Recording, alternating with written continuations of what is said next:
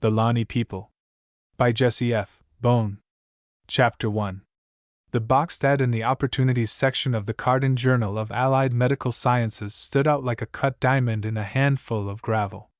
Wanted, it read, veterinarian, for residency in active livestock operation.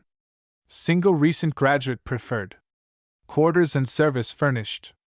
Well-equipped hospital. 5-year contract, renewal option, starting salary 15,000 CR/annum with periodic increases. State age, school, marital status, and enclosed recent tri-D with application. Address Box V9, this journal. Jack Kennan read the box a second time. There must be a catch to it. Nothing that paid a salary that large could possibly be on the level. 15,000 a year was top pay even on beta, and an offer like this for a new graduate was unheard of, unless Carden was in the middle of an inflation.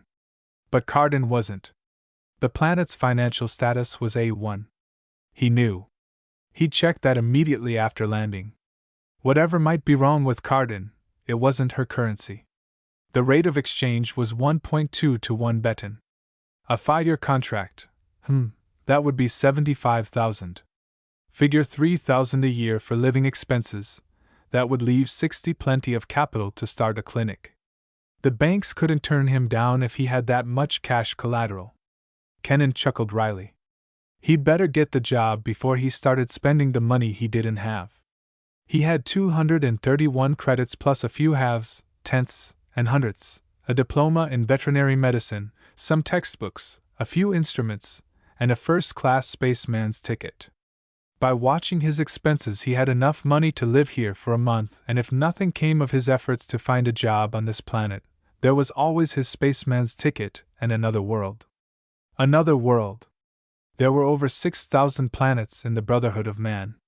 At 2 months per planet, not figuring transit time, it would take more than 1,000 galactic standard years to visit them all, and a man could look forward to scarcely more than 500 at best. The habitat of man had become too large. There wasn't time to explore every possibility. But a man could have certain standards, and look until he found a position that fitted. The trouble was, if the standards were too high, the jobs were too scarce. Despite the chronic shortage of veterinarians throughout the Brotherhood, there was a peculiar reluctance on the part of established practitioners to welcome recent graduates. Most of the ads in the professional journals read, "State salary desired," which was nothing more than economic blackmail, a bald-faced attempt to get as much for as little as possible. Kennan grimaced wryly. He'd be damned if he'd sell his training for 6,000 a year. Slave labor, that's what it was. There were a dozen ads like that in the journal.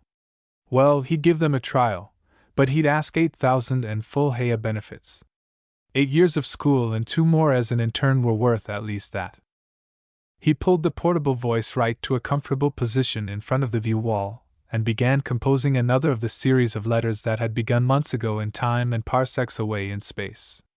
His voice was a fluid counterpoint to the soft hum of the machine. And as he dictated, his eyes took in the vista through the view wall. Albertsville was a nice town, too young for slums, too new for overpopulation.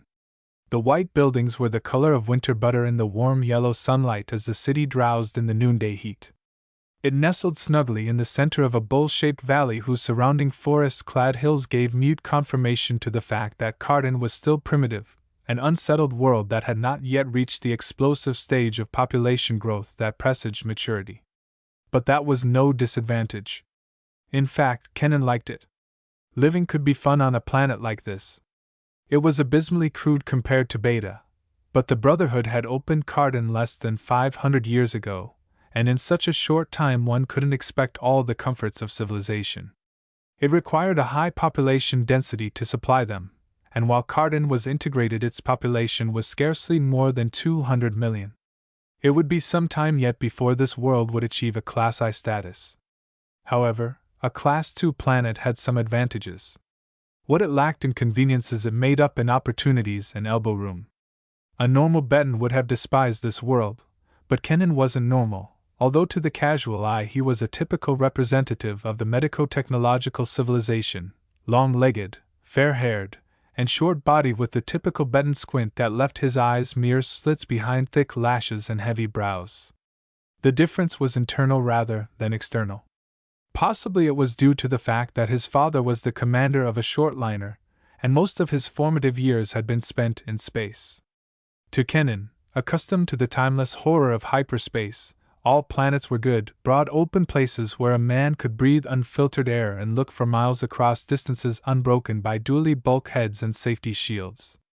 On a planet there were spaciousness and freedom, and after the claustrophobic confinement of a hypership any world was paradise.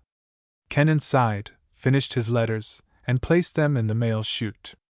Perhaps, this time, there would be a favorable reply. Chapter 2. Kennan was startled by the speed with which his letters were answered.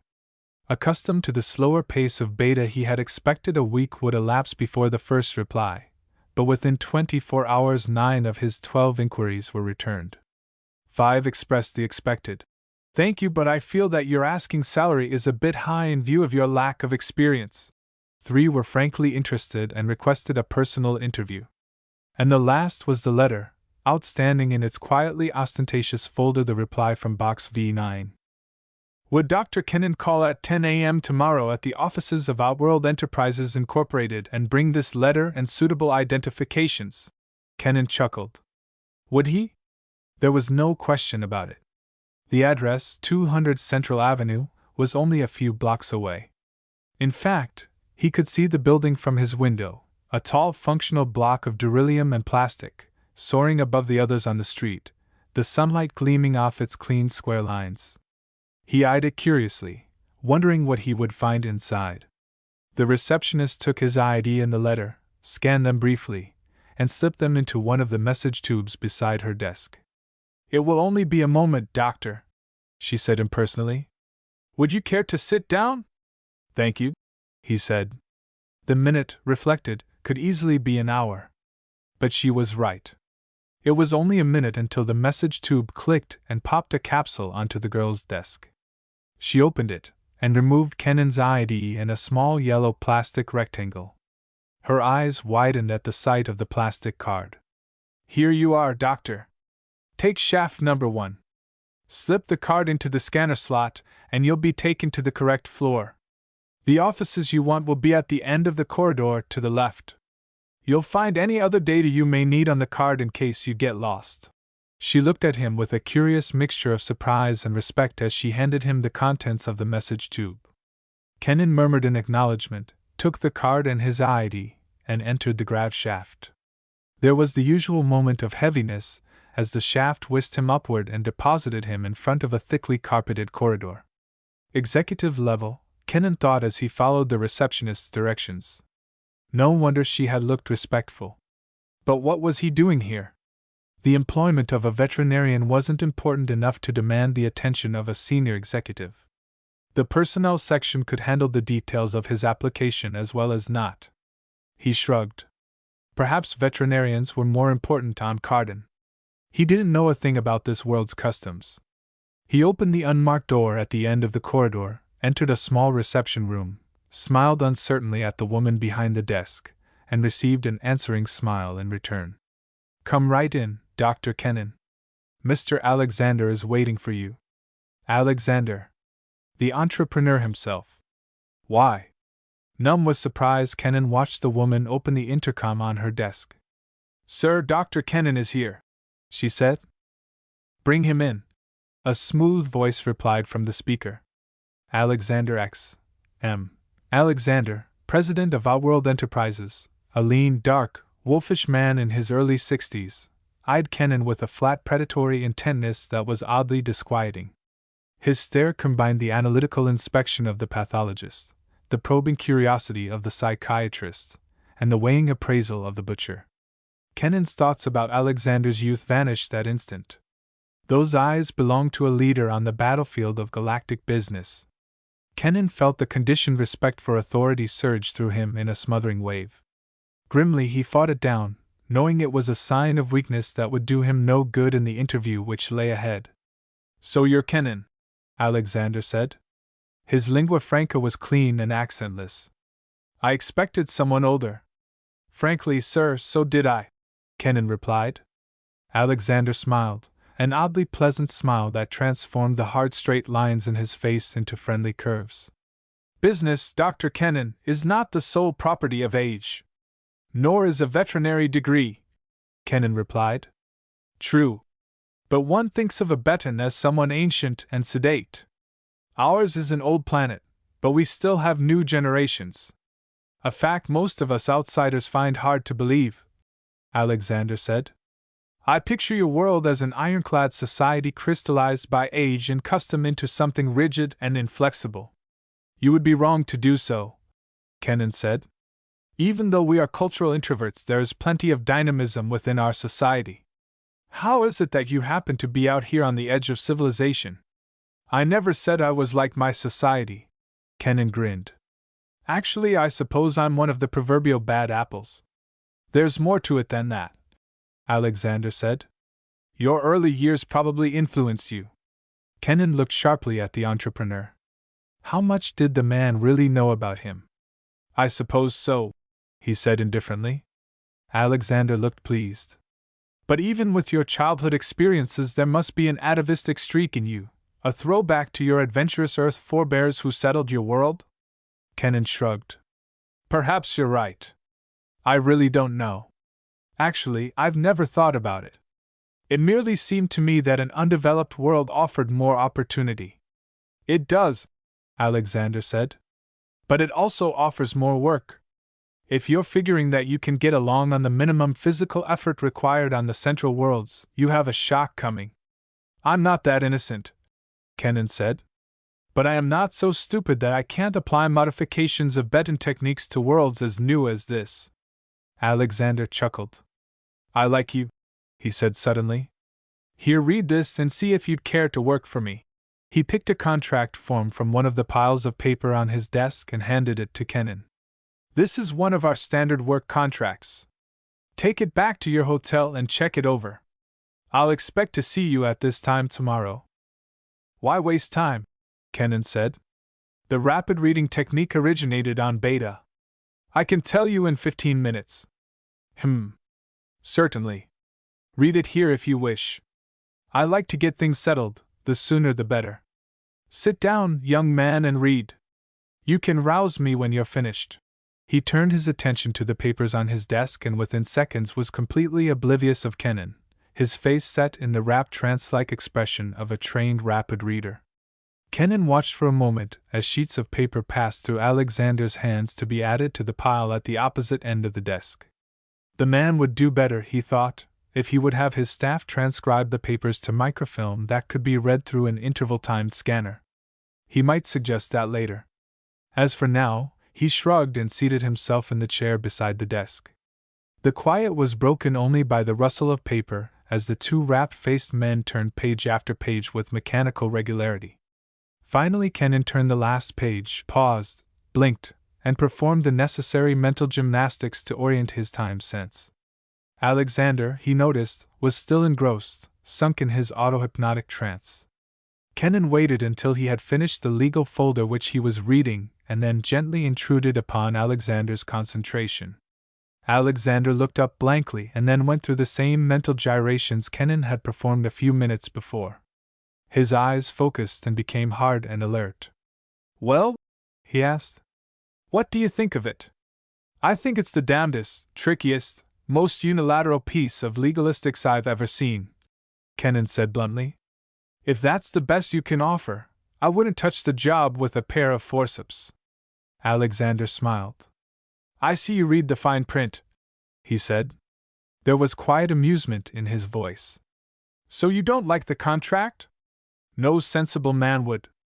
I'm damned if I'll sign commitment papers just to get a job. No wonder you're having trouble getting professional help. If your contracts are all like that, it's a wonder anyone works for you. We have no complaints from our employees, Alexander said stiffly. How could you? If they signed that contract, you'd have a perfect right to muzzle them. There are other applicants for this post, Alexander said. Then get one of them. I wouldn't be interested. A spaceman's ticket is a good thing to have, Alexander said idly. It's a useful ace in the hole. Besides, you have had 3 other job offers, all of which are good even though they don't pay 15 EMS a year. Kennan did a quick double take. Alexander's investigative staff was better than good. It was uncanny. But seriously, Dr. Kennan, I am pleased that you do not like that contract. Frankly, I wouldn't consider employing you if you did. Sir?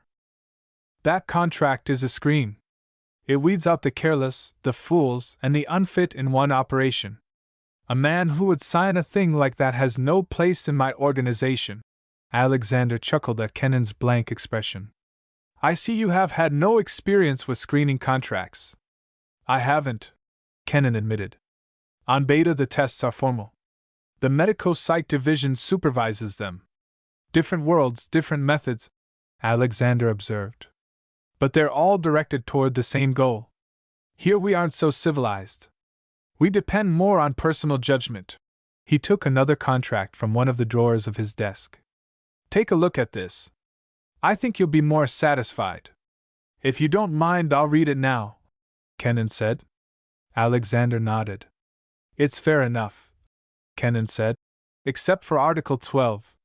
The personal privilege section? Yes. Well, that's the contract. You can take it or leave it. I'll leave it, Kennan said. Thank you for your time.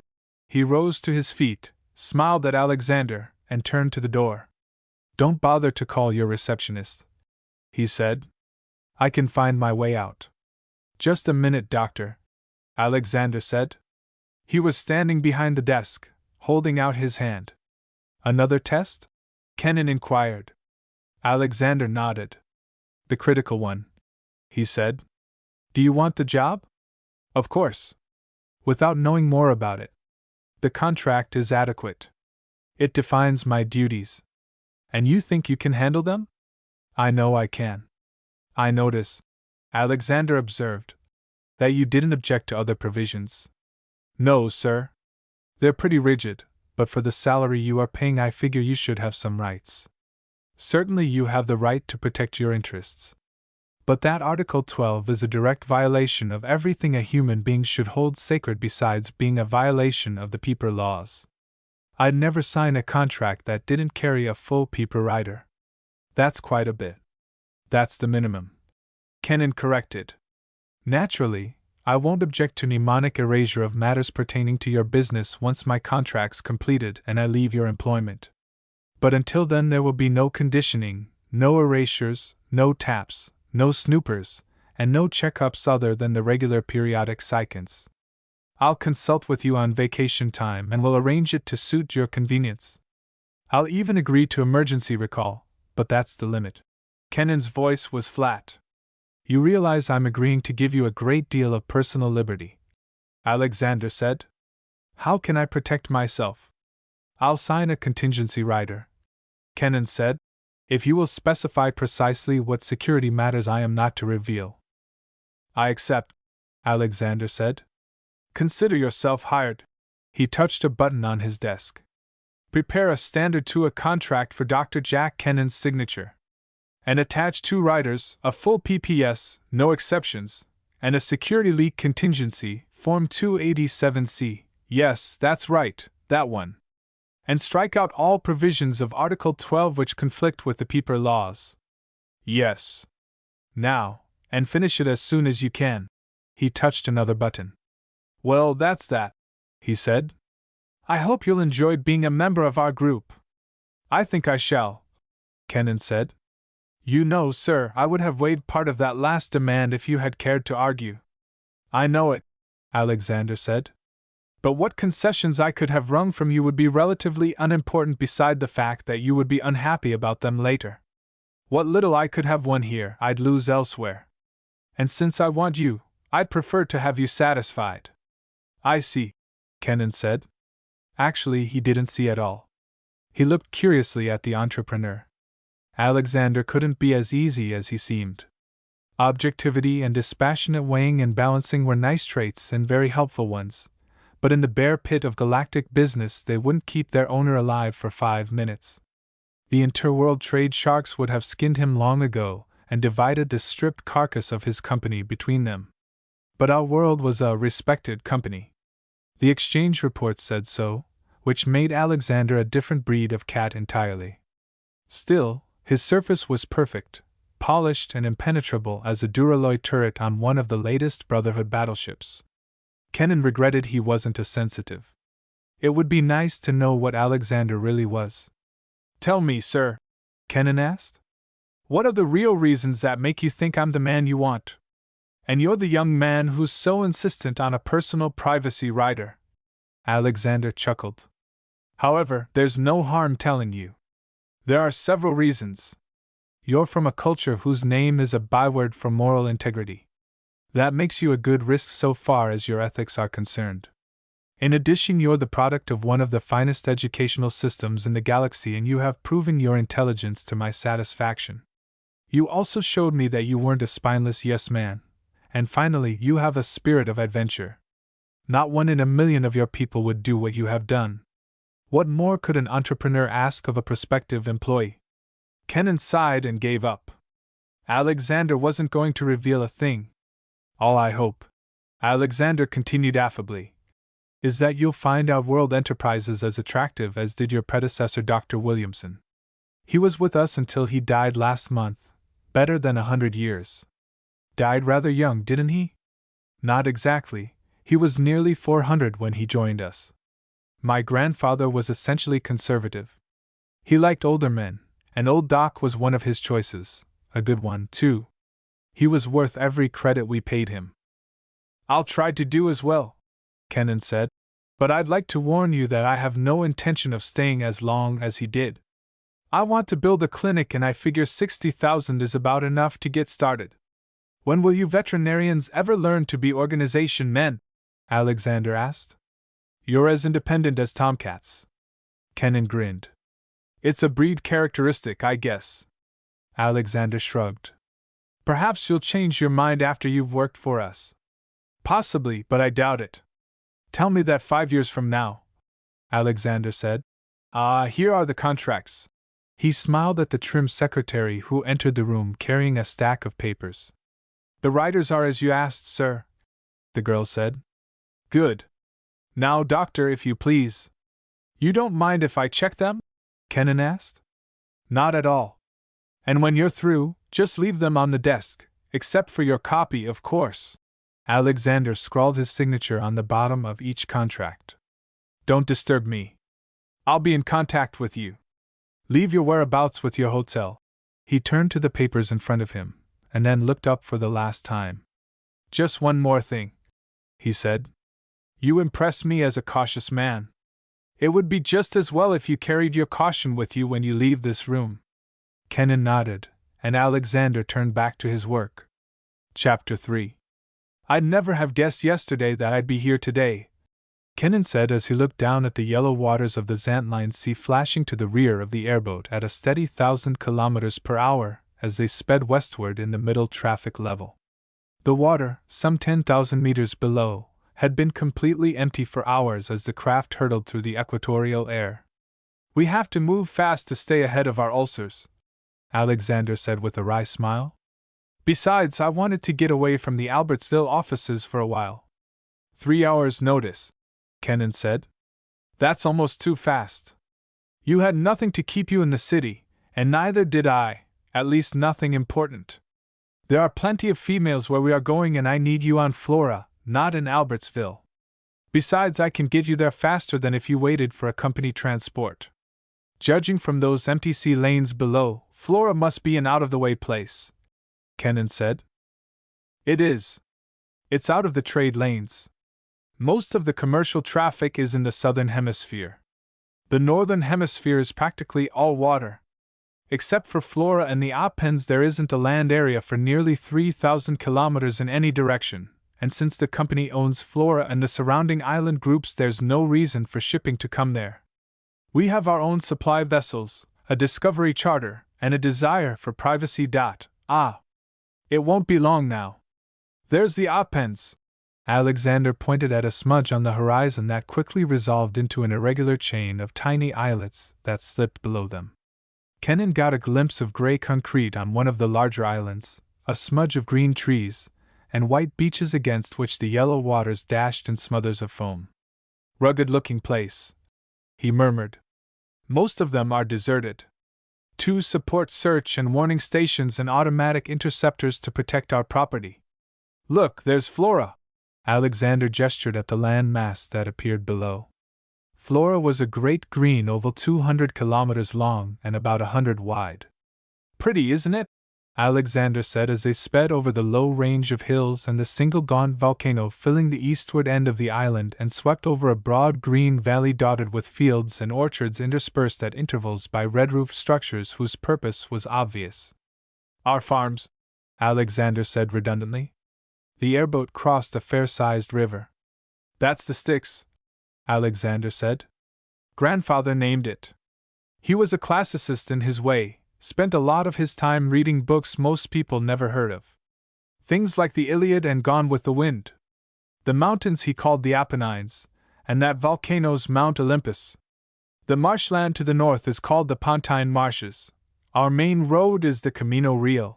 Alexander grinned. There's a lot of earth on Flora. You'll find it in every name. Grandfather was an Earthman and he used to get nostalgic for the homeworld. Well, there's Alexandria coming up. We've just about reached the end of the line. Kennan stared down at the huge gray-green citadel resting on a small hill in the center of an open plain. It was a Class II fortalice built on the efficient star-shaped plan of half a millennium ago, an ugly spiky pile of beryllium, squat and massive with defensive shields and weapons which could still withstand hours of assault by the most modern forces. Why did he build a thing like that? Kennan asked. Alexandria? Well, we had trouble with the natives when we first came, and Grandfather had a synthesizer and tapes for a fortalice in his ship. So he built it. It serves the dual purpose of base and house. It's mostly house now, but it's still capable of being defended. And those outbuildings? They're part of your job. The airboat braked sharply and settled with a smooth, sickeningly swift rush that left Kennan gasping, feeling that his stomach was still floating above him in the middle level. He never had become accustomed to an arbutus landing characteristics. Spacers were slower and steadier. The ship landed gently on a pitted concrete slab near the massive radiation shields of the barricaded entranceway to the fortress. Projectors and polished dually turrets swiveled to point their ugly noses at them. It gave Kennan a queasy feeling. He never liked to trust his future to automatic machinery. If the analyzers failed to decode the ship's ID properly, Kennan, Alexander, the ship, and a fair slice of surrounding territory would become an incandescent mass of dissociated atoms. Grandfather was a good builder, Alexander said proudly. Those projectors have been mounted nearly 400 years and they're still as good as the day they were installed. I can see that, Kennan said uncomfortably. You ought to dismantle them. They're enough to give a man the weebies. Alexander chuckled. Oh, they're safe. The firing mechanism's safetied. But we keep them in operating condition. You never can tell when they'll come in handy. I knew Cardin was primitive, but I didn't think it was that bad. What's the trouble? None right now, Alexander said obliquely. And since we've shown we can handle ourselves, there probably won't be any more. You must raise some pretty valuable stock if the competition tried to rustle them in the face of that armament. We do, Alexander said. Now if you'll follow me. The entrepreneur opened the cabin door, letting in a blast of heat and a flood of yellow sunlight. Great Arthur Fleming! Kennan exploded. This place is a furnace. It's hot out here on the strip, Alexander admitted, but it's cool enough inside. Besides, you'll get used to this quickly enough. And the nights are wonderful. The evening rains cool things off. Well, come along. He began walking toward the arched entrance to the great building some 100 meters away. Kennan followed, looking around curiously. So this was to be his home for the next 5 years? It didn't look particularly inviting. There was a forbidding air about the place that was in stark contrast to its pleasant surroundings. They were only a few meters from the archway when a stir of movement came from its shadow. The first life Kennan had seen since they descended from the ship. In this furnace heat even the air was quiet. 2 women came out of the darkness, moving with quiet, graceful steps across the blistering hot concrete. They were naked except for a loincloth, halter, and sandals, and so nearly identical in form and feature that Kenan took them to be twins. Their skins were burned a deep brown that glistened in the yellow sunlight. Kenan shrugged. It was none of his business how his employer ran his household, or what his servants wore or didn't wear. Santos was a planet of nudists, and certainly this hot sun was fully as brilliant as the one which warmed that tropical planet. In fact, he could see some virtue in wearing as little as possible. Already he was perspiring. The two women walked past them toward the airboat. Kenan turned to look at them and noticed with surprise that they weren't human. The long tails curled below their spinal bases were adequate denials of human ancestry. "Humanids!" he gasped. "For a moment I thought Dash gave you a start, eh?" Alexander chuckled. "It always does when a stranger sees a Lani for the first time. Well, now you've seen some of the livestock, what do you think of them? I think you should have hired a medic." Alexander shook his head. "No, it wouldn't be reasonable or legal. You're the man for the job. But I've no experience with humanoid types. We didn't cover that phase in our studies, and from their appearance they'd qualify as humans anywhere if it weren't for those tails. They're far more similar than you think," Alexander said. "It just goes to show what parallel evolution can do. But there are differences. I never knew that there was indigenous humanoid life on Cardin," Kenan continued. "The manual says nothing about it. Naturally, they're indigenous only to this area. That's impossible. Species as highly organized as that simply don't originate on isolated islands. This was a subcontinent once," Alexander said. "Most of it has been inundated. Less than 250,000 years ago there was over 100 times the land area in this region than exists today. Then the ocean rose. Now all that's left is the mid-continent plateau and a few mountain tops. You noted, I suppose, that this is mature topography except for that range of hills to the east. The whole land area at the time of flooding was virtually a peneplain. A rise of a few hundred feet in the ocean level was all that was needed to drown most of the land." "I see. Yes, it's possible that life could have developed here under those conditions. A peneplain topography argues permanence for hundreds of millions of years." "You have studied geology?" Alexander asked curiously. "Only as part of my cultural base," Kenan said. "Merely a casual acquaintance. We think the Lani were survivors of that catastrophe, and with their primitive culture they were unable to reach the other land masses." Alexander shrugged. "At any rate, they never established themselves anywhere else." "How did you happen to come here?" "I was born here," Alexander said.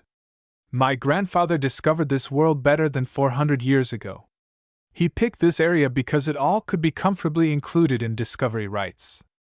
It wasn't until years afterward that he realized the ecological peculiarities of this region.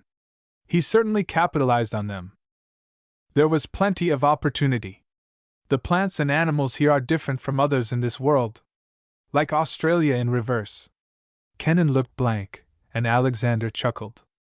"Australia was a subcontinent on Earth," he explained. "Its ecology, however, was exceedingly primitive when compared with the rest of the planet. Flora's, on the contrary, was, and is, exceedingly advanced when compared with other native life forms on Cardin." "Your grandfather stumbled on a real bonanza," Kenan said. "For which I'm grateful." Alexander grinned. "It's made me the biggest operator in this sector of the galaxy. For practical purposes I own an independent nation. There's about 1,000 humans here, and nearly 6,000 Lani. We're increasing the Lani now, since we found they have commercial possibilities. Up to 30 years ago we merely used them for labor." Kenan didn't speculate on what Alexander meant. He knew. For practical purposes, his employer was a slave trader, or would have been if the natives were human. As it was, the analogy was so close that it wasn't funny. They entered the fortress, passed through a decontamination chamber that would have done credit to an exploration ship, and emerged dressed in tunics and sandals that were far more appropriate and comfortable in this tropical climate. "That's one of old Doc's ideas," Alexander said, gesturing at the door from which they had emerged. "He was a hound for sanitation, and he infected us with the habit. He turned and led the way down an arched corridor that opened into a huge circular room studded with iris doors. Kenan sucked his breath in with a low gasp of amazement. The room was a gem of exquisite beauty. The parquet floor was inlaid with rare hardwoods from 100 different worlds. Parthian marble veneer covered with lacy van tapestries from Santos formed the walls. Delicate ceramics, sculpture, and bronzes reflected the art of a score of different civilizations. A circular pool, festooned with lace-like halcite ferns, stood in the center of the room, surrounding a polished black granite pedestal on which stood an exquisite bronze of 4 Lani females industriously and eternally pouring golden water from vases held in their shapely hands. "Beautiful," Kenan said softly. "We like it," Alexander said. "We? Oh yes, I forgot to tell you about the family," Alexander said grimly. "I run our world, and own 50% of it. The family owns the other 50. There are 8 of them, the finest collection of parasites in the entire galaxy. At the moment they can't block me since I also control my cousin Douglas's shares. But when Douglas comes of age they will be troublesome. Therefore I defer to them. I don't want to build a united opposition. Usually I can get one or more of them to vote with me on critical deals, but I always have to pay for their support." Alexander's voice was bitter as he touched the dilate button on the iris door beside him. "You'll have to meet them tonight. There's 5 of them here now. That isn't in the contract," Kenan said. He was appalled at Alexander. Civilized people didn't speak of others that way, even to intimates. "It can't be helped. You must meet them. It's part of the job." Alexander's voice was grim. "Mother, cousin, and Douglas, and Eloise like to play lord of the manor. Cousin Harold doesn't care, for which you should be grateful." The door dilated, and Alexander ushered Kenan into the room. The Lani sitting on the couch opposite the door leaped to her feet, her mouth opening in an O of surprise. Her soft snow-white hair, creamy skin, and bright china blue eyes were a startling contrast to her black loincloth and halter. Kenan stared appreciatively. Her effect on Alexander, however, was entirely different. His face darkened. "You!" he snapped. "What are you doing here?" "Serving, sir," the Lani said. "On whose authority?" "Man Douglas, sir." Alexander groaned. "You see," he said, turning to Kenan, "we need someone here with a little sense. Like I was telling you, the family." He stopped abruptly and turned back to the Lani. "Your name and pedigree?" he demanded. "Silver Dawn, sir, out of white magic, platinum experimental type, strain 4. "I thought so. How long have you been in-house?" "Almost a month, sir." "You're terminated. Report to Goldie and tell her that man Alexander wants you sent back to your group." The Lani's eyes widened. "Man Alexander, you?" Alexander nodded. "Gosh!" she breathed. "The big boss." "Get moving," Alexander snapped. "And tell Goldie to report to me in my quarters." "Yes, sir, right away, sir." The lath ran, disappearing through the door they had entered with a flash of shapely white limbs. "That Douglas!" Alexander growled. "Leave that young fool alone here for 6 months and he'd disrupt the entire operation. The nerve of that young pup, requisitioning an experimental type for household labor. Just what does he think he's doing?" The question obviously didn't demand a reply, so Kenan kept discreetly silent as Alexander crossed the room to the 2 doors flanking the couch on which the Lani had Saturday. He opened the left-hand one, revealing a modern grav shaft that carried them swiftly to the uppermost level. They walked down a short corridor and stopped before another door. It opened into a suite furnished with stark functional simplicity. It fitted the entrepreneur's outward personality so exactly that Kenan had no doubt that this was Alexander's quarters. "Sit down, Kenan. Relax while you can," Alexander said as he dropped into a chair and crossed his sandaled feet. "I'm sure you have many questions, but they can wait. You might as well get some rest. You'll have little enough later. The family will probably put you through the meat grinder, but remember that they don't control this business. You're my man." Kenan had hardly seated himself in another chair when the door opened and a plump, pink-skinned Lani entered. She was considerably older than the silver-haired one he had seen earlier, and her round face was smiling.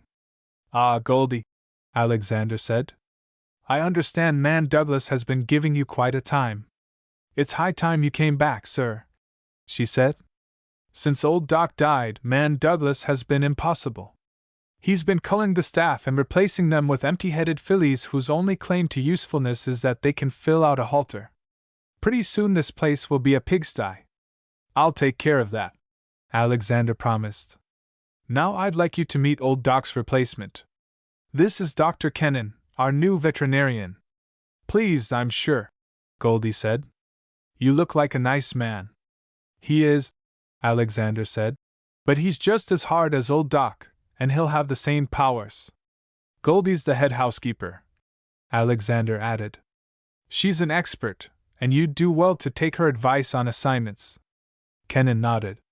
"Have a maid bring us a light meal and something to drink," Alexander said. "Have a couple of porters take Dr. Kennan's things to old Doc's house. Find Man Douglas and tell him I want to see him at once. Tell the family that I've arrived and will see them in the main lounge at 8 tonight. Tell Blalock I'll be seeing him at 9. That's all." "Yes, sir," Goldie said and left the room, her tail curling buoyantly. "A good Lani," Alexander commented. "One of the best. Loyal, trustworthy, intelligent. She's been running Alexandria for the past 10 years, and should be good for at least 10 more." "10? How old is she?" 30. 30 years? Alexander nodded. "Good Lord, Lister! I'd have guessed her at least 300. Wrong life scale. Lani only live about 1/10 as long as we do. They're mature at 12 and dead at 50. Alexander sighed. "That's another difference. Even without Agerone we'd live to be 100. Have you tried gerontological injections?" "Once. They produced death in about 2 days. Killed 5 Lani with them." Alexander's face darkened at an unpleasant memory. "So we don't try any more," he said. "There are too many differences." He stretched. "I'd tell you more about them, but it'll be better to hear it from Evil Blalock. He's our superintendent. Steve Jordan can tell you a lot, too. He runs the Lani division. But right now let's wait for Cousin Douglas. The pup will take his time about coming, but he'll do it in the end.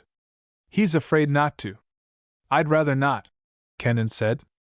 "It's poor manners to be injected into a family affair, especially when I'm just one of the employees."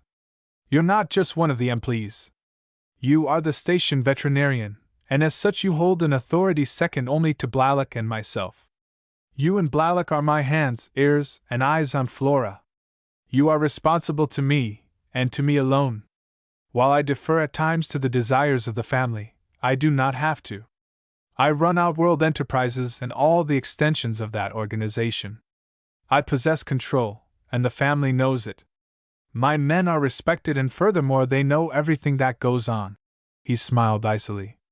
"In a way it's quite a healthy situation. It keeps my relatives under control. Somehow they dislike being disciplined before outsiders.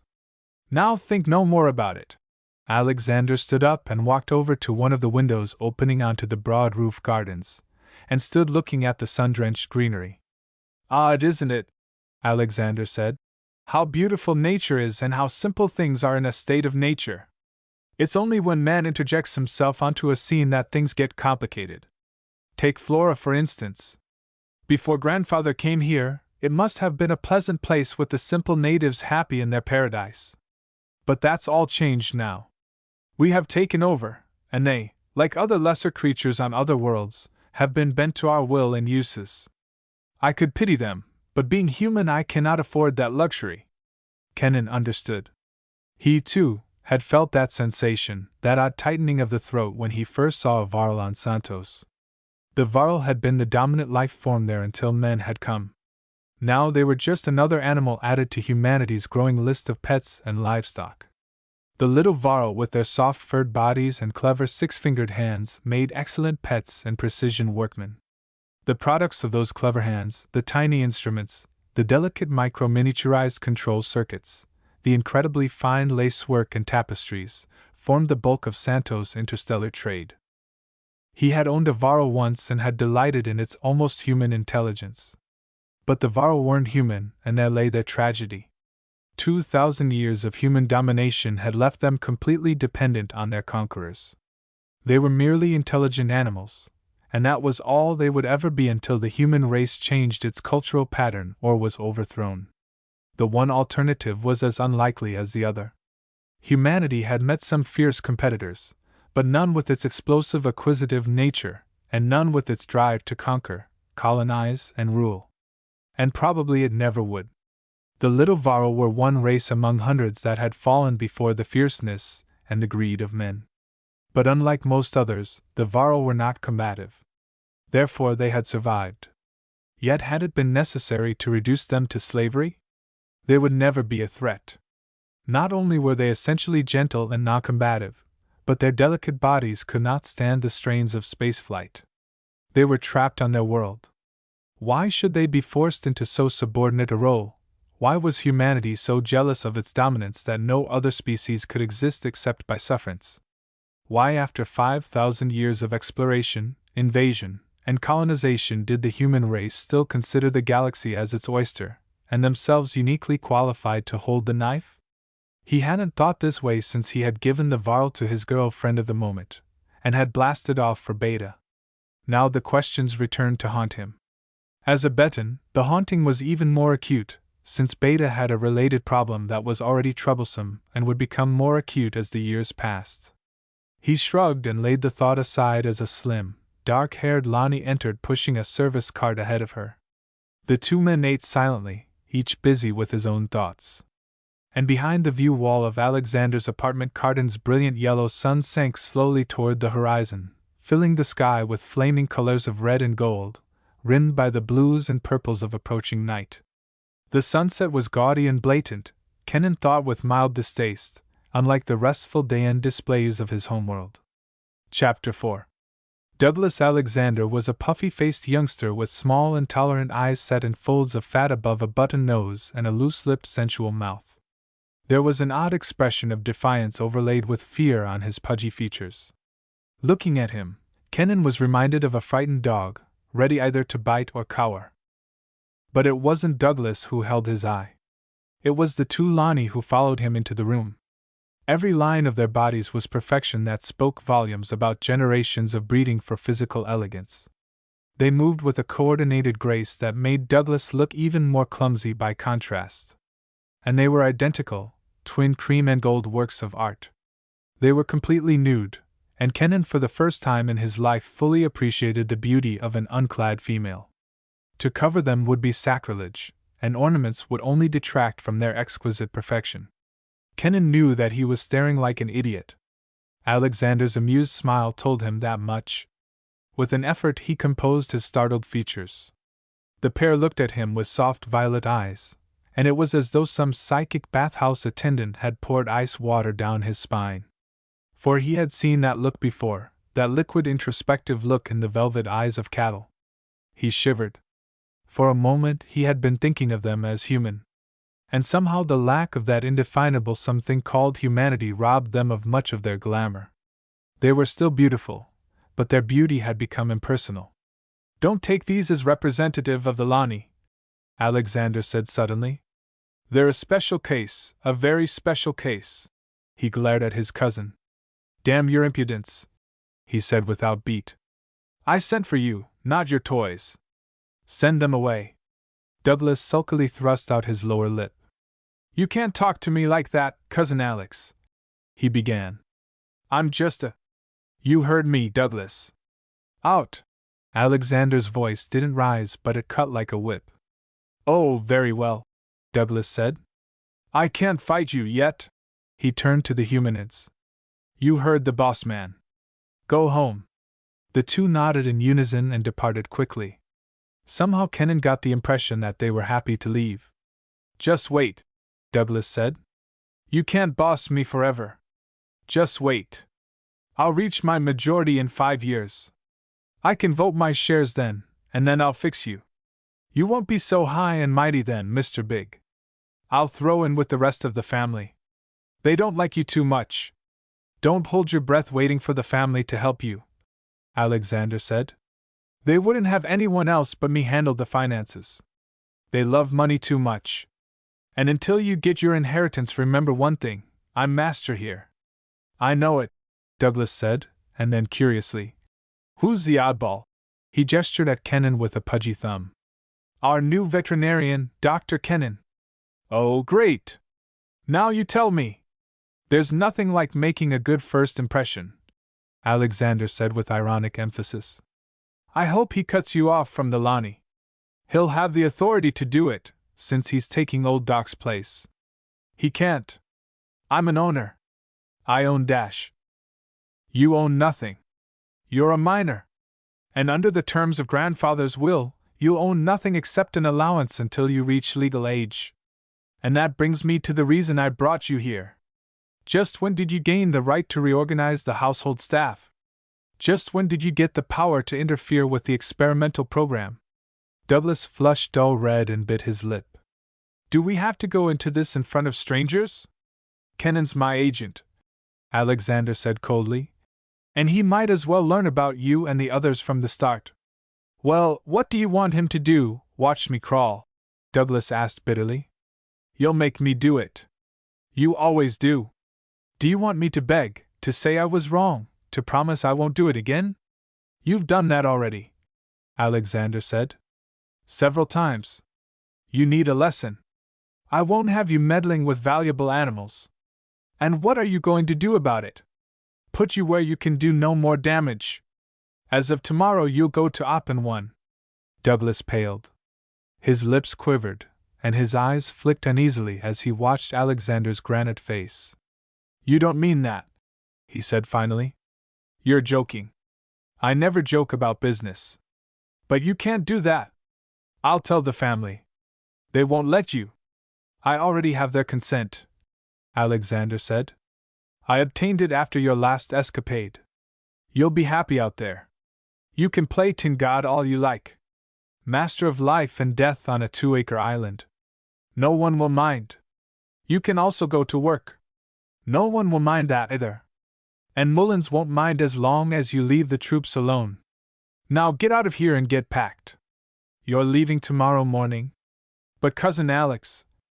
Move! I'm tired of the sight of you, Alexander said. Douglas turned and shambled out of the room. His ego was thoroughly deflated and he seemed more frightened than before. Obviously the Oppens weren't the pleasantest place in this world. They're a military post, Alexander said. And Commander Mullins doesn't like Douglas. Can't say that I blame him. Douglas is a thoroughly unpleasant specimen, and incidentally quite typical of the rest of the family. Alexander sighed and spread his hands in a gesture that combined disgust and resignation.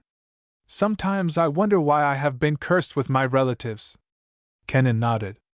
The implications behind the empty eyes of Douglas's Lani sickened him. There were several ways to produce that expression, all of them unpleasant.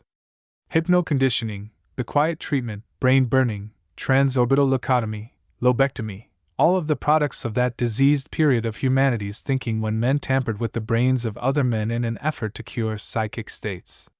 Psychiatry had passed that period, at least on the civilized worlds, where even animal experiments were frowned upon as unnecessary cruelty. You saw those two Lani, Alexander said.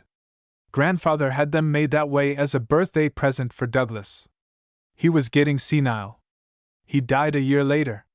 You'd think a man would be ashamed to keep things like that around, but not Douglas. He likes them. Alexander's voice was tinged with contempt. He knows they disgust me, so he parades them in. I could strangle that pup sometimes. I wondered about it. I wouldn't like to work for a man who permitted such things. That was done before I took over. For the past 3 years there have been no dockings, no mutilations. I can't see treating a helpless animal like that. I feel better about it, Kennan said. I didn't think you were that sort. Understand me, Alexander said. I'm always opposed to senseless cruelty and waste, particularly when it's dangerous. Docked Lani are the height of stupidity. Just because someone wants a pet that is an exact duplicate of a human being is no reason to risk a court action. Those Lani, and a few others whose tails have been docked, could be a legal bombshell if they ever left Flora. Kenan was jolted. He had been thinking of mental mutilation, and Alexander had been talking physical. Naturally, they would be dangerous property. Anyone attempting to sell a docked Lani would probably be thrown in detention and charged with slave trading.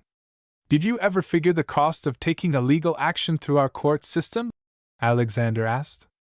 Even the small ones set you back 4,000 or 5,000, and a first-class action like a humanity trial could cost over $1 million. Grandfather found that out. Sure, there are differences between Lani and humans, but a smart lawyer can make them seem trivial until the final test, and that would drag on for nearly 2 years until all the requirements were satisfied, and by that time the unfavorable publicity would drop sales to zero. The family would be on my neck for lost dividends, and I'd lose much of the control I hold over them. Sure, it's possible that prehensile tails could be produced by mutation, but so far as we know it hasn't happened in human history. As a result, the tail serves as a trademark, something that can be easily recognized by anyone. So we sell them intact. Alexander crossed his legs and settled back in his chair. Shocks you, doesn't it? Kenan nodded. Yes, he admitted. It does. I know. You can't help it. Most of our new employees think the Lani are human, at first. They learn better, but adjustment is always a strain. They keep confusing external appearances with the true article. But remember this, Lani are not human. They're animals. And on this island they're treated as what they are, no more, no less. They are a part of our economics and are bred, fed, and managed according to sound livestock principles. Despite some of the things you may see here in Alexandria, don't forget that. You are a veterinarian. Your job is to handle disease problems in animals. Lani are animals. Therefore, you will be doing your job. I was disappointed in your reaction when you first saw them, but I suppose it was natural. At any rate, this should clear the air. It does, intellectually, Kenan admitted. But the physical resemblance is so close that it is difficult to accept. Alexander smiled. Don't worry. You'll accept it in time. Now I think it's time that you met the family. Chapter 5. The main salon was crowded.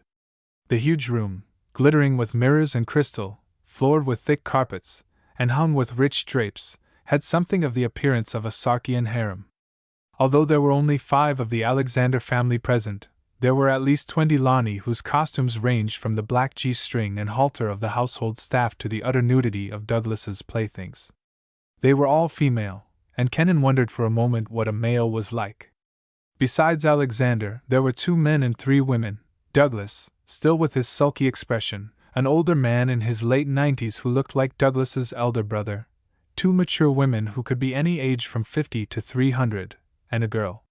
She might have been 30, perhaps younger, perhaps older, a lean feminine edition of Alexander, with the same intriguing face and veiled predatory look.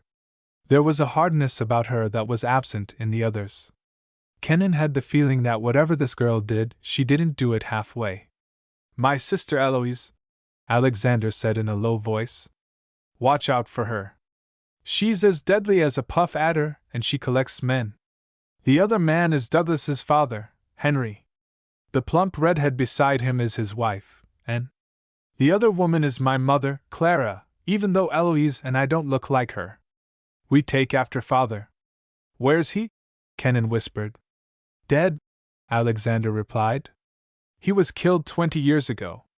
I'd like to present Dr. Jack Kenan, our new veterinarian, Alexander said into the hush that followed their entrance. The introductions that followed were in proper form, and Kenan was beginning to feel more at ease until Eloise sent one of her Lani with a summons. He looked around for Alexander, but the entrepreneur was the center of a 3-cornered argument, hemmed in by Douglas, Henry, and N. Henry's voice was raised in bitter protest that Alexander was exceeding his authority. He shrugged. There was no help there. All right, he said. Tell your mistress I'll be along in a moment. Yes, doctor, the Lani said. But the woman Eloise says for you to come, and she is not accustomed to being disobeyed. Tell her what I said, Kenan replied. I shall be there directly. He crossed to the table and examined it, selecting a cluster of odd purple fruit which looked more interesting than it tasted. When he had finished, he walked leisurely over to where Eloise sat. She looked at him angrily. I am accustomed to being obeyed by my employees, she said coldly. Her dark eyes, oddly like her brother's, traversed his hard body like twin scanners. He returned her appraising stare with one of his own. I'm not your employee, he said bluntly. I was hired by your brother, and there's a full paper rider on my contract. His eyes traveled slowly over her carefully arranged hair, her makeup, her jewelry at throat and arms, her painted finger and toenails, and then across the slim, small-breasted lines of her body half revealed under her thin ankle-length tunic of Lorrainian silk. Satisfied? She asked. On beta, he said bluntly. Your appearance would qualify you for a parasite camp. 6 months of hard labor would do you no end of good. You're soft, lazy, and undisciplined. Eloise gasped. Why you? She sputtered. And perhaps next time you'll learn to be polite. Kennan continued imperturbably. After all, the superficial attributes of good breeding are not too hard to counterfeit. To his surprise, Eloise giggled.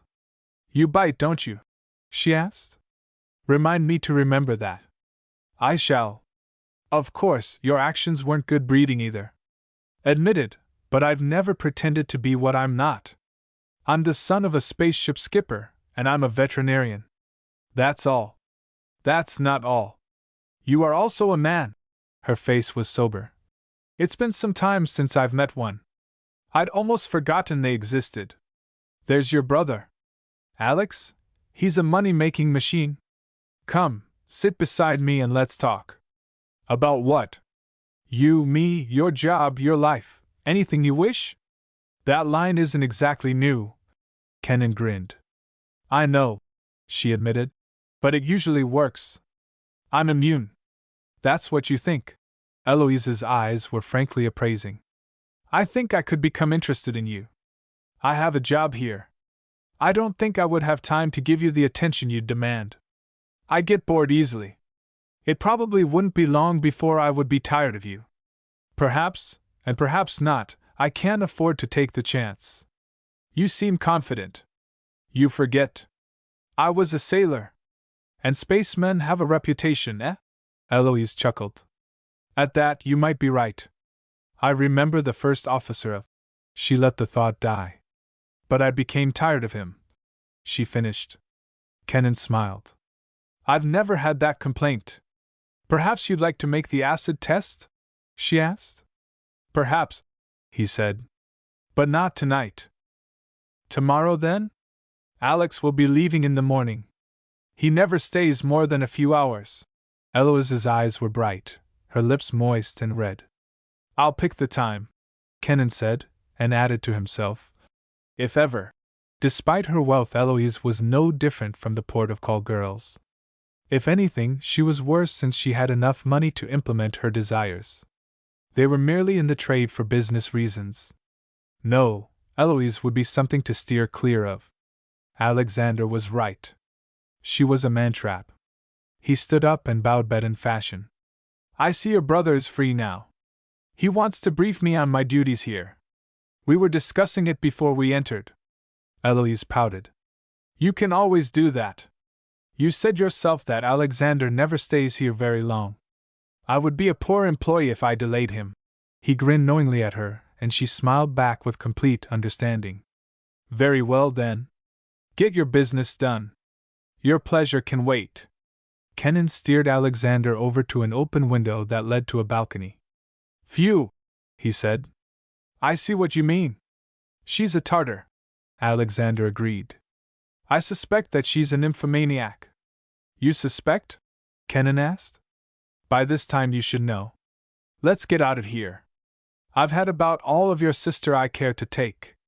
Can't say as I blame you. I'll show you to your quarters. Maybe old Doc left a bottle or two, although I suspect the old sinner hung on until the last one was empty. If he had to put up with your relatives as a steady diet, I can't say that I blame him, Kennan said. Careful, Doctor. You're talking about my kinfolk, Alexander said wryly. At that, though, you have a point. The two men slipped quietly from the room. Apparently none of the family was conscious of their departure except Eloise, who watched them leave with an enigmatic expression on her narrow face. They left the fortress through the rear gate and walked slowly down the winding path that led to the cluster of buildings in the valley below. It was a beautiful night, calm and clear, with the stars shining down from the dark vault of the heavens. The constellations were strange, and Kenan missed the moons. Beta had 3, 2 of which were always in the sky, but Cardan was moonless. Somehow it gave the sky an empty look. A damp coolness rose from the ground as the evening rain evaporated mistily into the still air. Kenan sniffed the odor of soil and growing vegetation, clean, pleasant odors in contrast to what he had left. In the distance a bird called sleepily from one of the fortress turrets, and was answered by some creature Kenan couldn't identify. A murmur of blended sound came from the valley below, punctuated by high-pitched laughter.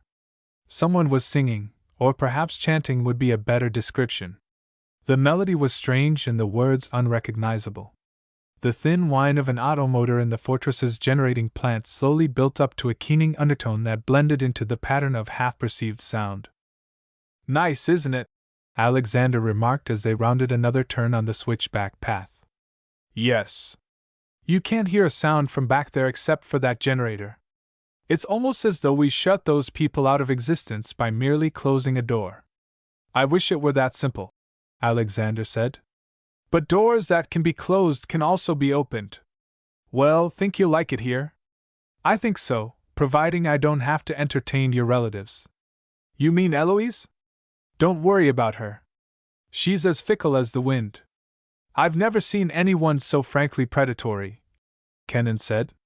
"She worries me." "They'll all be gone tomorrow, except for Eloise," Alexander said with mock comfort. "Douglas is on the outpens for a year, and the others are off somewhere. You'll be staying, I suppose?" "No, I'm afraid I can't. I hoped you'd help me get organized. This whole thing has been something of a shock. I was expecting something entirely different. Sorry, someone has to run the business. But Blalock'll brief you. Actually, he's more qualified than I. He knows everything worth knowing about this place. We're going past his house in a minute. Want to stop in and see him?" "It's pretty late." "Not for Blalock. He's a mystic, a nocturnal. He's probably doing his work now. Perhaps we shouldn't disturb him." "Nonsense. He's used to it. I visit him frequently at night." "Sure, but you're the boss." "Well, in a sense you are too. At least in the veterinary end of this business." Alexander swung sharply to the left and climbed a short flight of stairs that led to the nearest house. Lights flared on the deep porch, and the old-fashioned iris door dilated to frame the black silhouette of a stocky, broad-shouldered man. "Good evening, sir," he said. "I was expecting you." "That the new vet with you? Your pipeline's still working, I see," Alexander said. "Yes, this is Dr. Kenan, Evil Blalock. I wanted you two to meet." Kenan liked the gray middle-aged man. He looked honest and competent, a solid, quiet man with a craggy face and the deep-set eyes of a mystic. His skin had the typical thickness and poor prominence of the dwellers on that foggy world from which he came. But unlike the natives of Mist, his skin was burned a dark brown by Cardan's Sunday. He seemed out of place on this tropic world, but Kenan reflected wryly that there was probably more than one misplaced human here, himself included. "I've been going over Station 14's records with Jordan," Blalock said as he ushered them into the house. A tall black-haired man rose as they entered. "Skip the formality, Jordan. Sit down," Alexander said. "And meet Dr. Kenan, Steve Jordan. Jordan runs the Lani division." Kenan nodded acknowledgement as Alexander continued. "What's this trouble at 14? "I don't know. We've got an epizootic of something. Another youngster died this morning, and there's 3 more that look pretty bad: jaundice, no appetite, complaining of muscular pains. Same symptoms as took the others. The one this morning makes the 4th this month, and we're only half through it." "Are all your losses in this one station?" Kenan asked. "No, but it's worse there." "I don't like losses like that," Alexander said. Neither do I, Jordan replied. This isn't Jordan's fault, sir, Blalock said quickly. As you know, we haven't had a vet for 3 months.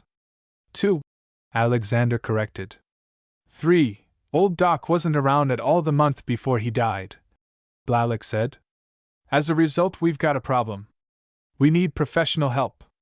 Well, here he is, use him, Alexander said. He looked at Kenan, a trace of amusement on his face. There's nothing like getting into things early, particularly when one comes into them stone cold, Kenan added. It's a poor way to start a career. We can't afford to wait, Jordan said.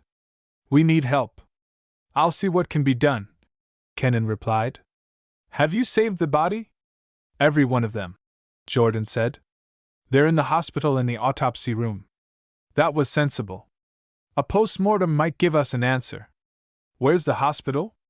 I'll show you, Jordan offered. Count me out, Alexander said.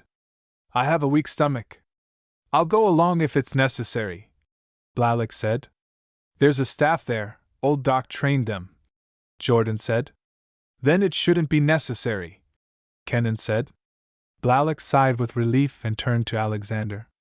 We could check the records while those two are about their bloody work. I'd rather check a long, strong drink, Alexander replied. What with the family and this, it's too much to take for one evening. Kenan hid a smile. Alexander had a weak spot. He was squeamish. That was a good thing to know. Chapter 6. Jordan opened the door of the 2-story building below Blalock's house. This is it, he said. Just outside your front door. Convenient, no? Too convenient, Kenan said. Also too quiet. Isn't anyone on duty? I wouldn't know. Old Doc never kept the place open at night. There was a stir of movement in the darkness, the lights flashed on, and a sleepy-eyed Lani blinked at them in the sudden glare. She looked blankly at Kenan and then brightened as she saw Jordan. What's the trouble, sir? She asked. Nothing. We want to look at the Lani I sent down this morning. Dr. Kenan would like to inspect the carcass. You're the new doctor? The Lani asked. Thank goodness you've come. I'll get the staff. I'll be back in a moment. She stepped quickly over to the switchboard beside the door and punched 5 buttons. 4 more humanoids came into the room, followed a little later by a 5th. Where's the emergency? One asked. It's our new doctor. More females, Kenan muttered to himself. He turned to Jordan. Aren't there any males in this crew? Jordan stared at him with mild surprise. No, sir, didn't you know? There are no male Lani. What? Just that, Jordan said. Only females. There hasn't been a male on the island since old man Alexander took over. He killed them all. But that's impossible. How do they reproduce? Ever hear of artificial fertilization? Sure, but that's a dead end. The offspring are haploids and they're sterile. The line would die out in a generation. Not the Lani, you can see for yourself. We've been using the technique here for better than 4 centuries, and we're still doing all right. Over 40 generations so far, and from the looks of things we can go on indefinitely. But how is it done? I don't know. That's Alexander's secret. The boss man doesn't tell us everything. All I know is that we get results. Old Doc knew how it was done, and I suppose you will too, but don't ask me. I'm dumb. Kenan shrugged. Maybe not. At any rate, there was no sense in belaboring the point. He turned to the staff. 5 of them were the same big-boned, heavy-framed type that apparently did most of the manual labor. The 6th, the late arrival, was an elegant creature, a brown-skinned, green-eyed minx with an elfin face half hidden under a wavy mass of red-brown hair. Unlike the others, she had been docked, and in contrast to their heavy eyes and sleep-puffed features, she was alert and lively. She flashed him an impish grin, revealing clean white teeth. Kenan smiled back. He couldn't help it. And suddenly the tension and strangeness was broken. He felt oddly at ease. Which of you are on duty? He asked. All of us, the redhead replied. If it's necessary. What do you want us to do? He's already told me. He wants that last carcass prepped for a post-mortem, the night call Lani said. Good, the redhead said. It'll be nice to get to work again. She turned to face Kenan. Now, Doctor, would you like to see your office? Old Doc left a fine collection of notes on Lani anatomy, and perhaps you could do with a little review. I could do with a lot of it, Kenan admitted. Unless the inner structure of a Lani is as similar to human as their outer. There are differences, the redhead admitted. After all, we aren't quite alike. Perhaps I'd better do some reading, Kenan said. You need me any more? Jordan asked. No, I think not. Good. I'll get back. Frankly, I don't like this any better than Blalek or the boss, but I'm low man on that pole. See you later. Kenan chuckled as Jordan left. Now let's get ready for that cadaver, he said. Carcass, Doctor, the redhead corrected. A cadaver is a dead human body. She accented the human. Even in death there is no equality, Kenan thought. He nodded and the Lani led the way to a door which opened into a good-sized office, liberally covered with bookshelves. An old-fashioned plastic desk, some office cybernetics, a battered voice writer, and a few chairs completed the furnishings. The redhead placed several large folio volumes in front of him and stepped back from the desk as he leafed rapidly through the color plates. It was an excellent atlas. Dr. Williamson had been a careful and competent workman. Half an hour later, well fortified with a positional knowledge of Lani viscera, Kenan looked up at the redhead. She was still standing patiently, a statue of red gold and bronze. Get a smock and let's go, he said. No, wait a minute. Yes, sir? What's your name? I don't want to say hey you. She smiled. It's Copper Glow, want my pedigree too. No, it wouldn't mean anything to me. Do they call you Copper or Glow? Or both? Just Copper, sir. Very well, Copper, let's get going. The body of the dead Lani lay on the steel table, waxy and yellowish in the pitiless light of the fluorescence. She had been hardly more than a child. Kenan felt a twinge of pity, so young to die. And as he looked he was conscious of another feeling. It had been an open secret among his classmates that he had refused an offer to study human medicine because of his aversion to dissecting cadavers. The sarcoplastic models were all right, but when it came to flesh, Kenan didn't have the stomach for it. And now, the sight of the dead humanoid brought back the same cold sweat and gut-wrenching nausea that had caused him to turn to veterinary medicine 8 years ago. He fought the spasms back as he approached the table and made the external examination. Icterus and a swollen abdomen, the rest was essentially normal. And he knew with cold certainty that he could not lay a scalpel edge upon that cold flesh. It was too human, too like his own. Are you ready, Doctor? The Lani standing across the table from him asked. Shall I expose the viscera? Kenan's stomach froze. Of course. He should have realized. No pathologist did his own dissection. He examined. And that he could do. It was the tactile, not the visual sensations that upset him. He nodded. The abdominal viscera first, he said. The Lani laid back the skin and musculature with bold, sure strokes. An excellent prosectress, Kenan thought. Kenan pointed at the swollen liver, and the Lani deftly severed its attachments, and laid the organ out for inspection. The cause of death was obvious. The youngster had succumbed to a massive liver fluke infestation. It was the worst he had ever seen. The bile ducts were thick, calcified and choked with literally thousands of the gray-green leaf-shaped trematodes. Let's look at the others, he said. 2 more postmortems confirmed the diagnosis. Except for minor differences, the lesions were identical. He removed a few of the flukes and set them aside for further study. Well, that's that, he said. You can clean up now. He had found the criminal, and now the problem assumed the fascinating qualities of a crime hunt. Now he must act to prevent further murders, to reconstruct the crime, to find the modus operandi, to track the fluke to its source, and to execute it before it could do more harm. Photographs and tridis would have to be taken, the parasite would have to be identified and its sensitivity to therapy determined. Studies would have to be made on its life cycle, and the means by which it gained entrance to its host. It wouldn't be simple, because this trematode was probably Hepatodyrus hominis, and it was tricky. It adapted like the species it parasitized. Kennan leaned back from the microscope and studied the illustrations in the parasitology text. No matter how much Hepatodyrus changed its life cycle, it could not change its adult form. The arrangements of the suckers and genital structures were typical. Old Doc's library on parasites was too inadequate for more than diagnosis. He would have to wait for his own books to be uncrated before he could do more than apply symptomatic treatment. He sighed and rose slowly to his feet. Tomorrow was going to be a busy day. The door opened behind him and Copper slipped quietly into the office. She looked at him curiously, a faint half-shy smile on her face. "What is it?" Kennan asked. "Are you ready to fill out the autopsy protocol?" "It's customary."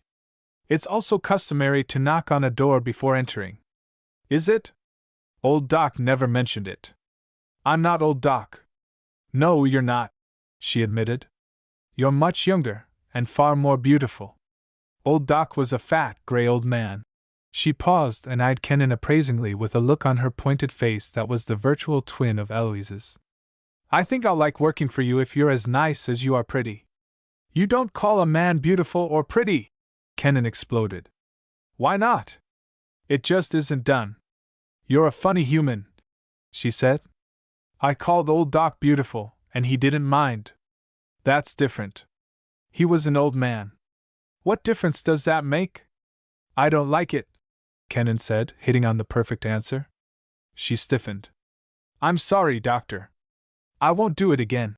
She looked down at him, head cocked sideways. "I guess I have a lot to learn about you. You're much different from Old Doc. He didn't snap at me." She paused for a moment, then drew a deep breath. Kennan blinked.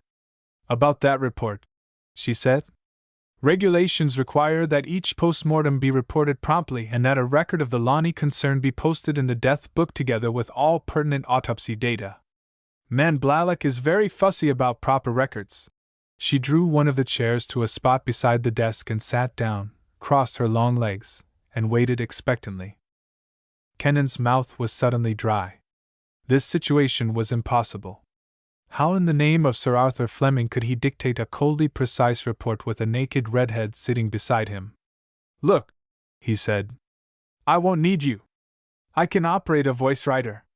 You can pick up the material later and transcribe it." Her face fell. "You don't like me," she said, her green eyes filling with quick tears. "Old Doc never." "Oh, damn Old Doc!" Kennan snapped. "And stop that sniveling, or get out. Better yet, get out and stop sniveling." She leaped to her feet and fled. Kennan swore. There was no reason for him to act that way. He had been more brutal than necessary. But the girl, no, the Lani, was disconcerting. He felt ashamed of himself. He had behaved like a primitive rather than a member of one of the oldest human civilizations in the galaxy. He wouldn't bark at a dog that way. He shook his head. Probably he was tired. Certainly he was irritable, and unclad females virtually indistinguishable from human weren't the most soothing objects to contemplate. He wondered if his exasperation was real or merely a defense mechanism. First Eloise, and then this. Confound it. He was surrounded. He felt trapped. And it wasn't because he'd been away from women too long. A week was hardly that. He grinned as he recalled the blonde from Thule aboard the starship. Now there was a woman, even though her ears were pointed and her arms were too long. She didn't pressure a man. She let him make the advances. He grinned. That was it. He was on the defensive. He was the one who was being pursued, and his male ego had revolted. He shrugged and turned his attention to the autopsy report, but it was hopeless. He couldn't concentrate. He jotted a few notes, and dropped them on the desk. Tomorrow would be time enough. What he needed now was a stiff drink and 8 hours sleep. Chapter 7. Kennan stopped at Blalock's house long enough to tell the superintendent what was causing the trouble. Blalock scowled. "We've never had flukes here before," he said. Why should they appear now? They've been introduced, Kennan said. The thing that bothers me is how Dr. Williamson missed them. The old man was senile, Blalock said. He was nearly blind the last 6 months of his life. I wouldn't doubt that he let his assistants do most of his work, and they could have missed them. Possibly, but the lesions are easy to see. At any rate, the culprit is known now. Culprit? Hepatodyrus hominis, the human liver fluke. He's a tricky little fellow, travels almost as far as men do. I'm glad it's your problem, not mine. All I can remember about flukes is that they're hard to eradicate. Particularly H. hominis. You can tell me about it later. Right now Mr. Alexander's over at your house. Probably he's looking for you. Where's Jordan? He went up to Station 14. We'll see him tomorrow. I'll say goodnight then, Kennan said. I'm glad you're here. It's a load off my shoulders. See you tomorrow? Blalock waved a friendly goodnight and left the lights on long enough for Kennan to make his way to his quarters. Alexander was seated in a heavily upholstered chair listening to a taped symphony in the stereo, his eyes half closed, an expression of peace on his face. An elderly Lani stood beside him. It was a comfortable picture. The humanoid saw Kennan and gasped, a tiny indrawn sound of surprise. Alexander's eyes snapped open. Oh, it's you, he said. Don't worry, Kara, it's your new doctor. Kara smiled. You startled me, she said. I was dreaming. On your feet? Alexander interjected idly. I should have known you at once, doctor. There's talk about you all over the yards ever since you arrived. They know what is going on around here better than any of us. Alexander chuckled. The grapevine is amazingly efficient. Well, what's the story? Liver fluke. Not good. I think it can be stopped. I looked at the records. It doesn't seem to have been here too long. I hope you're right. How long will it take? Several months, maybe a year, maybe more. I can't say. But I'll try to clean it up as quickly as possible. I'm pretty sure of the fluke, and it's a hard one to control. Hepatodyrus? Kennan nodded. That's an off-world parasite, isn't it? Yes. It originated on Santos. Parasitized the Varl originally, but liked humans better. It's adapted to 100 different planetary environments, and it keeps spreading. It's a real cutie, almost intelligent the way it behaves. But it can be licked. Good, get on it right away. I'm starting tomorrow. Fine, I thought you'd be the right man. Kara, fix the doctor a drink. We might as well have a nightcap, then I'll go back to the house and listen to Henry and Anne's screams about poor mistreated Douglas, and then back to Albertsville tomorrow. Duty and the credits call. With mild surprise, Kennan realized that Alexander was drunk. Not obnoxiously, but enough to change his character. Intoxicated, he was a friendlier person. If there was any truth in the ancient cliché about alcohol bringing out a man's true character, then Alexander was basically a very nice person indeed. Well, here's your home for the next 5 years, Alexander said. 8 rooms, 2 baths, a freshener, and 3 Lani to keep the place running. You've got it made. Perhaps, we'll see when we tackle this fluke infestation. Personally, I don't think I'm going to have an easy time. Tomorrow I'm going to be up to my neck in trouble trying to save your profits. You'll do it. I have confidence in you. I still think you should have hired a medic. This isn't all of your job, Alexander said. And besides, I can't afford to do it. Oh, not the money, but it might be admitting that the Lani might be human. And we've gone to a great deal of trouble to prove they're not. He shifted uncomfortably in his chair. There's a story behind this. I wouldn't doubt it. Maybe it'd be better if I told it. It goes back over 4 centuries. Grandfather was a clever man. After he had secured this island, he became worried about the surviving Lani. He didn't want to be accused of genocide since the Lani were so human in appearance. So he had his medical officer make a few autopsies. The MD reported that while there was similarity, the Lani were probably not human. That was enough for Grandfather. He requested a court of inquiry. The court was sitting in Halsey, and the hearing was private. Even so, it leaked, and grandfather was highly unpopular for a time until the lab reports came in. It cost him over 800 EMS and nearly 2 years' time to finish the case, but when it was over, the Lani were declared alien, and grandfather had ironclad discovery rights. They really put him through the mill. Grandfather furnished the bodies, and 3 court-appointed M.O.s went through them with microscopes. They didn't miss a thing. Their reports are so detailed that they're classics of their kind. They're almost required reading for anyone who wants to learn Lani's structure and function. The court rendered an interim decision that the Lani were non-human, and armed with this, grandfather prepared the final tests, which were run by a team of court-appointed medics and biologists, who made in vitro and live tests on a number of Lani female prisoners. The tests ran for over 2 years and were totally negative. So the Alexander family acquired Flora and the Appens, and a legal status. Alexander stood up. Well, that's a capsule summary. The records are in the library if you'd care to check them. Why? Just to prove we're honest. He moved carefully toward the door, opened it, and disappeared into the night. Silently, Kenan watched him descend the porch steps.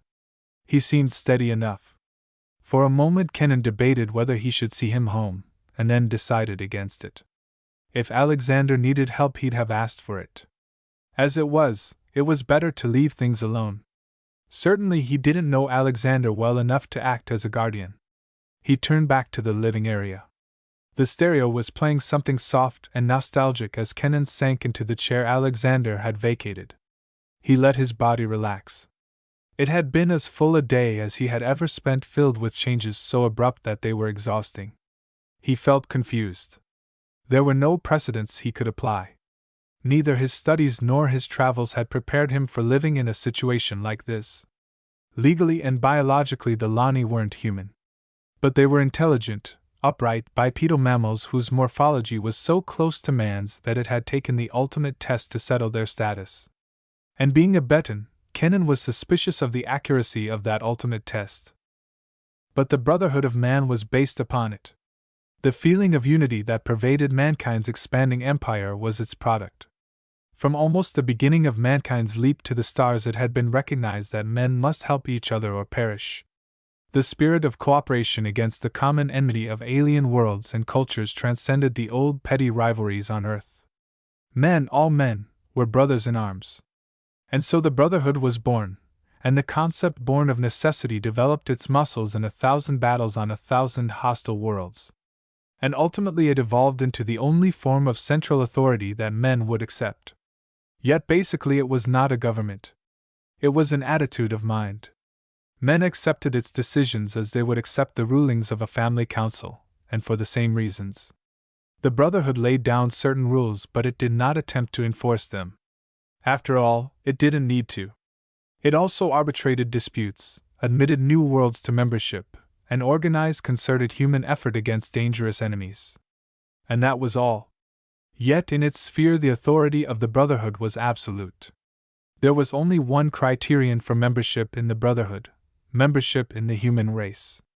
No matter how decadent or primitive a population might be, if it was human, it was automatically eligible for Brotherhood, a free and equal partner in the society of human worlds. Kenan doubted that any non-human race had ever entered the select circle of humanity, although individuals might have done so. A Doc Lani, for instance, would probably pass unquestioned as a human, but the Lani race would not. In consequence, they and their world were fair prey, and had been attacked and subjugated. Of course, proof of inhumanity was seldom a problem. Most alien life forms were obviously alien. But there were a few, like the Lani, where similarities were so close that it was impossible to determine their status on the basis of morphology alone. And so the humanity test had come into being. Essentially, it was based upon species compatibility, on the concept that like can interbreed with like. Tests conducted on every inhabited world in the Brotherhood had proven this conclusively. Whatever changes had taken place in the somatic characteristics of mankind since the Exodus, they had not altered the compatibility of human germ plasm. Man could interbreed with man, aliens could not. The test was simple. The results were observable. And what was more important, everyone could understand it. No definition of humanity could be more simple or direct. But was it accurate? Like other Betons, Kenan wondered. It was, so far, probably. The qualifying phrases were those of the scientist, that strange breed that refuses to accept anything as an established fact until it is proven beyond a shadow of a doubt. After all, the human race had been spaceborne for only 6,000 years, scarcely time for any real differences to develop. But physical changes had already appeared, and it would only be a question of time before these would probably be followed by genetic changes. And in some groups the changes might be extensive enough to make them genetic strangers to the rest of humanity. What would happen then? No one knew. Actually, no one bothered to think about it except for a few far-seeing men who worried as they saw. Probably. Might. Possibly. If. 4 words. But because of them the Betons were slowly withdrawing from the rest of humanity. Already the radiations of Beta's variant G-Sun had produced changes in the population. Little things like tougher epidermis and depilation of body hair, little things that held alarming implications to Beta's scientists, and to Beta's people. Not too many generations hence a Beton outside his home system would be a rarity, and in a few millennia the Beton system itself would be a closed enclave peopled by humans who had deviated too far from the basic stock to mingle with it in safety. Of course, the Brotherhood itself might be changed by that time, but there was no assurance that this would happen. And mankind had a history of dealing harshly with its mutants. So Beta would play it safe. Kenan wondered if there were other worlds in the Brotherhood that had come to the same conclusion. Possibly there were.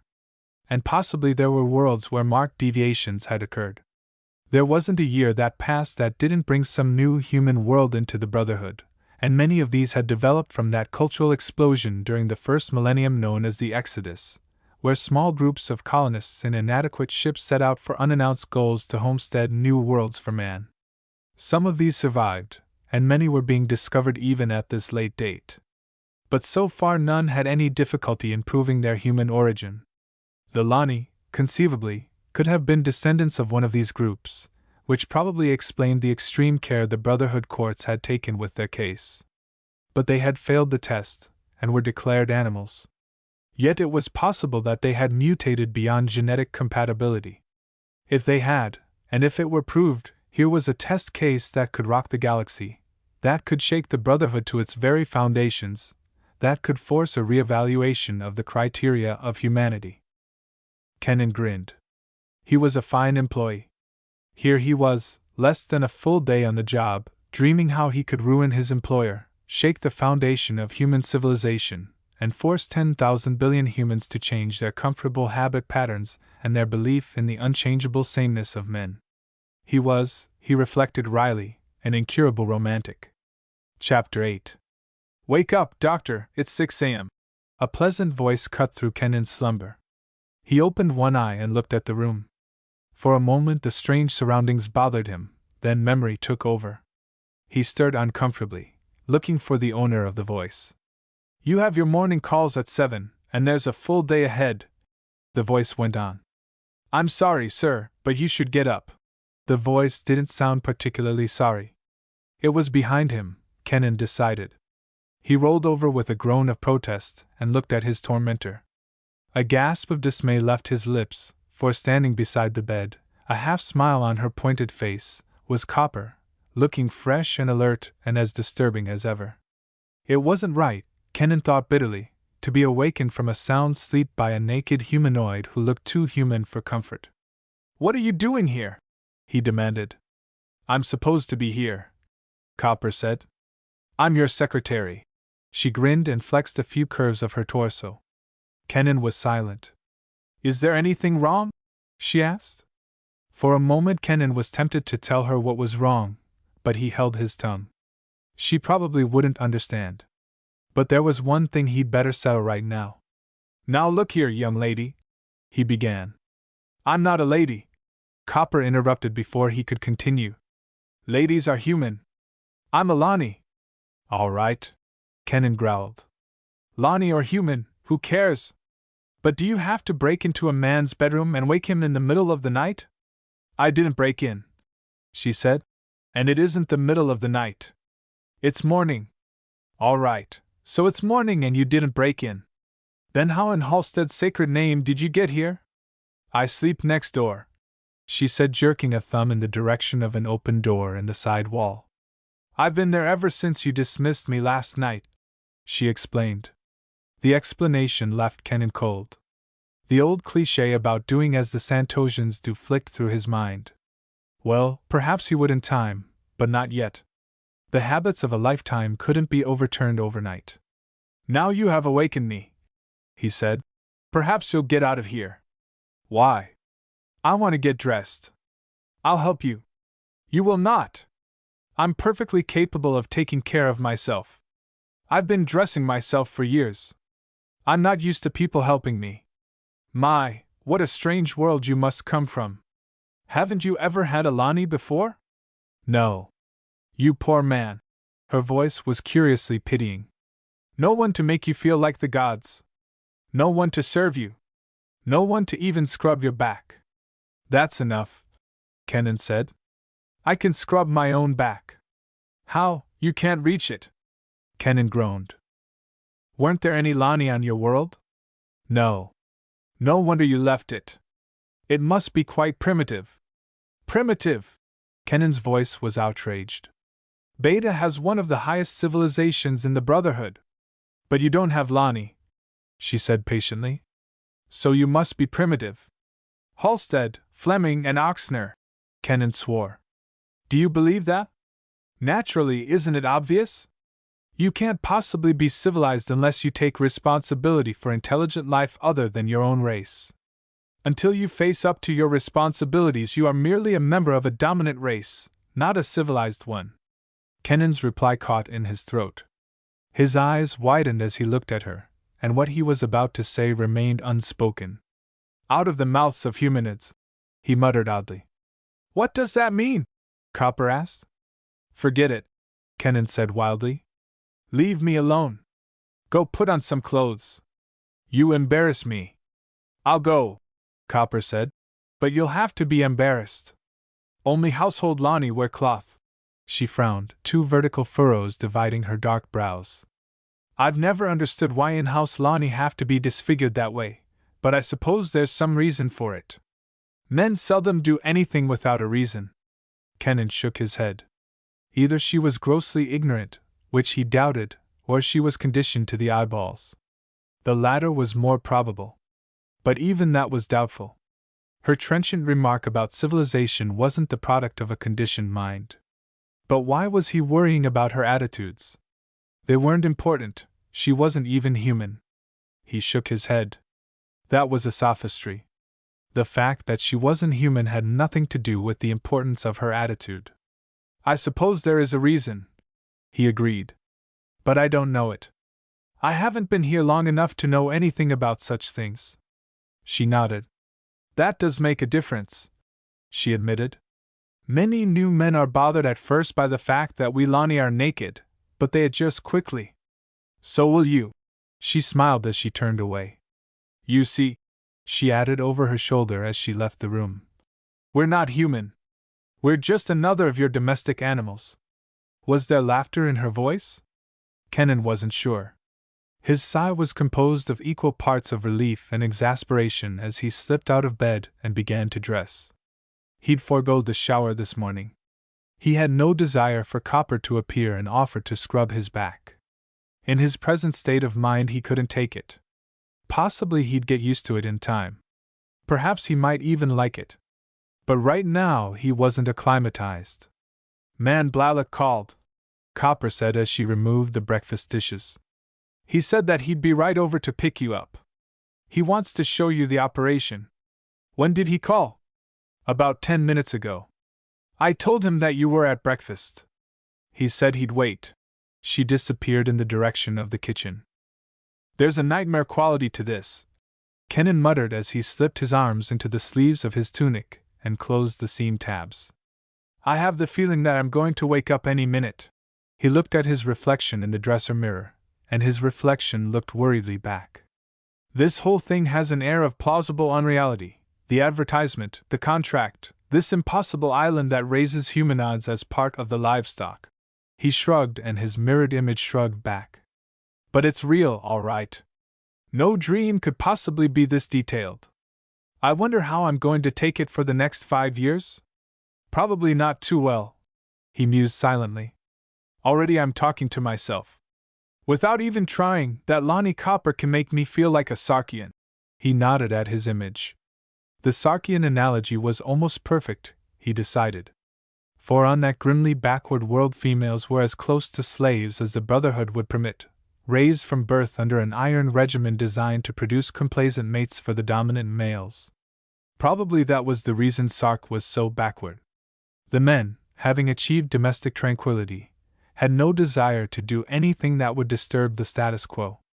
And since no Sarkian woman under any conceivable circumstances would annoy her lordly master with demands to produce better mousetraps, household gadgetry, and more money, the technological development of Sark had come to a virtual standstill. It took 2 sexes to develop a civilization. Kenan shrugged. Worlds developed as they did because people were as they were, and while passing judgment was still a major human pursuit, no native of one world had a right to force his customs down the unwilling throat of another. It would be better to accept his present situation and live with it rather than trying to impose his Bedan conception of morality upon Lani that neither understood nor appreciated it. His business was to treat and prevent animal disease. What happened to the animals before infection or after recovery was none of his affair. That was a matter between Alexander and his conscience. Blalak was waiting for him, sitting behind the wheel of a square boxy vehicle that squatted with an air of unpolished efficiency on the graveled drive behind his house. He smiled a quick greeting as Kenan approached. "It's about time you showed up," he said. "You'll have to get into the habit of rising early on this place. We do most of our work early in the morning and late in the afternoon. During the day it's too hot to breathe, let alone work. Well, let's get going. There's still time to visit the outer stations." Kenan climbed in and Blalak started the vehicle. "I thought we'd take a jeep today," he said. "They aren't very pretty, but they get around." He turned onto the surface road that ran down the hill toward the hospital and the complex of red-roof buildings clustered about it. "About those flukes," he said. "You have any plans to get rid of them?" "Not yet. I'll have to look the place over. There's more detective work than medicine involved in this." "Detective work?" "Sure, we know the criminal, but to squelch him we have to learn his hangouts, study his modus operandi, and learn how to make his victims secure from his activities. Unless we do that, we can treat individuals from now to infinity and all we'll have is more cases. We have to apply modern criminology tactics, eliminate the source of crime, stop up the soft spots. In other words, kill the flukes before they enter the Lani." "Old Doc never said anything about this," Blalak said. "Probably he never knew about it. I was looking over the herd books last night, and I saw nothing about trematodes, or anything that looked like a parasite pattern until the last few months." "Why not?" "My guess is that he was one of the first deaths." "You mean this thing attacks human beings?" "Preferentially," Kenan said. "It's strange, too, because it originated on Santos so far as we know. In fact, some people think that the Varl bred it for a weapon to use against us before we conquered them. They could have done it. Their biological science was of a high enough order. But how did it get here? I wouldn't know, unless you've hired a Santosian or someone else who was affected. We did have a man from Santos. Fellow called Joe Kryla. We had to let him go because he was a nudist. It made a bad impression on the Lani. But that was over a year ago. That's about the right time to build up a good reservoir of infection. The fatal cases usually don't show up before an area is pretty well seeded. That's not so good. Well, there's one thing in our favor. The Lani are pretty well concentrated into groups. And so far there doesn't seem to be any infestation outside of Hillside Station, except for 2 deaths in Lani recently sent from there. If we quarantine those stations and work fast, maybe we can stop this before it spreads all over the island." "That's fine, but what are you going to do now?" "Treat those that show symptoms. There should be some Trematox capsules at the hospital. If there aren't, we'll get them. We'll take the sick ones back to the hospital area and push therapy and supportive treatment. Now that we know the cause, we shouldn't have any more death losses. Old Doc didn't treat at the hospital, Blalock said. I'm not Old Doc. But it's going to mess up our operations. We're using the ward buildings to finish training the Lani scheduled for market. Why? It's convenient. Most of the ward space is filled right now, Blalock said. There was a touch of disgust in his voice. They're well, aren't they? Kennan demanded. Of course. Then get them out of there. But I told you, Dash. You told me nothing. The hospital area is needed for something more than a training center. Perhaps Old Doc was trained in outcall work, but I'm not. I work from a hospital.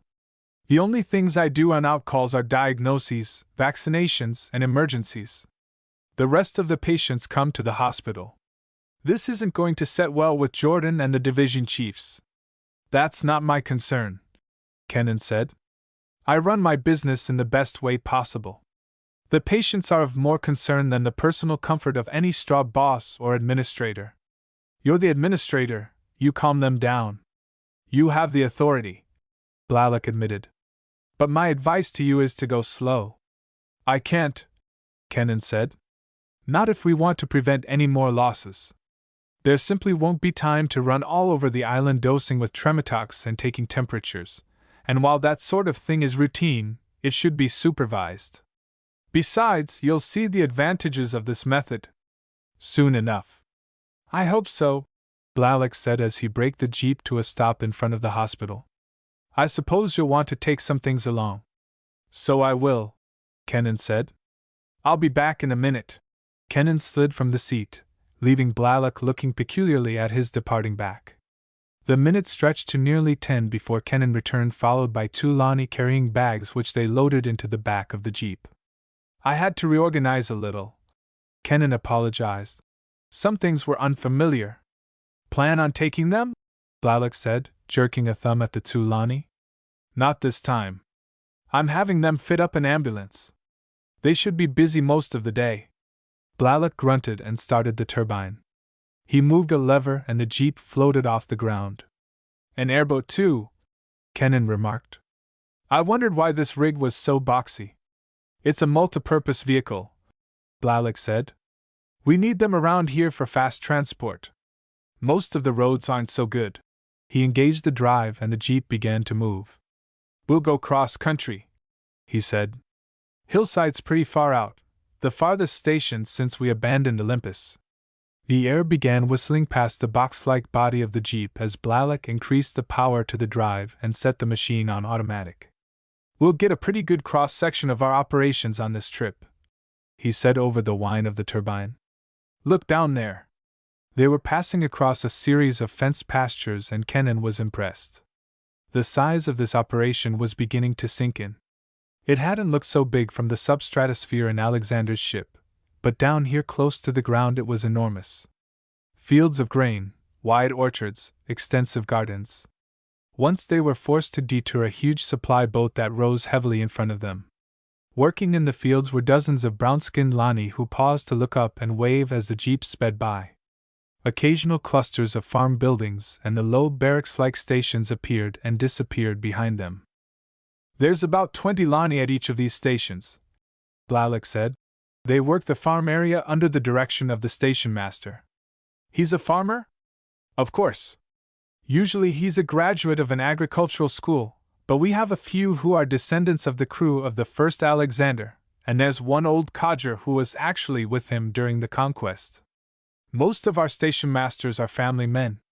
We feel that a wife and children add to a man's stability, and incidentally keep him from fooling around with the Lani.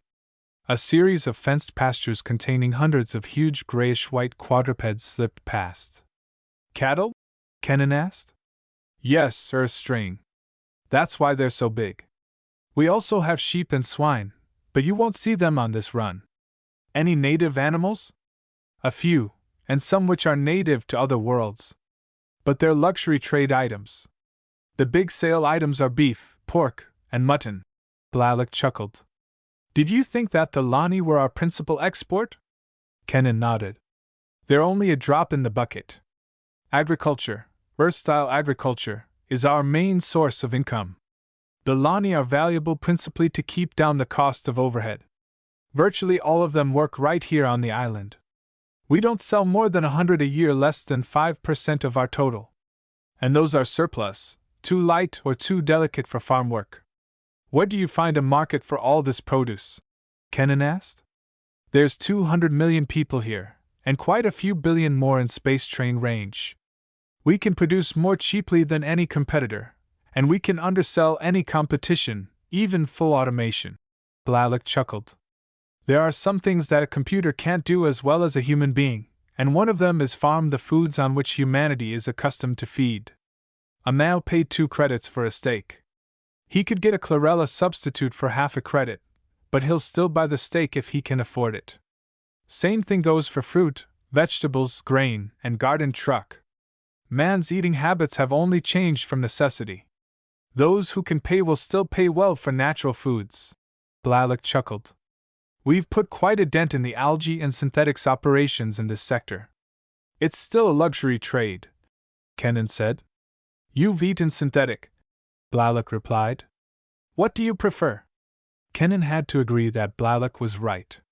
He, too, liked the real thing far better than its imitations. If it's this profitable, then why sell Lani? Kenan asked. It's the family's idea. Actually, since the export type is surplus, it does us no harm. We keep enough for servants, and the others would be inefficient for most farm work. So disposal by sale is a logical and profitable way of culling. But now the boss man is being pressured into breeding an export type. And this I don't like. It's too commercial. Smells like slavery. You're a mystic, aren't you? Kenan asked. Sure, but that doesn't mean I like slavery. Oh, I know some of those fathead Brotherhood economists call our system economic slavery, and I'll admit that it's pretty hard to crack out of a spherical trust. But that doesn't mean that we have to stay where we are. Mystics aren't owned by their entrepreneurs. Sure, it's a tough haul to beat the boss, but it can be done. I did it, and others do it all the time. The situation isn't hopeless. But it is with the Lani, Kenan added. Of course. That's why they should be protected. What chance does a Lani have? Without us, they can't even keep going as a race. They're technological morons. They don't live long enough to understand modern civilization. To turn those poor helpless humanoids out into human society would be criminal. It's our duty to protect them even while we're using them. Man's burden, Kenan said, repeating the old cliché. Exactly. Blalock scowled. I wish I had guts enough to give the boss man the facts, but I can't get nerve enough to try. I've a good job here, a wife and 2 kids, and I don't want to jeopardize my future. Blalock glanced over the side. Well, here we are, he said, and began descending into the center of a spoke-like mass of buildings radiating outward from a central hub. Big place, Kenan murmured. It should be, Blalock replied.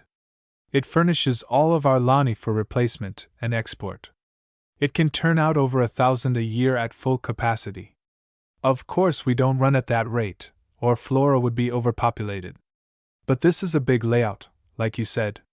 It can maintain a population of at least 40,000. Old Alexander had big ideas. I wonder what he planned to do with them, Kenan said. I wouldn't know. The old man never took anyone into his confidence. Jordan came up as the jeep settled to the ground. Been expecting you for the past half hour, he said. Your office said you were on your way, Dot. Good to see you too, Doc. I've been going over the records with Hank Allworth, the station master here. Jordan held out his hand. You're an Earthman, eh? Kenan asked as he grasped the outstretched hand. The gesture was as old as man, its ritualistic meaning lost in antiquity. No, Mars-born, a neighbor world, Jordan said. But our customs and Earth's are the same. You're a long way from home, Kenan said. No farther than you, Doc. Jordan looked uncomfortable. But we can compare origins later. Right now, you'd better come into the office. I've run across something peculiar. Chapter 9. There are 12 bays to this station, Jordan said. Under our present setup, 2 are used for breeding and the other 10 for maturation. We rotate the youngsters around the bay, a different bay each year until they're age 11. Then they're sorted according to type and sent out for a year of further specialized training, after which they go on to the farms, or to in-house or export. Now here's the peculiar part. There's no trouble in bays 1 through 9, but bay 10 has had all our losses except 2 that have occurred at the training stations. That's good news, Kenan said. Our parasite can have had time to migrate too far. We have him pinpointed in less. Say, how many training centers are there? 3, Jordan said. Quarantine them, Kenan replied. Right now. Nothing goes in or out until we've checked them and completed prophylaxis. Jordan looked at Blalock inquiringly. He's the boss, Blalock said. Do as you're told. This is his problem. Why the quarantine? Jordan asked. I want to get any carriers. We can check them with antigen, and then give Trematox. All that concentration in Bay 10, Jordan said. Does it mean something? Blalock said that there was a Santosian in your division. Yeah, Joe Kryla, and come to think of it, he ran Bay 10. That's a help. Now let's see what makes that bay different from the others. Why? I'll tell you, but you may not understand, Kenan said. I'll take a chance. Kenan grinned. All right, you asked for it. The parasite that's doing the damage is a flatworm, a trematode called Hepatodyrus hominis. As I've told Blalock, it's a tricky thing. Like all trematodes, it has a 3-stage life cycle, but unlike every other fluke, its life cycle is not fixed to definite intermediate hosts. Depending upon where it is, the fluke adapts. It still must pass through its life cycle, but its intermediate host need not be one species of snail, fish, or copepod. Any cold-blooded host will do. What you have here is a Cardonian variant which has adapted to some particular intermediate host on this world. Until now, its final host was either man or varl. Now we have a third, the Lani. And apparently they are the most susceptible of the 3. It never kills varl. And humans, while they're more susceptible, only occasionally succumb, but the Lani appear to be the most susceptible of all. I've never seen an infestation like those Lani had. Their livers were literally crawling with flukes. Kenan paused and looked at Jordan. You following me? He asked. Slowly and poorly, Jordan said. You're assuming too much knowledge on my part. Kenan chuckled. You can't say I didn't warn you. Well, I'm really interested in only one thing. How do you break the parasite up in business? There's only one sure way, and that's to break the life cycle. The technique is thousands of years old, but it's just as good today as it was then. Good, then let's do it. To make a verret stew, Kenan said, one must first catch the verret. Huh! We have to learn the beastie's life cycle before we can break it, and like I said, it adapts. Its intermediate host can be any one of 100 cold-blooded animals. Is there no place else where it can be attacked? Sure, in the body of the final host, or on its final encysting place. But that won't eliminate the bug. Why not? It'll still survive in its infective form, and enough Lani will get subacute dosage to propagate it until the time is right for another epizootic. We have to kill its intermediate host, or hosts if it has more than one. That will keep it from growing and will ultimately eradicate it. Judson scratched his head. It sounds complicated. It is. It's so complicated that once the fluke becomes well established, it's virtually impossible to eradicate. And you think it can be done here? We can give it the old college try. But it's going to take some detective work. Where do we start? With Bay 10. We look it over real well. Then we check the diet and habits of the Lani. Then we check each individual Lani. Then we check the life cycle of the parasite. Somewhere along the line, if we're lucky, we'll find a weak point that can be attacked. That's a big order, Blalock said. It can't be helped. That's the way it is. Of course, we're lucky that we're on an isolated land mass. That gives us an advantage. We should be able to clean this up. How long do you think it will take? It depends on how well the fluke is established. 6 months at the minimum, and I wouldn't care to guess at the maximum. However, I hope the minimum will be time enough. So do I, Blalock said. Well, Kennan said, let's get on with it. I hope it won't interrupt our program, Jordan said. Of course it will interrupt it, Kennan replied. It can't help it. Get the idea in your head that you're facing something here that can cripple you, maybe abort your whole operation. You have a choice, interrupt now or abort later. And half measures won't work. To eradicate this pest requires an all-out effort. But I can't see why we can't merely bypass Bay 10, Jordan said. Take my word for it, Kennan said. You can't. There's no accurate way of telling how far this spreads until the death losses occur. Our tests for fluke infestation aren't that good. We have to work thoroughly and carefully. We can't be butting heads over this. Either we all cooperate or this whole operation will blow up in our faces. Look at the record. 6 months ago you ended a year with no deaths from disease. 5 months ago old Doc and 2 Lani were ill. 4 months ago one of the 2 Lani was dead and old Doc was too ill to be effective. 3 months ago old Doc and the other Lani were dead, and before the end of the month 2 more followed them. 2 months ago 6 died, last month 8, and so far this month you've lost 4 and you have over 2 weeks to go. Up to now they've all been from here, but 2 this month were at other stations. In 6 months if nothing is done, we'll be having losses there unless we're lucky. And the losses will keep on increasing. Apparently you don't know what it is to live with parasites, so let me tell you. It isn't pleasant. Blalock shrugged. You needn't get hot about it, he said. After all, you're the doc, and we'll cooperate. Jordan nodded. We will, he said. All the way. Chapter 10. There is a special providence that looks over recent veterinary graduates, Kennan reflected as he checked the monthly reports from the stations. Since the time he had laid down the law to Judson and Blalock, he had had no trouble from the production staff. And for the past 4 months there had been no further trouble with Hepatodiris. That unwanted visitor had apparently been evicted. At that, they had been lucky. The parasite had been concentrated at Hillside Station and had failed to establish itself in the training area. The intermediate host, it had turned out, was a small amphibian that was susceptible to commercial insecticide. It had been no trouble to eradicate. Systemic treatment and cooking of all food had cleaned up the infective cercaria and individual infections, and after 6 months of intensive search, quarantine, and investigation, Kennan was morally certain that the disease had been eradicated. The last 4 reports confirmed his belief. He sighed as he leaned back in his chair. Blalock was at last convinced that his ideas were right. The hospital was operating as a hospital should, with a staff of 12 Lani kept busy checking the full wards.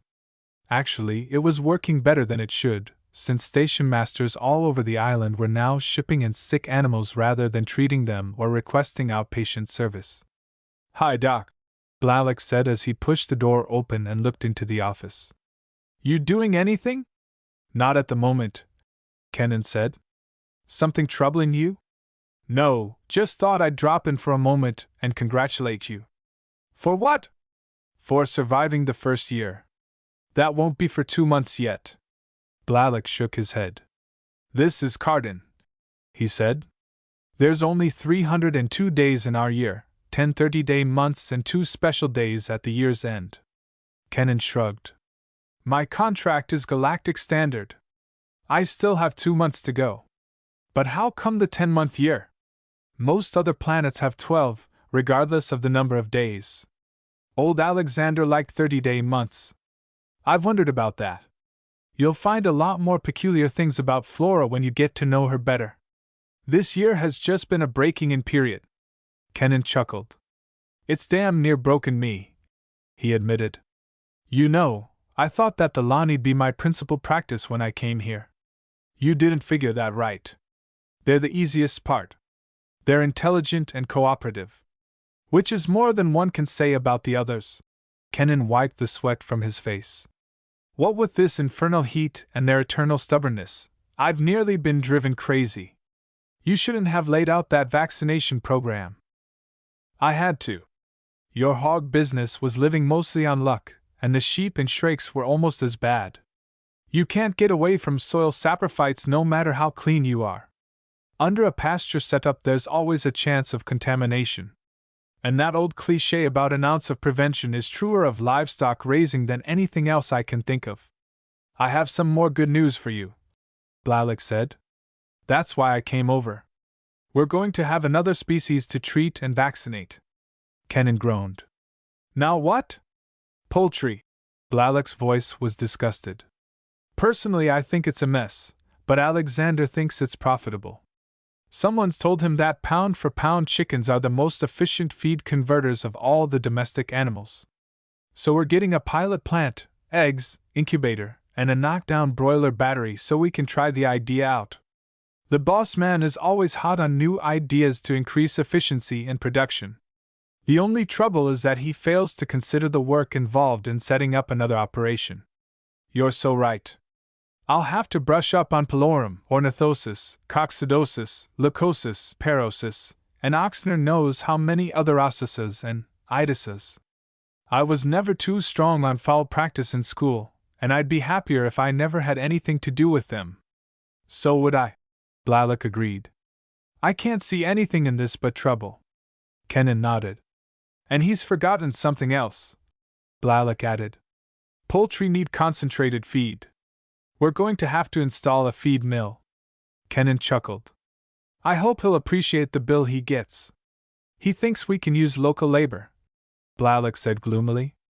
I wish he'd realize that Lani are technological morons. They could learn. I suppose so, but it isn't easy. And besides, Alworth is the only man with feed mill experience, and he's up to his ears with Hillside Station since that expansion order came in. I never did get the reason for that. After we complained about the slavery implications and got the boss man's okay to hold the line, why do we need more Lani? Didn't you know? His sisters finally decided to try marriage. Found herself some over-muscled Halsite who looked good to her, but she couldn't crack his moral barrier. Blalock grinned. I thought you'd be the first to know. Wasn't she interested in you? Kennan chuckled. You could call it that. Interested, like the way a dog's interested in a beefsteak. It's a good thing we had that fluke problem, or I'd have been chewed up and digested long ago. That woman frightens me. I could be scared by uglier things, Blalock said. With the boss man's sister on my side, I wouldn't worry. What makes you think she'd be on my side? She's a cannibal. Well, you know her better than I do. He did. He certainly did. That first month had been one of the worst he had ever spent, Kennan reflected. Between Eloise and the flukes, he had nearly collapsed, and when it had come to the final showdown, he thought for a while that he'd be looking for another job. But Alexander had been more than passably understanding and had refused his sister's passionate pleas for a bed and scalp. He owed a debt of gratitude to the boss man. You're lucky you never knew her, Kennan said. That all depends on what you mean, Blalock said as he grinned and walked to the door. The parting shot missed its mark entirely as Kennan looked at him with blank incomprehension. You should have been a mystic, Blalock said. A knowledge of the sacred books would do you no end of good. And with that cryptic remark the superintendent vanished. That had all the elements of a snide remark, Kennan murmured to himself. But my education's been neglected somewhere along the line. I don't get it. He shrugged and buzzed for copper. The veterinary report would have to be added to the pile already before him, and the boss man liked to have his reports on time. Copper watched Kennan as he dictated the covering letter, her slim fingers dancing over the stenotype. He had been here a full year, but instead of becoming a familiar object, he had grown so gigantic that he filled her world. And it wasn't merely because he was young and beautiful. He was kind, too. Yet she couldn't approach him, and she wanted to so desperately that it was a physical pain. Other Lani had told her about men and what they could do. Even her old preceptress at Hillside Station had given her some advice when Man Alworth had tattooed the tiny V on her thigh that meant she had been selected for the veterinary staff. And when old Doc had brought her from the training station to the hospital and removed her tail, She was certain that she was one of the lucky ones who would know love. But love wasn't a pain in the chest, an ache in the belly and thighs, an unfulfilled longing that destroyed sleep and made food tasteless. Love was supposed to be pleasant and exciting. She could remember every word her preceptress had spoken. "My little one," the old Lani had said, "you now wear the doctor's mark. And soon no one will be able to tell you from a human. You will look like our masters. You will share in their work. And there may be times when you will find favor in their eyes. Then you may learn of love." Love. The old voice was soft in Kappa's ears. The word is almost a stranger to us now, known only to the few who serve our masters. It was not always so. The old ones knew love before man Alexander came. And our young were the fruit of love rather than the product of our master's cunning. But you may know the flower even though you cannot bear its fruit. You may enter that world of pleasure-pain the old ones knew, that world which is now denied us. But remember always that you are a Lani. A man may be kind to you. He may treat you gently. He may show you love. Yet you never will be his equal. Nor must you become too attached to him, for you are not human. You are not his natural mate. You cannot bear his young. You cannot completely share. You can only accept. So if love should come to you, take it and enjoy it, but do not try to possess it. For there lies heartache rather than happiness. And it is a world of heartache, my little one, to long for something which you cannot have. To long for something which one cannot have. Copper knew that feeling. It had been with her ever since Kenan had come into her life that night a year ago. And it had grown until it had become gigantic. He was kind, yes. He was harsh, occasionally. Yet he had shown her no more affection than he would have shown a dog. Less, for he would have petted a dog and he did not touch her. He laughed, but she was not a part of his laughter. He needed her, but the need was that of a builder for a tool. He liked her and sometimes shared his problems and triumphs with her, and sometimes his defeats, but he did not love. There had never been for her the bright fierce look he had bent upon the woman Eloise those times when she had come to him, the look men gave to those who found favor in their eyes. Had he looked at her but once with that expression she would have come to him though fire barred the way. The woman Eloise was a fool. Copper looked at him across the corner of the desk, the yellow hair, the bronze skin, firm chin, soft lips and long straight nose, the narrowed eyes, hooded beneath thick brows, scanning the papers in his lean tendoned hands. His nearness was an ache in her body, yet he was far away. She thought of how his hands would feel upon her. He had touched her once, and that touch had burned like hot iron. 4 hours she had felt it. He looked up. Her heart choked her with its beating. She would die for him if he would but once run his fingers over her tingling skin and stroke her hair. The naked emotion in Kappa's face was readable enough, Kenan thought. One didn't need Sorvkin techniques to interpret what was in her mind. And it would have been amusing if it weren't so sad. For what she wanted, he couldn't give. Yet if she were human it would be easy. 100 generations of Betan moral code said, never. Yet when he looked at her their voices faded. He was a man, a member of the ruling race. She was an animal, a beast, a humanoid, near human but not near enough. To like her was easy, but to love her was impossible. It would be bestiality. Yet his body, less discerning than his mind, responded to her nearness. He sighed. It was a pleasant unpleasantness, a mixed emotion he could not analyze. In a way it was poetry, the fierce, vaguely disquieting poetry of the sensual Santosian bards, the lyrics that sung of the joys of flesh. He had never really liked them, yet they filled him with a vague longing, an odd uneasiness, just the sort that filled him now. There was a deadly parallel here. He sighed. Yes, sir? Do you want something? Copper asked. I could use a cup of coffee, he said. These reports are getting me down. The banality amused him, sitting here thinking of Copper and talking about coffee. Banality was at once the curse and the saving grace of mankind. It kept men from the emotional peaks and valleys that could destroy them. He chuckled shakily. The only alternative would be to get rid of her, and he couldn't, or wouldn't, The question intruded slyly, do that. Copper returned with a steaming cup which she set before him. Truly, this coffee was a man's drink. She had tried it once, but the hot bitterness scalded her mouth and flooded her body with its heat. And she had felt so light-headed. Not like herself at all. It wasn't a drink for Lani. Of that she was certain. Yet he enjoyed it. He looked at her and smiled. He was pleased with her. Perhaps, yet, she might find favor in his eyes. The hope was always there within her, a hope that was at once fear and prayer. And if she did, she would know what to do. Kenan looked up. Kappa's face was convulsed with a bright mixture of hope and pain. Never, he swore, had he saw anything more beautiful or sad. Involuntarily he placed his hand upon her arm. She flinched, her muscles tensing under his fingertips. It was though his fingers carried a galvanic current that backlashed up his arm even as it stiffened hers. "What's the matter, Copper?" he asked softly.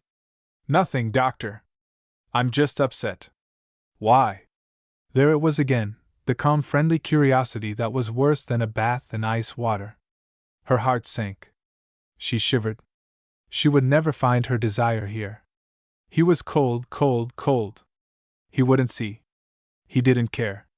All right, so that was how it had to be. But first she would tell him. Then he could do with her as he wished. "I hoped, for the past year, that you would see me. That you would think of me not as a Lani, but as a beloved." The words came faster now, tumbling over one another.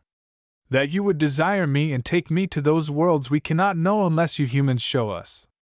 I have hoped so much, but I suppose it's wrong, for you are so very human, and well, I'm not." The last three words held all the sadness and the longing of mankind aspiring to be God. "My dear, my poor child," Kenan murmured. She looked at him, but her eyes could not focus on his face, for his hands were on her shoulders and the nearness of him drove the breath from her body. From a distance she heard a hard, tight voice that was her own. "Oh, sir! Oh, please, sir!" The hands withdrew, leaving emptiness, but her heartbeat slowed and the pink haze cleared and she could see his face. And with a surge of terror and triumph she realized what she saw. That hard, bright look that encompassed and possessed her. The curved lips drawn over white teeth. The flared nostrils. The hungry demand upon his face that answered the demand in her heart. And she knew, at last, with a knowledge that turned her limbs to water, that she had found favor in his eyes. Chapter 11. Mixed Emotion. Ha! The author of that cliché didn't even know its meaning. Kenan strode furiously down the dusty road towards Station 1, trying to sublimate his inner conflict into action. It was useless, of course, for once he stopped moving, the grim tug-of-war between training and desire would begin again, and no matter how it ended the result would be unsatisfactory. As long as he had been able to delude himself that he was fond of Copper the way a man is fond of some lesser species, it had been all right. But he knew now that he was fond of her as a man is of a woman, and it was hell. For no rationalization in the universe would allow him to define her as human. Copper was humanoid, something like human. And to live with her and love her would not be miscegenation, which was bad enough, but bestiality, which was 1,000 times worse. Although throughout most of the Brotherhood miscegenation was an unknown word, and even bestiality had become a loose definition on many worlds with humanoid populations, the words had definite meaning and moral force to a Betan. And God help him, he was a Betan. A lifetime of training in a moral code that frowned upon mixed marriages and shrank appalled from even the thought of mixing species was nothing to bring face to face with the fact that he loved Copper. It was odd, Kenan reflected bitterly, that humans could do with animals what their customs and codes prohibited them from doing to themselves. For thousands of years, back to the very dawn of history when men had bred horses and asses to produce mules, men had been mixing species to produce useful hybrids. Yet a Betan who could hybridize plants or animals with complete equanimity shrank with horror from the thought of applying the same technique to himself. What was there about a human being that was so sacrosanct? He shook his head angrily. He didn't know. There was no answer.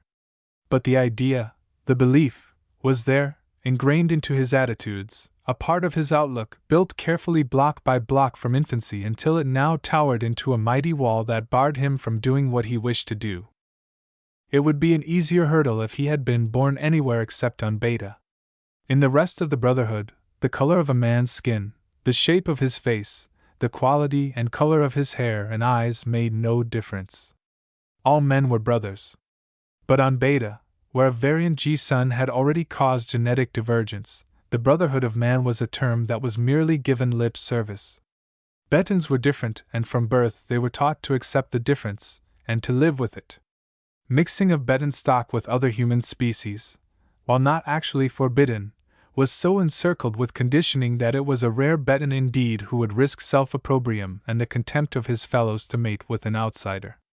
And as for humanoids, Kenan shuddered. He couldn't break the attitudes of a lifetime. Yet he loved Copper.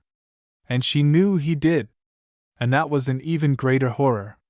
He had fled from the office, from the glad light in her eyes, as a burned child flees fire. He needed time to think, time to plan. Yet his body and his surface thoughts wanted no plans or time. Living with Lani wasn't frowned upon on Flora. Many of the staff did, nor did anyone seem to think less of them for doing so. Even Alexander himself had half confessed to a more than platonic affection for a Lani called Susie. Yet this was no excuse, nor would it silence the cold still voice in his mind that kept repeating sodomite, sodomite, sodomite with a passionless inflection that was even more terrible than anger. The 5 kilometers to Station 1 disappeared unnoticed beneath his feet as he walked, and he looked up in surprise to see the white walls and red roofs of the station looming before him. "Good Lord! Doc! What's got into you?" the station master said. "You look like you'd seen a ghost. And out in this sun without a helmet. Come inside, man, before you get sunstroke." Kenan chuckled without humor. "Getting sunstroke is the least of my worries, Al," he said, but he allowed Al Crothers to usher him inside. "It's odd that you showed up right now," Al said, his dark face showing the curiosity that filled him. "I just had a call from Message Center not 5 minutes ago, telling me to have you call in if you showed up." Kenan sighed. "On this island you can't get away from the phone," he said wryly. "Okay, where is it? You look pretty bush, Doc. Maybe you'd better rest a while." "And maybe it's an emergency," Kenan interrupted. "And probably it is because the staff can handle routine matters, so maybe you'd better show me where you keep the phone." "One moment, please," the message center operator said. There were a few clicks in the background. "Here's your party," she continued. "Go ahead, Doctor." "Kenan?" A nervous voice crackled from the receiver. "Yes? You're needed out on Oppen 1. Who is calling, and what's the rush?" Douglas Alexander. "The Lani are dying. It's an emergency. Cousin Alex'll skin us alive if we let these Lani die."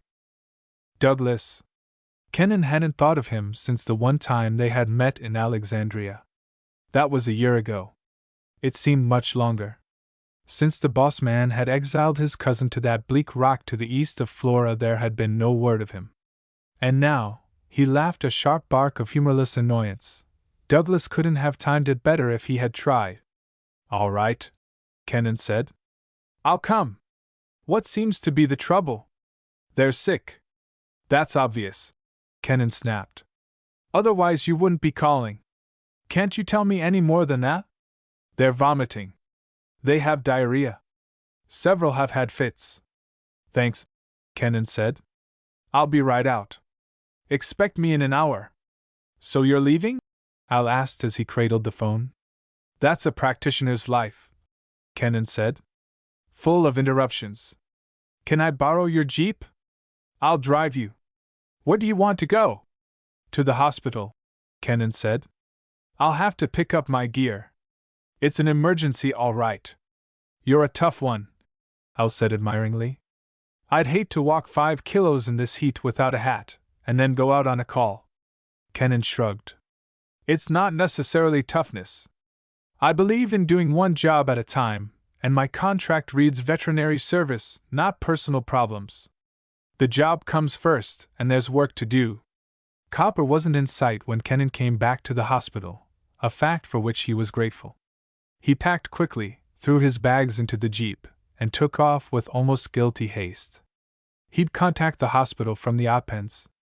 Right now all he wanted was to put distance between himself and Copper. Absence might make the heart grow fonder, but at the moment propinquity was by far the more dangerous thing. He pointed the blunt nose of the jeep toward Mount Olympus, set the autopilot, opened the throttle, and relaxed as best he could as the little vehicle sped at top speed for the outer islands. A vague curiosity filled him. He'd never been on the Opens. He wondered what they were like. Oppen 1 was a rocky tree-clad islet crowned with the stellate mass of a Class II fortalice. But this one wasn't like Alexandria. It was fully manned and in service condition. "Airboat!" a voice crackled from the dashboard speaker of the jeep. "Identify yourself! You are being tracked." Kennan quickly flipped the IFF switch. "Dr. Kennan from Flora," he said. "Thank you, sir. You are expected and are clear to land. Bring your vehicle down in the marked area." A section of the roof turned a garish yellow as Kennan circled the building. He brought the jeep in lightly, setting it carefully in the center of the area. "Leave your vehicle," the speaker chattered. "If you are armed, leave your weapon behind." "It's not my habit to carry a gun," Kennan snapped. "Sorry, sir, regulations," the speaker said. "This is SOP." Kennan left the jeep and instantly felt the probing tingle of a search beam.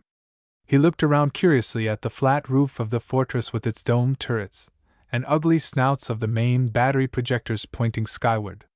Beside him, the long metal doors of a missile launcher made a rectangular trace on the smooth surface of the roof.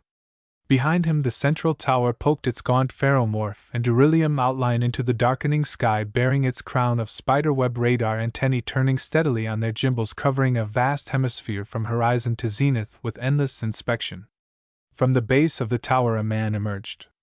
He was tall, taller even than Kennan, and the muscles of his body showed through the tightness of his battle dress.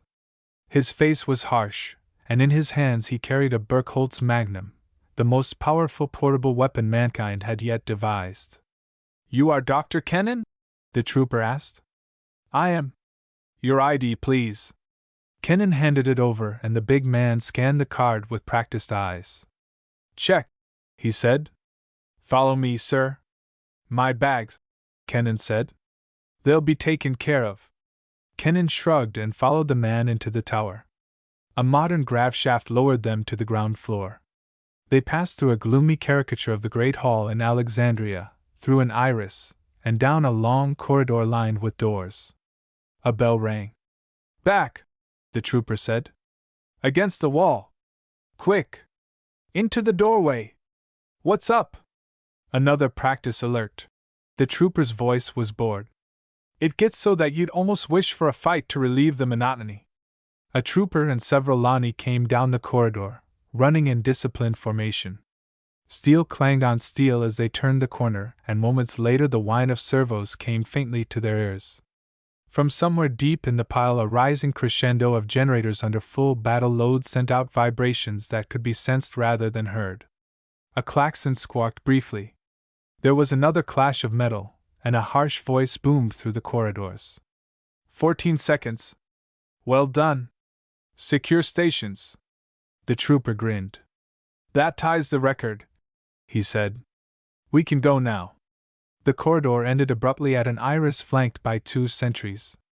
They conferred briefly with Kennan's guide, dilated the iris, and motioned for Kennan to enter. The pastel interior of the modern office was a shocking contrast to the gray ferromorph corridors outside. Douglas Alexander was standing behind the desk. He was much the same. His pudgy face was haggard with uncertainty, and his eyes darted back and forth as his fingers caressed the knobby grip of a small Burkholz jutting from a holster at his waist. There were new, unpleasant furrows between his eyes. He looked older, and the indefinable air of cruelty was more pronounced. He had been frightened the last time Kennan had seen him, and he was frightened now. I'm not sure whether I am glad to see you, Kennan, he said uncertainly. But I suppose I have to be. Kennan believed him. How have you been? Kennan asked. Not too bad until this afternoon. Things have been going pretty well. He shifted uncomfortably from one foot to another. I suppose Cousin Alex will skin me for this, but there's nothing else I can do. He licked his lips. You've been here long enough, and you'll have to know eventually. He fidgeted and finally sat down behind the desk. We have trouble. Half the Lani were stricken about 4 hours ago. It was sudden. No warning at all. And if they die... His voice trailed off. Well, what are we waiting for? Get someone to bring my bags down here and we'll look them over. Do you have to? Can't you prescribe something? How? I haven't examined the patients. I can tell you what's wrong. Kennan smiled. I hardly think that's the way to do it.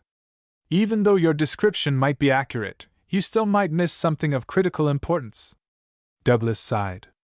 I thought that's what you'd say, he said. Oh, very well, you might as well see what we have out here. You can't possibly believe that I don't already know, Kennan said. You have male Lani. Douglas looked at him, his face blank with surprise. But how did you know? No one on the main island does except the family. And we never talk about it. Did Eloise tell you? I noticed she was struck with you the day you came, and the Lani who have come out here since have been talking about you too. Did she do it? Kennan shook his head. She never said a word. Then how? I'm not stupid, Kennan said. That story you've spread about artificial fertilization has more holes in it than a sieve. That technique has been investigated 1,000 times. And it has never worked past the first generation. If you had been using it, the Lani would long ago have been extinct. Haploids don't reproduce, and the only way the diploid number of chromosomes can be kept is to replace those lost by maturation division of the ovum. You might be able to keep the diploid number by using immature ova, but the fertilization technique would be far more complex than the simple uterine injections you use at Hillside Station. Douglas looked at him blankly. Besides, Kennan added, I have a microscope. I checked your so-called fertilizing solution. I found spermatozoa, and spermatozoa only come from males. What's more, the males have to be the same species as the females or fertilization will not take place. So there must be male Lani. Nothing else fits. You've been using artificial insemination on the main island Lani. And from the way this place is guarded, it's obvious that here is your stud farm. Douglas shrugged and spread his hands in a gesture of resignation. I suppose, he said, that's the way old Doc found out too. We never told him, but he knew before he ever came out here. The only thing that puzzles me, Kennan went on, is how you managed to eliminate the Y chromosome carriers within the sperm. Eh? The male sex determinant. Half the sperm carry it, but so far as I know, there's never been a male born on the main island. Oh, that. It's something that's done in the labs here. Probably one of the technicians could tell you. It's called electro-freezing or something like that. Electrodiaphoresis? Douglas nodded. That sounds like it. I don't know anything about it. What if grandfather's men did the basic work? We just follow instructions. He shrugged. Well, since you know the secret, there's no sense in hiding the bodies. Come along and tell me what's wrong. It was a peculiar feeling to walk down the row of cubicle rooms with their barred doors. The whole area reminded him of a historical novel, of the prisons of early human history where men confined other men for infractions of social customs. The grimness of the place was appalling. The male Lani, impressive in their physical development, were in miserable condition, nauseated, green-faced, retching. The sickening odors of vomit and diarrhea hung heavily on the air. Douglas coughed and held a square of cloth to his face, and even Kennan, strong-stomached as he was, could feel his viscera twitch in sympathy with the caged sufferers. Great Fleming, man! Kennan exploded. You can't keep them here. Get them out. Give them some fresh air. This place would make a well man sick. Douglas looked at him. I wouldn't take one of them out unless I had him shackled and there was an armed guard to help me. Those males are the most vicious, cunning, and dangerous animals on Cardin. They exist with but one thought in mind, to kill. Kenan looked curiously through a barred door at one of the Lani. He lay on a bare cot, a magnificently muscled figure with a ragged black beard hiding his face. There were dozens of scars on his body, and one angry purple area on his thick right forearm where flesh had been torn away not too long ago. Beads of sweat stood out on his forehead, and soft moaning noises came from his tight lips as he pressed his abdomen with thick-fingered hands. "He doesn't look so dangerous," Kenan said. "Watch it," Douglas warned. "Don't get too close." But the warning was too late. Kenan touched the bars, and as he did, the Lani moved with fluid speed, one huge hand clutching Kenan's sleeve and pulling him against the bars while the other darted for his throat. Fingers bit into Kenan's neck and tightened in a vice-like grip. Kenan reacted automatically. His arms came up inside the Lani's and crashed down, elbows out, tearing the Lani loose. He jumped back, rubbing his bruised throat. "That fellow's not sick," he gasped. "He's crazy." The Lani glared at him through the bars, disappointment written on his scarred and bearded face. "I warned you," Douglas said. His voice held an undertone of malicious laughter. "He must be sick or he would have killed you. George is clever in a stupid sort of way." Kenan looked into the cubicle. The Lani glared back and growled. There was a beast-like note in his voice that made the short hairs on Kenan's neck prickle. "That fellow needs a lesson," he said. "You want to give it to him?" Douglas asked. "Not particularly." "Ha, man, you afraid?" the Lani taunted. His voice was thick and harsh. "All men fear me. All Lani too. I am boss. Come close again, man, and I kill you." "Are they all that stupid?" Kenan asked. "He sounds like a homicidal moron." "He's not stupid," Douglas said. "Just uneducated." "Why is he so murderous?" "That's his training. All his life he has fought. From childhood his life has been based on his ability to survive in an environment where every male is his enemy. You see here the sublimation of individuality. He cannot cooperate with another male. He hates them, and they in turn hate him.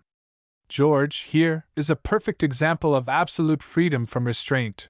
Douglas smiled unpleasantly. "His whole history is one of complete lack of control. As an infant, being a male, his mother thought she was favored by the gods and she denied him nothing. In fact, we were quite insistent that she gave him everything he wanted. By the time he was able to walk and take care of himself, he was completely spoiled, selfish, and authoritative. Then we took him and a dozen others exactly like him and put them together." Douglas grinned. "You should see what happens when a dozen spoiled brats are forced to live together. It's more fun. The little beasts hate each other on sight. And we stimulate them to compete for toys, food, and drink. Never quite enough to go around. You can imagine what happens. Instead of sharing, each little selfish individualist fights to get everything he can grab. Except for one thing, we don't punish them no matter what they do. If anyone shows signs of cooperating, he is disciplined severely, the first time. The next time, he is culled. But other than that, we leave them alone. They develop their personalities and their muscles, and if one proves to be too much for his fellows, we transfer him to a more advanced class where the competition is keener, and he learns what it is to lose. At puberty, we add sex drive to the basics, and by the time our male reaches maturity, we have something like George. Actually, George is more mature than either you or I. He has all the answers he needs. He's strong, solitary, authoritative, and selfish. He has no curiosity and resents encroachment. He's a complete individualist. If he proves out, he should make an excellent sire. But isn't he dangerous to handle? Kenan asked. Yes, but we take precautions. Kenan grimaced with distaste. Look at it objectively, Douglas said. We're trying to select the best physical type we can in the hope that he'll pass his qualities to his offspring, and there's no better practical way to select the strongest and hardiest than by natural selection. We control their environment as little as possible and let nature do our educating until they're old enough to be useful. Naturally, there are some things which we cannot provide, such as exposure to disease, to the elements, and to predators. The one isn't selective about whom it infects, while the others would tend to produce cooperation as a matter of survival. Isn't there a great deal of mortality under such a regimen? Kennan asked. Not as much as you might expect. It's about 20%, and there is a great deal of compensation from a management viewpoint. We get essentially the same physical end product as we would from a closely managed operation, plus a great saving in labor. Males, you see, are fairly expendable. We only need a few a year.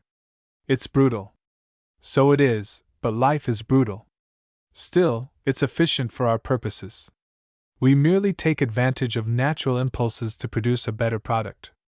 Grandfather got the idea out of an old book, something about the noble savage, natural selection and survival of the fittest.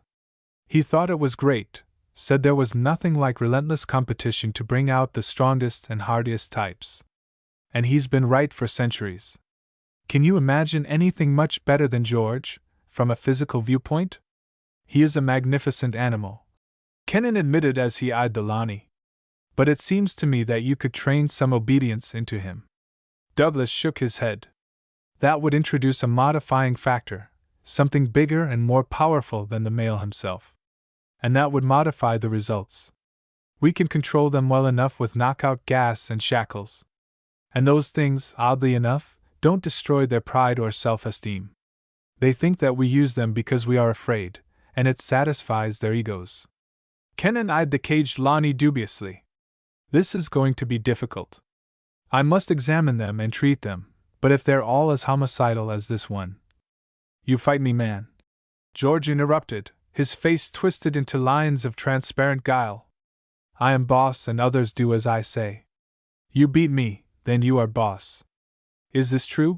Kennan asked. Oh, it's true enough, Douglas said. George is the leader, and if you beat him you'd be top male until some other one got courage enough to challenge you. But he's just trying to get his hands on you. He'd like to kill.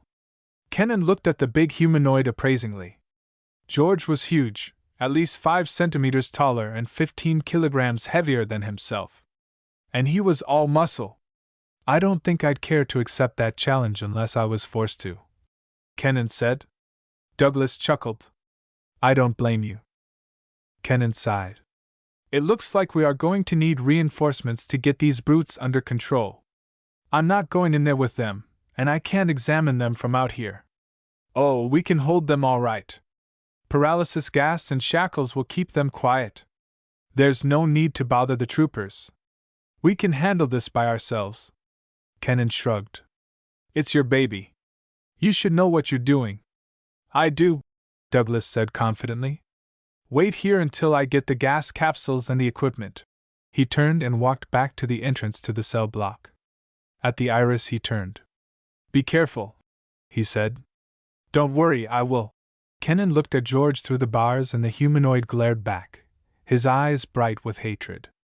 Kennan felt the short hairs prickle along the back of his neck. George roused a primal emotion, an elemental dislike that was deeper than reason, an antagonism intensely physical, almost overpowering, a purely adrenal response that had no business in the makeup of a civilized human. He had thought the Lani had a number of human traits until he had encountered George. But if George was a typical male, then the Lani were alien. He flexed his muscles and stared coldly into the burning blue eyes behind the bars. There would be considerable satisfaction in beating this monstrosity to a quivering pulp. Millennia of human preeminence, of belief that nothing, no matter how big or muscular, should fail to recognize that a man's person was inviolate, fed the fuel of his anger. The most ferocious beasts on 10,000 worlds had learned this lesson. And yet this animal had laid hands on him with intent to kill. A cold corner of his mind kept telling him that he wasn't behaving rationally, but he disregarded it. George was a walking need for a lesson in manners. Don't get the idea that I'm afraid of you, you over-muscled oaf, Kennan snapped.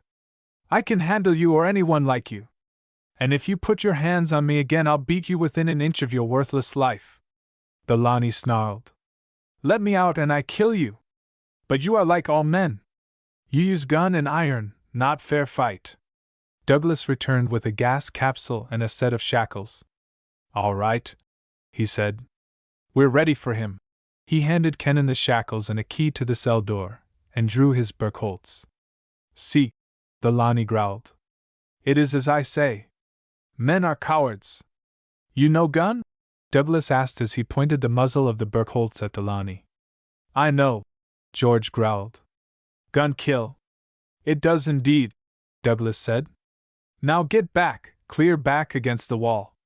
George snarled but didn't move. "I'll count 3," Douglas said, "and if you're not back by then I'll burn you down. You'll obey even if you won't do anything else. 1, 2. George retreated to the far end of his cell. "Now face the wall." Douglas tossed the gas capsule into the cell. The thin-walled container broke, releasing a cloud of vapor. George crumpled to the floor. "Now we wait a couple of minutes for the gas to dissipate," Douglas said. "After that he's all yours. You can go in and put the irons on him." "Will he be out long?" Kennan asked. "About 5 minutes. After that he'll have muscular control," Douglas chuckled. "They're stupid," he said. "They know what gas does to them, but they never have sense enough to hold their breath. They could be twice as much trouble as they are. All right, it's safe to go in now." Douglas let the gun dangle in his hand. Kennan unlocked the door. And George rolled over, muscles bunched and driving. He hit the door with such force that Kennan was slammed against the wall, dazed, half-stunned by the speed of the attack. George, he had time to think in one brief flash, wasn't stupid. He had held his breath for the necessary 2 minutes. Douglas jerked the blaster up and fired, but his target was too quick. George dropped and rolled. The sizzling streak of violet flashed inches above his body and tore a 6-inch hole through the back of the cell. And then George was on him. The huge, marvelously fast hands of the humanoid wrenched the blaster out of Douglas's hands and jerked him forward. A scream burst from Douglas as George's hands closed around his neck. Muscles sprang into writhing life in the humanoid's huge forearms. There was a soft, brittle crack, and Douglas sagged limp in the iron grip that held him dangling. "Thaw!" George grunted. He dropped Douglas as Kennan pushed the door back and came out into the passageway. "Maybe you make better fight," George said as he lowered his head into the muscular mass of his broad shoulders. Kennan eyed him appraisingly, swinging the irons in his right hand. This time the Lani didn't charge. He moved slowly, half-crouched, long arms held slightly forward. Kennan backed away, watching the humanoid's eyes for that telltale flicker of the pupils that gives warning of attack. The expression on George's face never changed. It was satisfied, smug almost, reflecting the feelings of a brute conditioned to kill and given an opportunity to do so. The Lani radiated confidence. Kennan shivered involuntarily. He wasn't frightened, but he had never met an opponent like this. A chill raced up the back of his legs and spread over his stomach and chest. His mouth was dry and his muscles quivered with tense anticipation. But his concentration never wavered. His hard blue eyes never left George's, searching with microscopic intentness for the faintest sign of the Lani's intentions. George charged, hands reaching for Kennan's throat, face twisted in a snarl of rage and hate. But even as he charged, Kennan moved.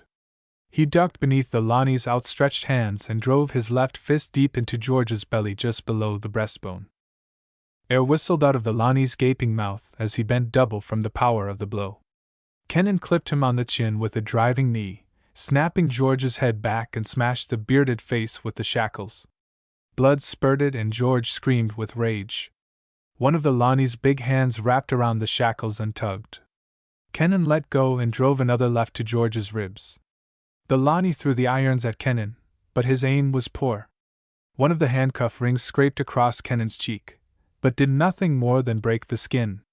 Half paralyzed by the blows to his solar plexus, George's coordination was badly impaired. But he kept trying.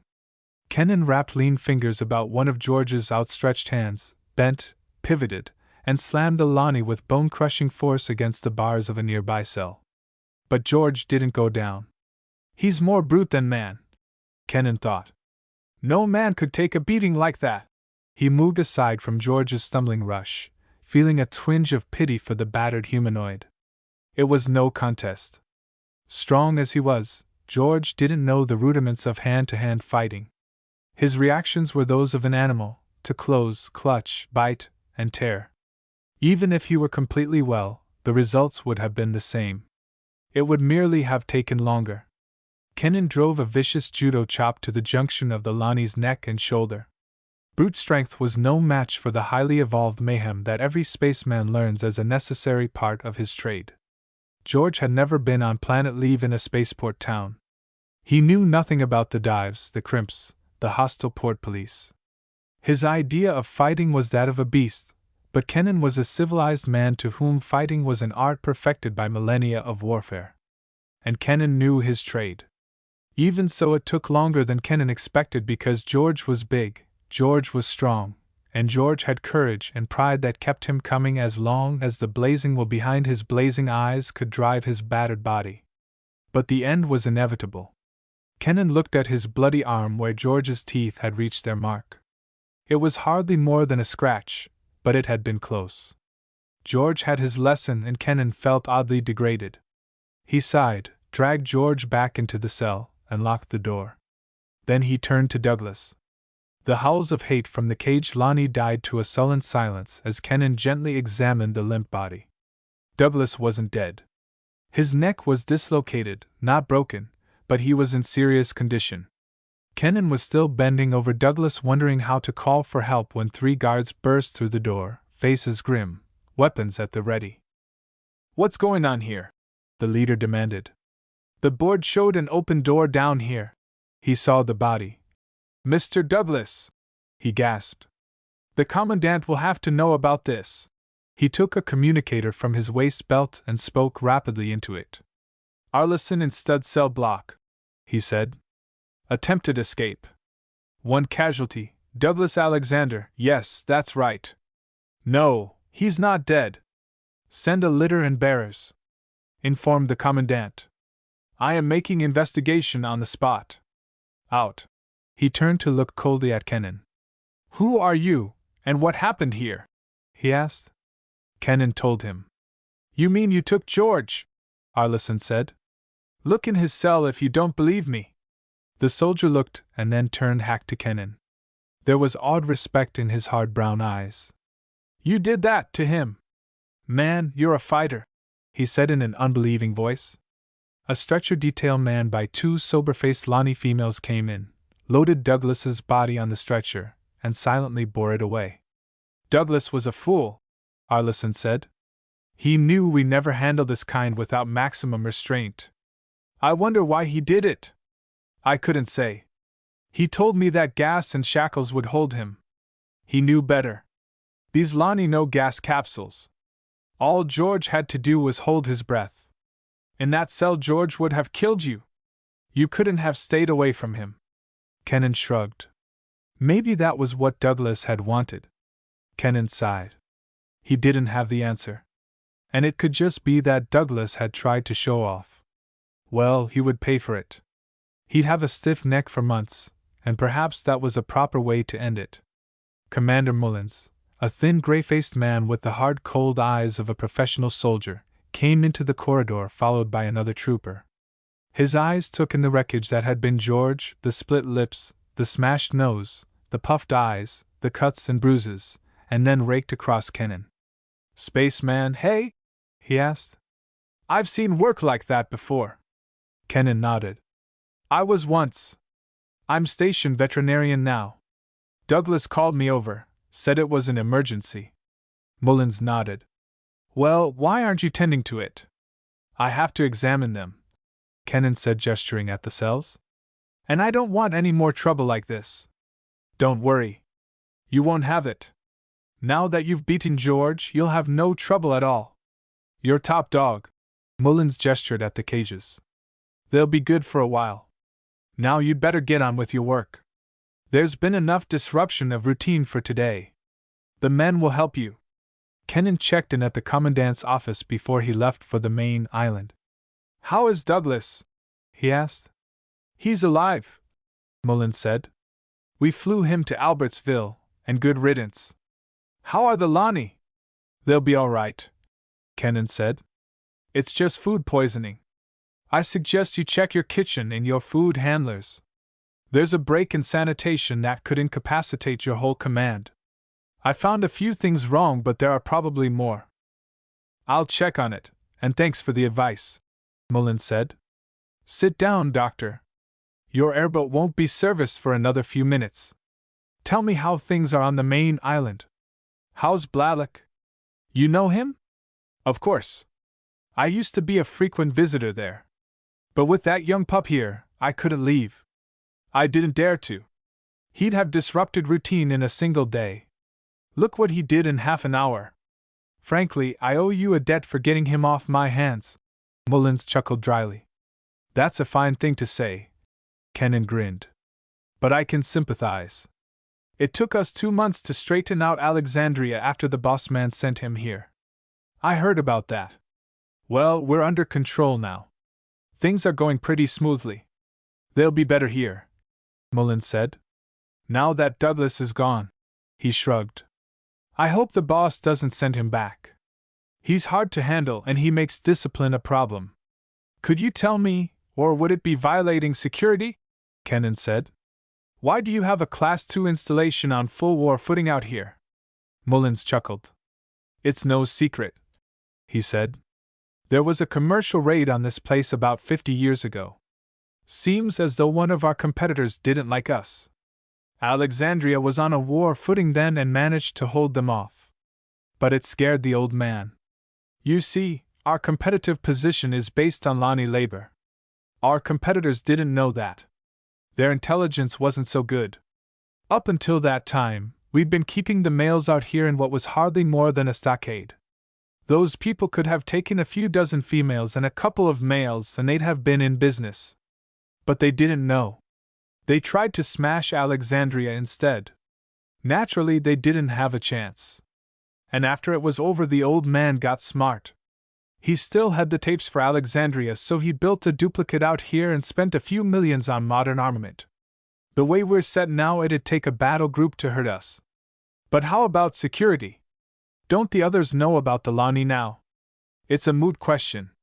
But it won't do them any good.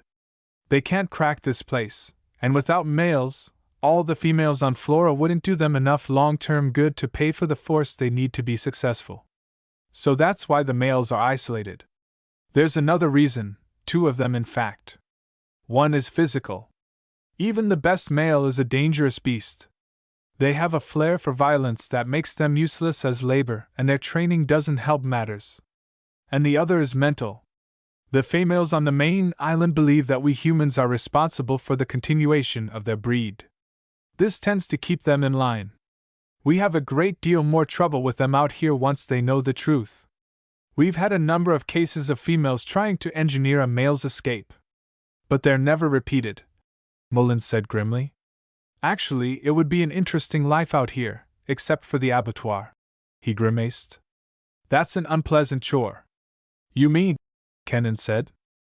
Why, certainly. What else could we do with senile animals? But that's murder! Mullins shook his head. No more than killing a cow for beef. You know, Kennan said, I've never thought of what happened to aged Lani. Sure, I've never seen one, but, Lord Lister, I'm a fool. You'll get used to the idea, Mullins said. They aren't human, and except for a few, they aren't as intelligent as a Santosi and Varl.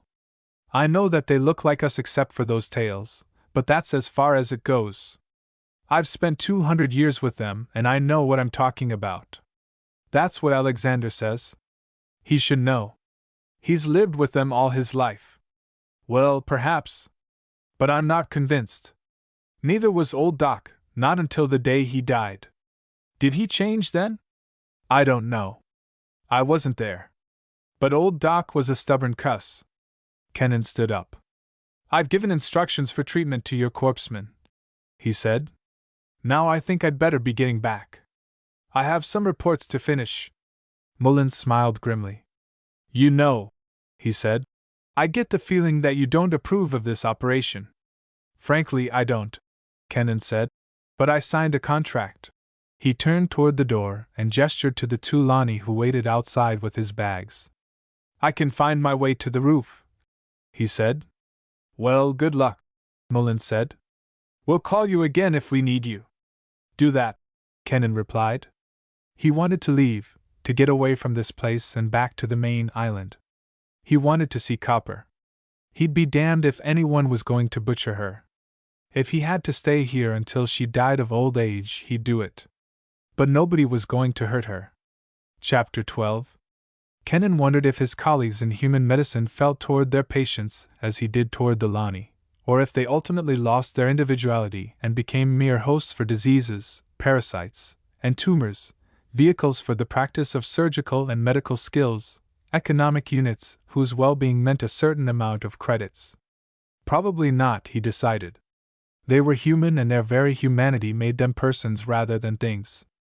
But the possession of individuality was not an asset in the practice of animal medicine where economics was the main factor, and the satisfaction of the owner the principal personality problem. The normal farm animals, the shrikes, cattle, sheep, morks, and swine were no problem. They were merely a job. But the Lani were different. They weren't human, but they were intelligent, and they did have personality even though they didn't possess that indefinable quality that separated man from the beasts. It was hard to treat them with dispassionate objectivity. In fact, it was impossible. And this lack of objectivity annoyed him. Should he be this way? Was he right to identify them as individuals and treat them as persons rather than things? The passing months had failed to rob them of their personalities. They had not become the faceless mass of a herd of cattle or a flock of sheep. They were still not essentially different from humans, and wouldn't men themselves lose many of their human characteristics if they were herded into barracks and treated as property for 40 generations? Wouldn't men, too, approach the animal condition if they were bred and treated as beasts, their pedigrees recorded, their types winnowed and selected? The thought was annoying. It would be better, Kennan reflected, if he didn't have time to think, if he were so busy he could drop to his bed exhausted each night and sleep without dreaming, if he could keep on the run so fast that he wouldn't have time to sit and reflect. But he had done his work too well. He had trained his staff too thoroughly. They could handle the petty routines of minor treatment and laboratory tests as well as he. He had only the intellectual stimulation of atypical cases, and these were all too rare. The routine inspections were boring, yet he forced himself to make them because they filled the time. The hospital wards were virtually empty of patients, the work was up to date, the whole island was enjoying a carnival of health, and Kennan was still impaled upon the horns of his dilemma. It wasn't so bad now that the first shock was over, but it was bad enough, and showed no signs of getting better. Now that Copper realized he wanted her, she did nothing to make his life easier. Instead, she did her best to get underfoot, usually in some provocative position. It was enough to try the patience of a marble statue, Kennan reflected grimly. But it did have its humorous side, and were it not for the fact that Copper wasn't human, could have been thoroughly enjoyable. That, however, was the real hell of it. He couldn't relax and enjoy the contest, his feet were on too slippery ground. And Copper, with her unerring female instinct, knew just what to do to make the footing slipperier. Sooner or later, she was certain that he would fall. It was only a question of applying sufficient pressure at the right spot and the right time. Now that she knew he desired her, she was content to wait. The only thing that had bothered her was the uncertainty whether he cared or not. For Copper the future was a simple thing, and she was light-hearted about it. But not so Kennan. Even after the initial shock had passed, there still remained the moral customs, the conditioning, and the prohibitions. But Copper was Copper, and somehow the conditioning lost its force in her presence. Perhaps, he thought wryly, it was a symptom of the gradual erosion of his moral character in this abnormal environment. "I'm getting stale," he confided to Copper as he sat in his office idly turning the pages of the Cardan Journal of Allied Medical Sciences. "There's nothing to do that's interesting." "You could help me," Copper said as she looked up from the pile of cards she was sorting. He had given her the thankless task of reorganizing the files, and she was barely half through the project. "There's nothing to do that's interesting," he repeated. He cocked his head to one side. From this angle, Copper looked decidedly intriguing as she bent over the file drawer and replaced a stack of cards. "I could suggest something," Copper said demurely. Yes, I know, he said. You're full of suggestions. I was thinking that we could go on a picnic. A what? A picnic. Take a lunch and go somewhere in the Jeep. Maybe up into the hills. I think it might be fun. Why not? Kenan agreed. At least it would break the monotony. Tell you what. You run up to the house and tell Kara to pack a lunch and we'll take the day off. Good. I hoped you'd say that. I'm getting tired of these dirty old cards. She stood up and sidled past the desk. Kenan resisted the impulse to slap as she went past, and congratulated himself on his self-control as she looked at him with a half-disappointed expression on her face. She had expected it, he thought gleefully. Score 1 for morality. He smiled.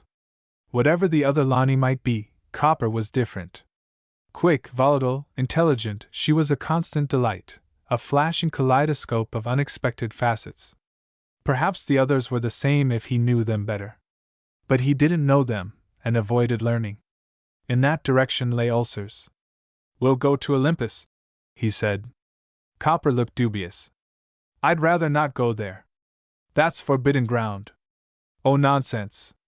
You're merely superstitious. She smiled. Perhaps you're right. You usually are. That's the virtue of being a man. Even if I'm wrong, I'm right. He chuckled at the peculiar expression on her face.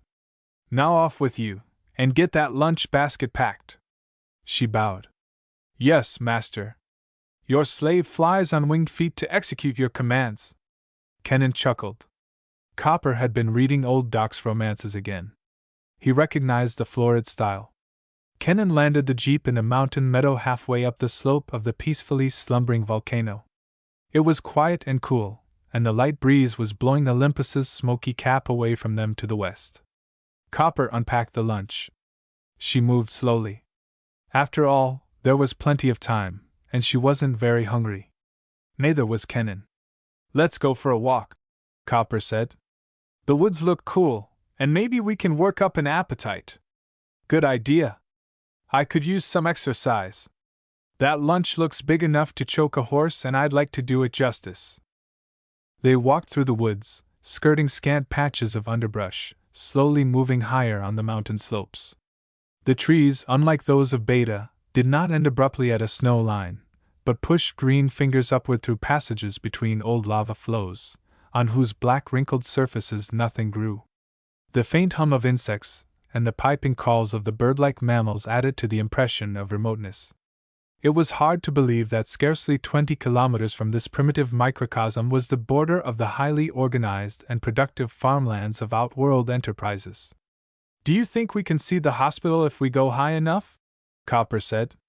She panted a little, unaccustomed to the altitude. Possibly, Kenan said. It is a long distance away. But we should be able to see Alexandria, he added. That's high enough and big enough. He looked at her curiously. How is it that you're so breathless? He asked. We're not that high. You're getting fat with too much soft living. Copper smiled. Perhaps I'm getting old. Nonsense, Kenan chuckled. It's just fat. Come to think of it, you are plumper. Not that I mind, but if you're going to keep that sylph-like figure, you'd better go on a diet. You're too good to me, Copper said. You're darn right I am. Well, let's get going. Exercise is always good for the waistline, and I'd like to see what's up ahead. Scarcely a kilometer ahead they came to a wall of lava that barred their path. Oh, Kenan said. We can't go over that. He looked at the wrinkled and shattered rock with its knife-like edges. I don't think my feet could take it, Copper admitted. It looks like the end of the trail. No, not quite, Kenan said. There seems to be a path here. He pointed to a narrow cleft in the black rock. Let's see where it goes. Copper hung back. I don't think I want to, she said doubtfully. It looks awfully dark and narrow. Oh, stop it. Nothing's going to hurt us. Come on. Kenan took her hand. Unwillingly, Copper allowed herself to be led forward. There's something about this place that frightens me, she said uncomfortably as the high black whales closed in, narrowing until only a slit of yellow sky was visible overhead. The path underfoot was surprisingly smooth and free from rocks, but the narrow corridor, steeped in shadows, was gloomy and depressingly silent. It even bothered Kenan, although he wouldn't admit it. What forces had sliced this razor-thin cleft in the dense rock around them? Earthquake, probably. And if it happened once, it could happen again. He would hate to be trapped here entombed in shattered rock. Gradually the passage widened, then abruptly it ended. A bleak vista of volcanic ash dotted with sputter cones opened before them. It was a flat tableland, roughly circular, scarcely half a kilometer across, a desolation of black rock, stunted trees and underbrush, and gray volcanic ash. A crater, somewhat larger than the rest, lay with its nearest edge about 200 meters away. The rock edges were fire-polished, gleaming in the yellow sunshine, and the thin margin of trees and brush surrounding the depression were gnarled and shrunken, twisted into fantastic shapes. "Hey! What's this?" Kenan asked curiously. "That crater looks peculiar, like a meteor had struck here, but those stunted plants. There must have been some radioactivity too." He looked at the crater speculatively. "Now I wonder," he began. Copper had turned a sickly white. "No!" she said in a half-strangled voice. "Oh, no!" Kenan looked at her. "You know what this is?" he demanded. "No," Copper said. But her voice was unsteady. "You're lying." "But I don't know," Copper wailed. "I'm only guessing. I've never seen this place before in my life.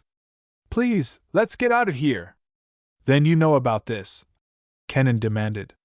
"I think it's the pit," Copper said. "The reeds don't say where it is.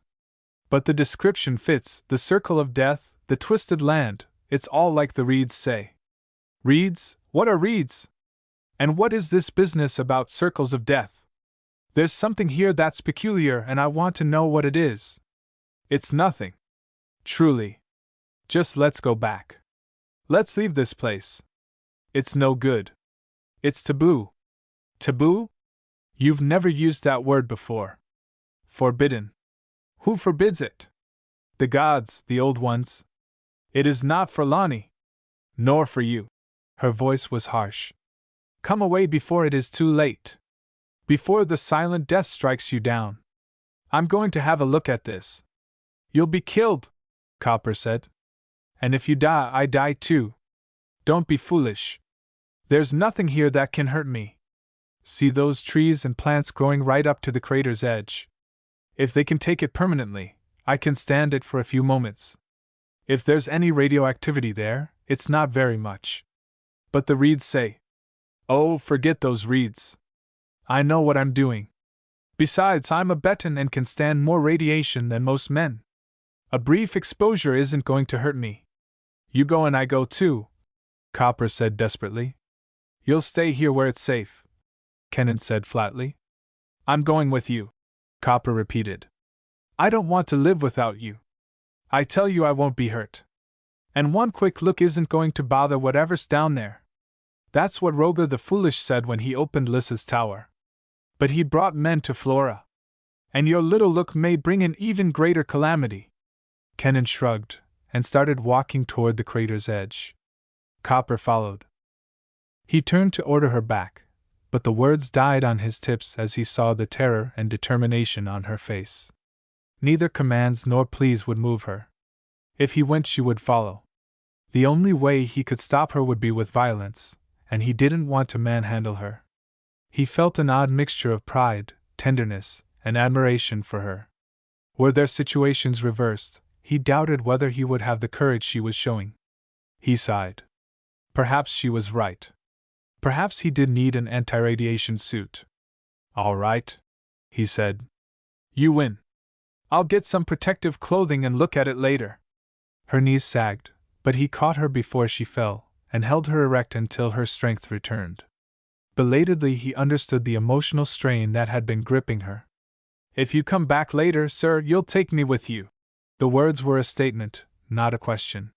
He nodded. "Providing you wear a radiation suit," he said. She grimaced with distaste, and he chuckled. clothing and Copper simply didn't get along together. Well? All right, she said unhappily. And there's one more condition. What's that? She asked suspiciously. That you tell me about this place.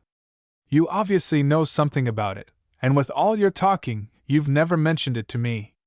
It is forbidden to talk of these things to men, Copper said, and then, perversely, do you want me to tell you now? No, it can wait. We have come a long way and I am hungry. I listen poorly on an empty stomach.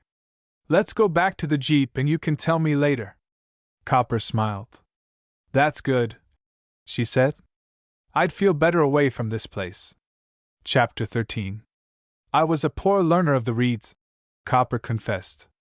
And I'll have to skip the mysteries. I never even tried to learn them. Somehow I was sure I'd never be a preceptress. She settled herself more comfortably on the tawny grass and watched him as he lay on his back beside her. Eh? Kennan said. Preceptress?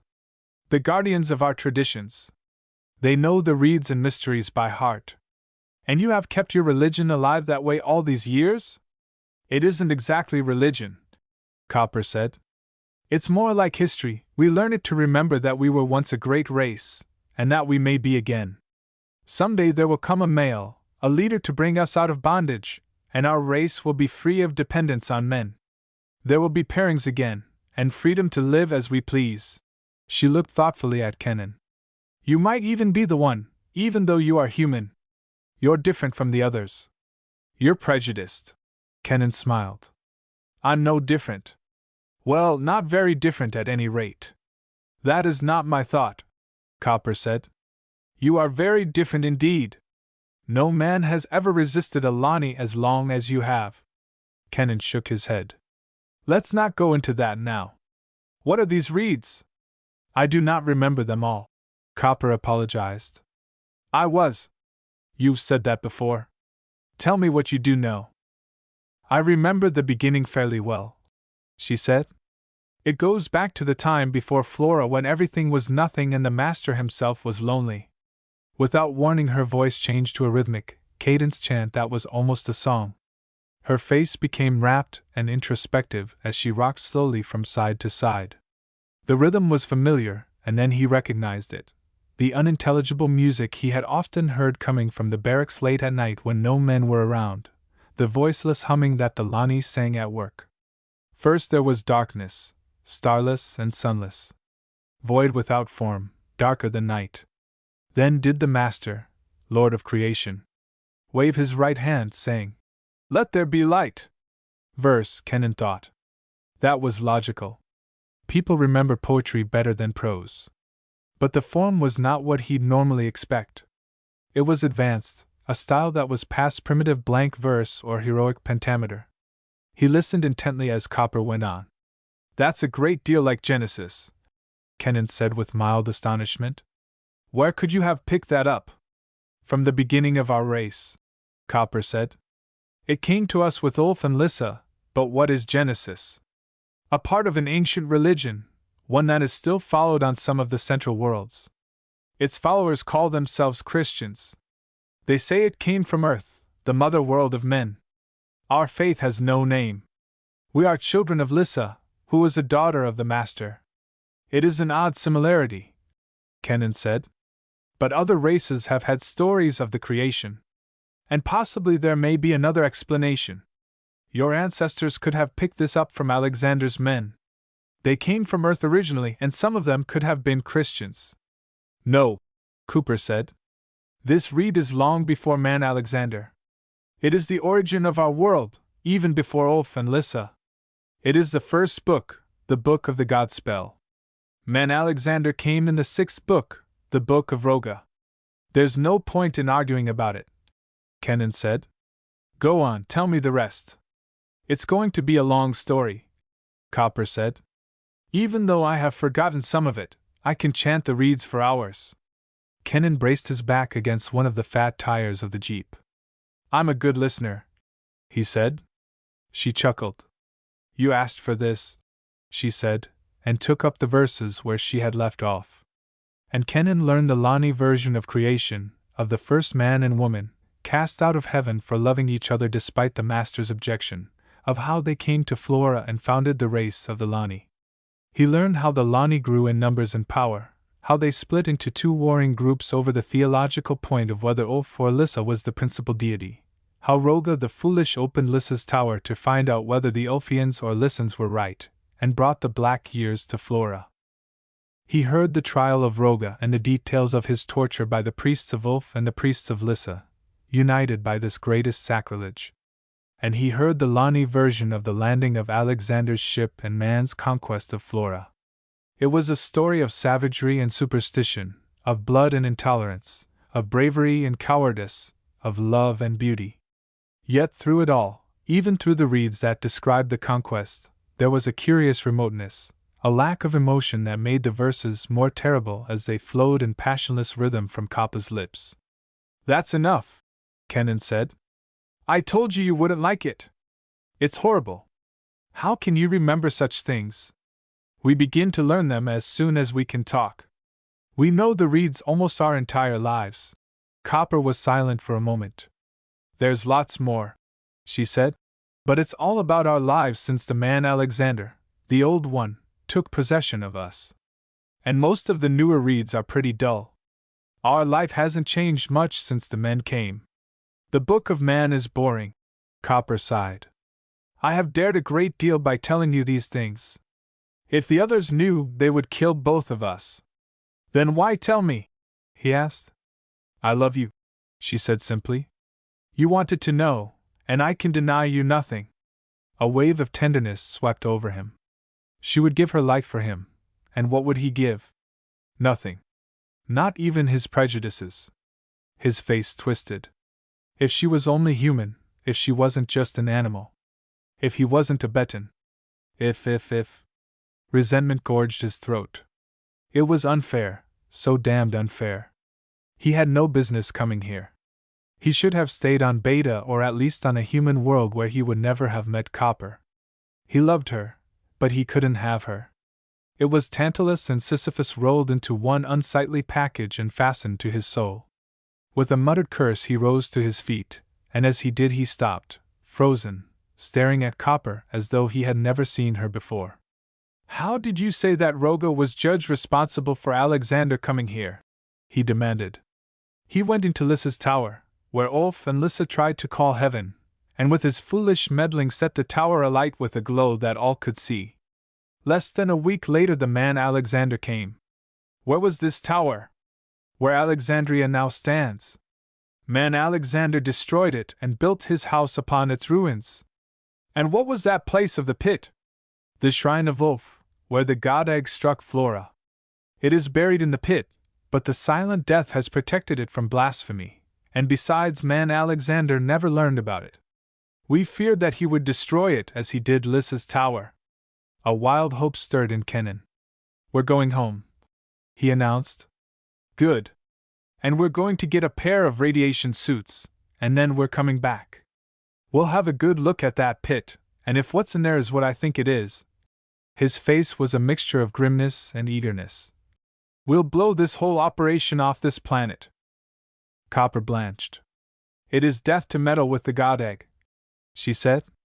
"Superstition," Kenan scoffed. "If that egg is what I think, it was made by men, and you are their descendant. Perhaps you're right, but I can't help thinking you are wrong," she said soberly.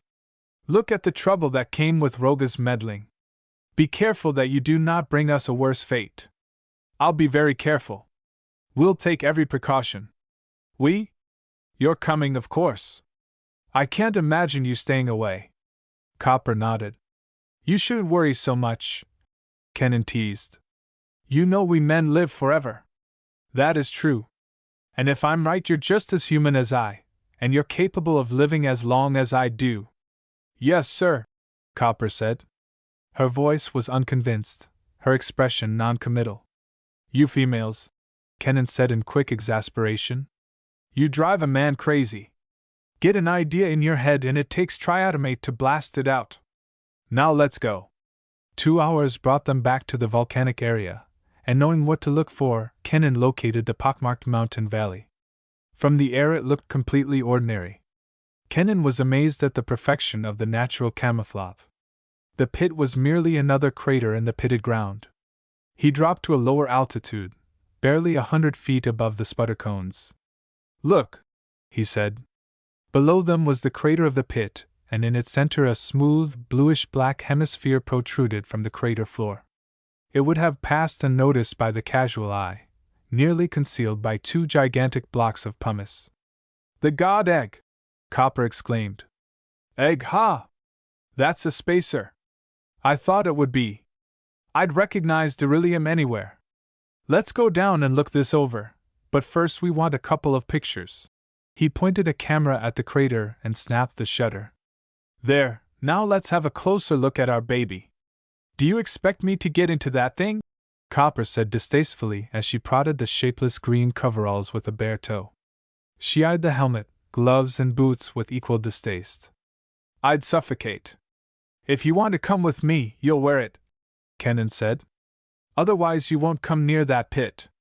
Try it and I'll chain you to the jeep." "You wouldn't." "Just try me." "Oh, all right. I'll wear the thing, but I won't be comfortable." "Who cares about that? You'll be protected." "All right, show me how to put it on." "I'd rather be with you than worry about what you are doing." The suit was several sizes too large, but it covered her adequately. Too adequately, Kenan decided. She looked like a pile of wrinkles with legs. He chuckled. She glared. "So I'm funny," she said. "Let me tell you something else that's funny. I'm hot. I'm sweating. I itch. Now laugh." "I don't feel like laughing," Kenan said. "I feel the same way." They approached the edge of the pit carefully. Kenan kept checking the radiation counter. The needle slowly rose and steadied at 1/2 Röntgen per hour as he thrust the probe over the rim of the depression. "It's fine so far," he said encouragingly. "We could take this much for quite a while even without suits." He lowered himself over the edge, sliding down the gentle slope. "How is it down there?" Copper called. The intercom crackled in his ear. "Fine, barely over 1 Röntgen per hour. With these suits we could stay here indefinitely." The sigh of relief was music in her ears. "This place is barely lukewarm." "That's what you think," Copper said. "I mean radiation warm," Kenan said. "Stay up there and watch me. I may need some things." "All right." Copper squirmed inside the hot suit. The thing was an oven. She hoped that Kenan didn't plan to work in the daytime. It would be impossible. Kenan gingerly approached the ship. It was half buried in the loose debris, and ash that had fallen or blown into the pit during the centuries it had rested there. It was old, incredibly old. The whole design was ancient, riveted sheets of millimeter-thick beryllium. Ships hadn't been built like that in over 2,000 years. And the ovoid shape was reminiscent of the even more ancient spin-dizzy design. A hyperspace converter like that couldn't be less than 4 millennia old. It was a museum piece, but the blue black hole was as smooth and unblemished as the day it had left fabrication. Space travel would have gotten nowhere without beryllium, Kenan reflected. For 5,000 years men had used the incredibly tough synthetic to build their spacecraft. It had given man his empire. Kenan gave the hull one quick glance. That part of the ship didn't worry him. It was what he would find inside that bothered him. How much damage had occurred from 2,000 or more years of disuse? How much had the original travelers cannibalized? How much could be salvaged? What sort of records remained? There were 1,000 questions that the interior of that enigmatic hull might answer. The upper segment of the airlock was visible. It was closed, which was a good sign. A few hours' work with the digger should expose it enough to be opened. "Copper," he said, "we're going to have to dig this out. There's a small excavator in the cargo bed of the Jeep. Do you think you can bring it down here?" "I think so." "Good girl." Kenan turned back to the ship. He was eager to enter it. There might be things inside that would settle the question of the Lani. The original crew had probably recognized the value of the hull as a repository as well as he did. But in the meantime there would be work, lots of it. And every step must be recorded. It was the rest of the day's work to expose the emergency airlock. The little excavator toiled over the loose ash for hours before it displaced enough to make the port visible, and the ash was not yet cleared away sufficiently to open the portal when darkness brought a halt to the work. It would be impossible to unearth the spaceship with their low-capacity digger, Kennan decided. It would be difficult enough to clear the emergency airlock in the nose. But if the tubes and drive were still all right, by careful handling it should be possible to use the drive to blast out the loose ash and cinders which surrounded the hull. Kennan reluctantly gave up the idea of entering the spaceship. That would have to wait until tomorrow. Now they would have to conceal the work and call it a day. A few branches and the big blocks of pumice would suffice for temporary camouflage. Later they could make something better. Anything in the jeep which might be useful was cached along with the radiation suits in the passageway through the lava wall, and in a surprisingly short time they were heading homeward. Kennan was not too displeased. Tomorrow they would be able to enter the ship. Tomorrow they would probably have some of the answers to his questions.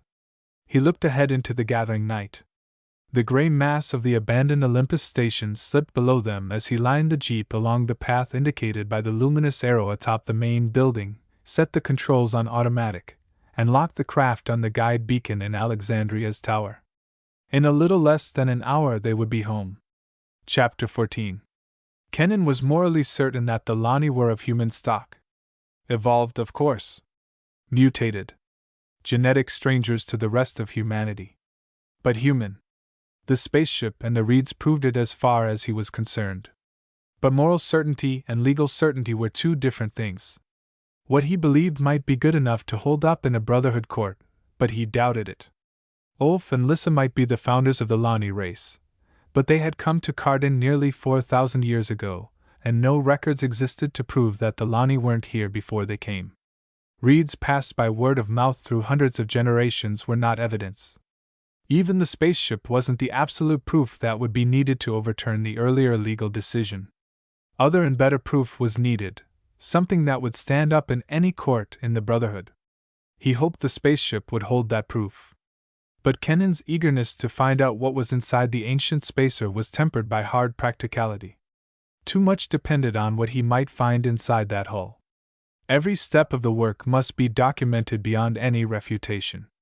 Some method of establishing date, time, and location had to be prepared. There must be a record of every action. And that would require equipment and planning. There must be no mistake that could be twisted by the skillful counsel that Alexander undoubtedly retained. He had no doubt that the family would fight. Too much money and prestige were involved.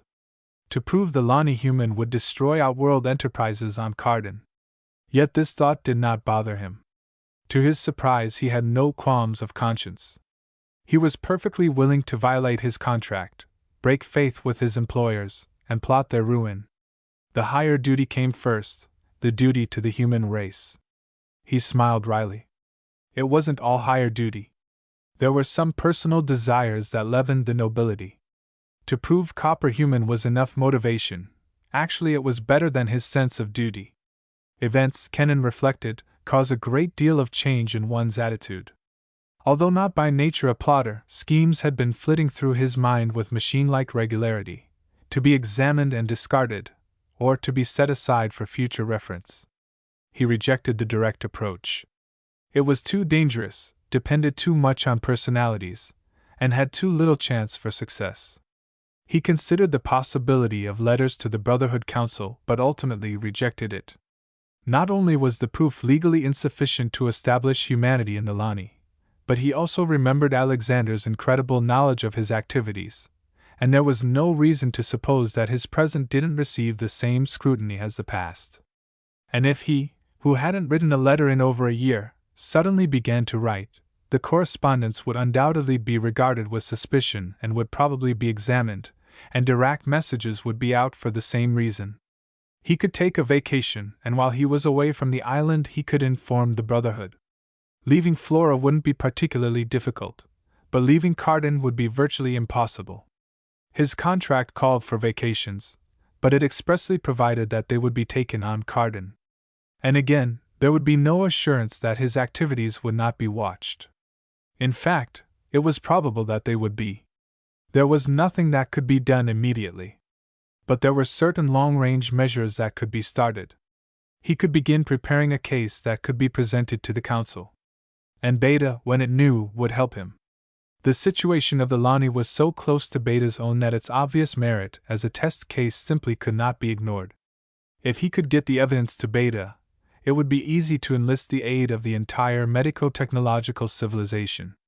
It would take time and attention to detail. The case, the evidence, everything would have to be prepared with every safeguard and contingency provided, so that there would not be the slightest chance of a slip-up once it came to court. And perhaps the best method of bringing the evidence would be to transport it under its own power. The thought intrigued him. Actually, it wouldn't be too difficult. Externally, the egg wasn't in bad shape. The virtually indestructible beryllium hull was still intact. The controls and the engines, hermetically sealed inside the hull, were probably as good as the day they stopped running. The circuitry would undoubtedly be bad, but it could be repaired and restored, and new fuel slugs could be obtained for the engine and the converter. But that was a problem for the future. The immediate problem was to get into the ship in a properly documented fashion. It took nearly 2 months, but finally, under the impersonal lenses of cameras and recorders, the entrance port of the God Egg swung open and revealed the dark interior. Kenan moved carefully, recording every step as he entered the black orifice in the spaceship's side. His hand torch gave plenty of light for the recorders as he moved inside, Copper at his heels, both of them physically unrecognizable in anti-radiation suits. "Why are we moving so slowly?" Copper said. "Let's go ahead and find out what's beyond this passageway. From a superstitious coward, you've certainly become a reckless explorer," he said. "The egg hasn't hurt us, and we've been around it many times," she said. "Either the curse has become too old to hurt us, or there never was any in the first place. So let's see what is ahead." "I'm curious." Kenan shook his head. "In this business we must hurry slowly, very slowly. You know why. But I want to see." "Patience, girl. Simmer down. You'll see soon enough," Kenan said. "Now help me set up this camera." "Oh, all right, but isn't there any excitement in you?" "I'm bubbling over with it," Kenan admitted, "but I managed to keep it under control." "You're cold-blooded." "No, I'm sensible. We want to nail this down. My future, yours, and that of your people depend upon how carefully we work. You wouldn't want to let us all down by being too eager, would you?" She shook her head. "No, you're right, of course. But I still would like to see." They moved cautiously through the airlock and into the control room.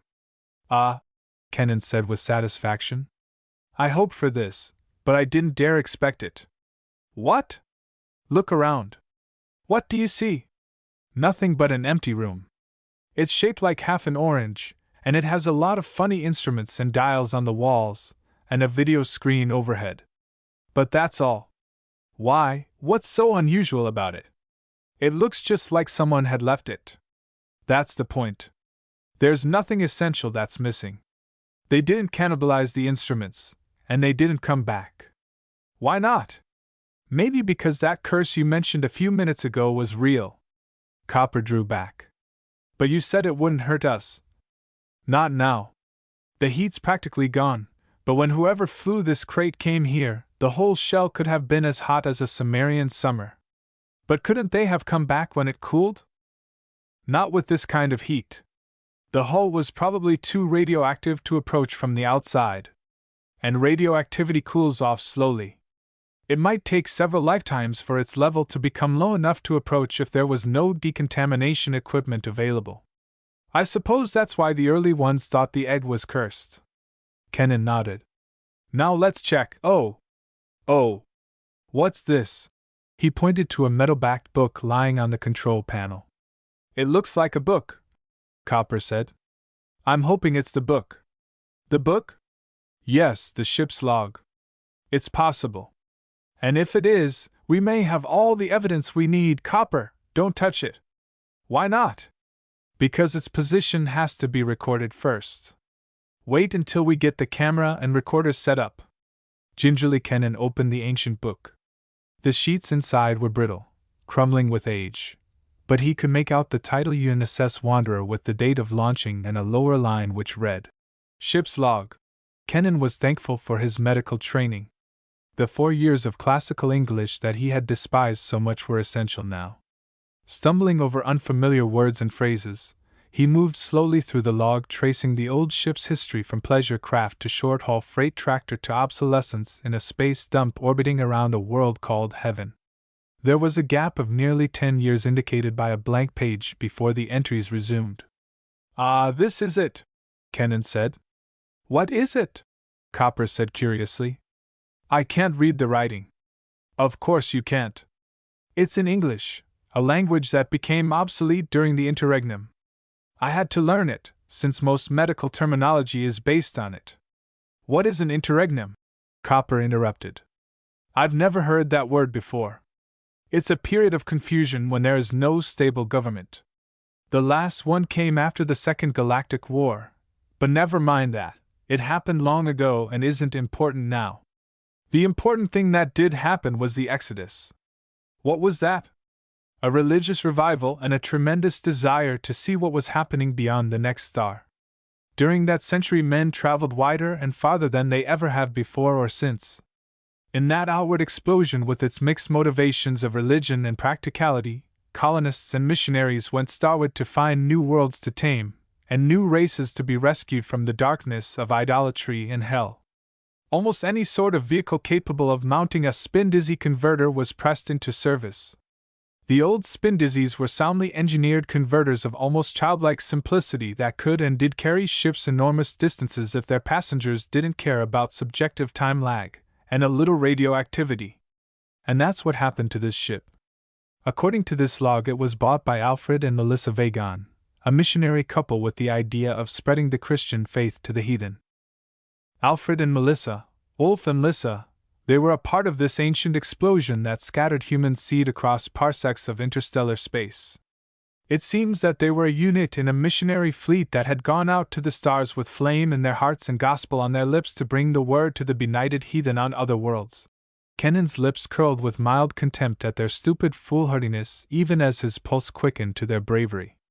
They had been fanatics, true enough, but theirs was a selfless fanaticism that would risk torture and death for what they believed, a fanaticism that was more sublime than the concept of brotherhood which had evolved from it. They knew nothing of the enmity of race, of the incessant struggle man had since waged with alien intelligences all too willing to destroy intruders who encroached upon their worlds. Mankind's early selflessness had long ago been discarded for frank expansionism and dominance over the lesser races that stood in their way. And in a way it was too bad. The ship's log, meticulously kept in neat round English script, told a story that was more than the bare bones of flight. There was passion and tenderness and a spiritual quality that was shocking to a modern man steeped in millennia of conquest and self-interest. There was a greatness to it, a depth of faith that had since been lost. And as Kennan slowly deciphered the ancient script, he admired the courage even as his mind winced with dismay at the unheeding recklessness. The Vagons had lost contact with the others, and had searched for them in hyperspace, doubling and twisting upon their course until they had become hopelessly lost, and then, with their fuel nearly exhausted, had broken out into the normal three-space continuum to find Cardan's sun and the world they called Flora. How little they had known and how lucky they had been. It was only by the grace of their God that they had found this world before their fuel was exhausted. And it was only by further grace that the planet was habitable and not populated with intelligent life. They had more luck than people were entitled to in a dozen lifetimes. Against odds of 1,000,000 to 1 they had survived. It was fascinating reading. But it was not proof. The last entry read, "We have circled this world and have seen no buildings, no sign of intelligent life. We are lost, marooned on this empty world. Our fuel supplies are too low for us to attempt to find the others. Nor could we. The constellations in the sky are strange. We do not know which way to go. Therefore we shall land upon the great island in the center of the Yellow Sea. And perhaps someday men will come to us since we cannot return to them. Melissa thinks that this is an example of divine providence, that the Lord's mercy has been shown to us that were lost in the vastness of the deep, That we have been chosen, like Eve and Adam, to spread the seed of man to yet another world. I hope she is right, yet I fear the radiation level of the ship has become inordinately high. We may well be Eve and Adam, yet an Adam that cannot beget and an Eve that is not fruitful. I am trimming the ship for landing, and we shall leave it immediately after we have landed, taking with us only what we absolutely need. There is too much radiation from the spin dizzy and the drive to remain here longer, and God knows how hot the outer home may be. And that was all. Presumptive evidence, yes. Reasonable certainty, yes. But not proof. Lawyers could argue that since no direct exploration was made, there was no valid reason to assume that the Lani did not already inhabit Carden. But Kennan knew. His body, more perceptive than his mind, had realized a truth that his brain would not accept until he read the log. It was at once joy and frustration. Joy that Copper was human, frustration that he could not obtain for her and her race the rights to which they were entitled. But the immediate problem was solved. His conditioning was broken now. He was convinced that Copper was a member of the human race. It was no violation of his code to love her.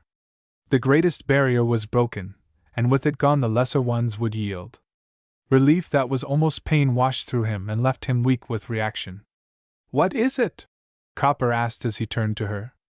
"What is this thing that has turned your face to joy? Can't you guess?"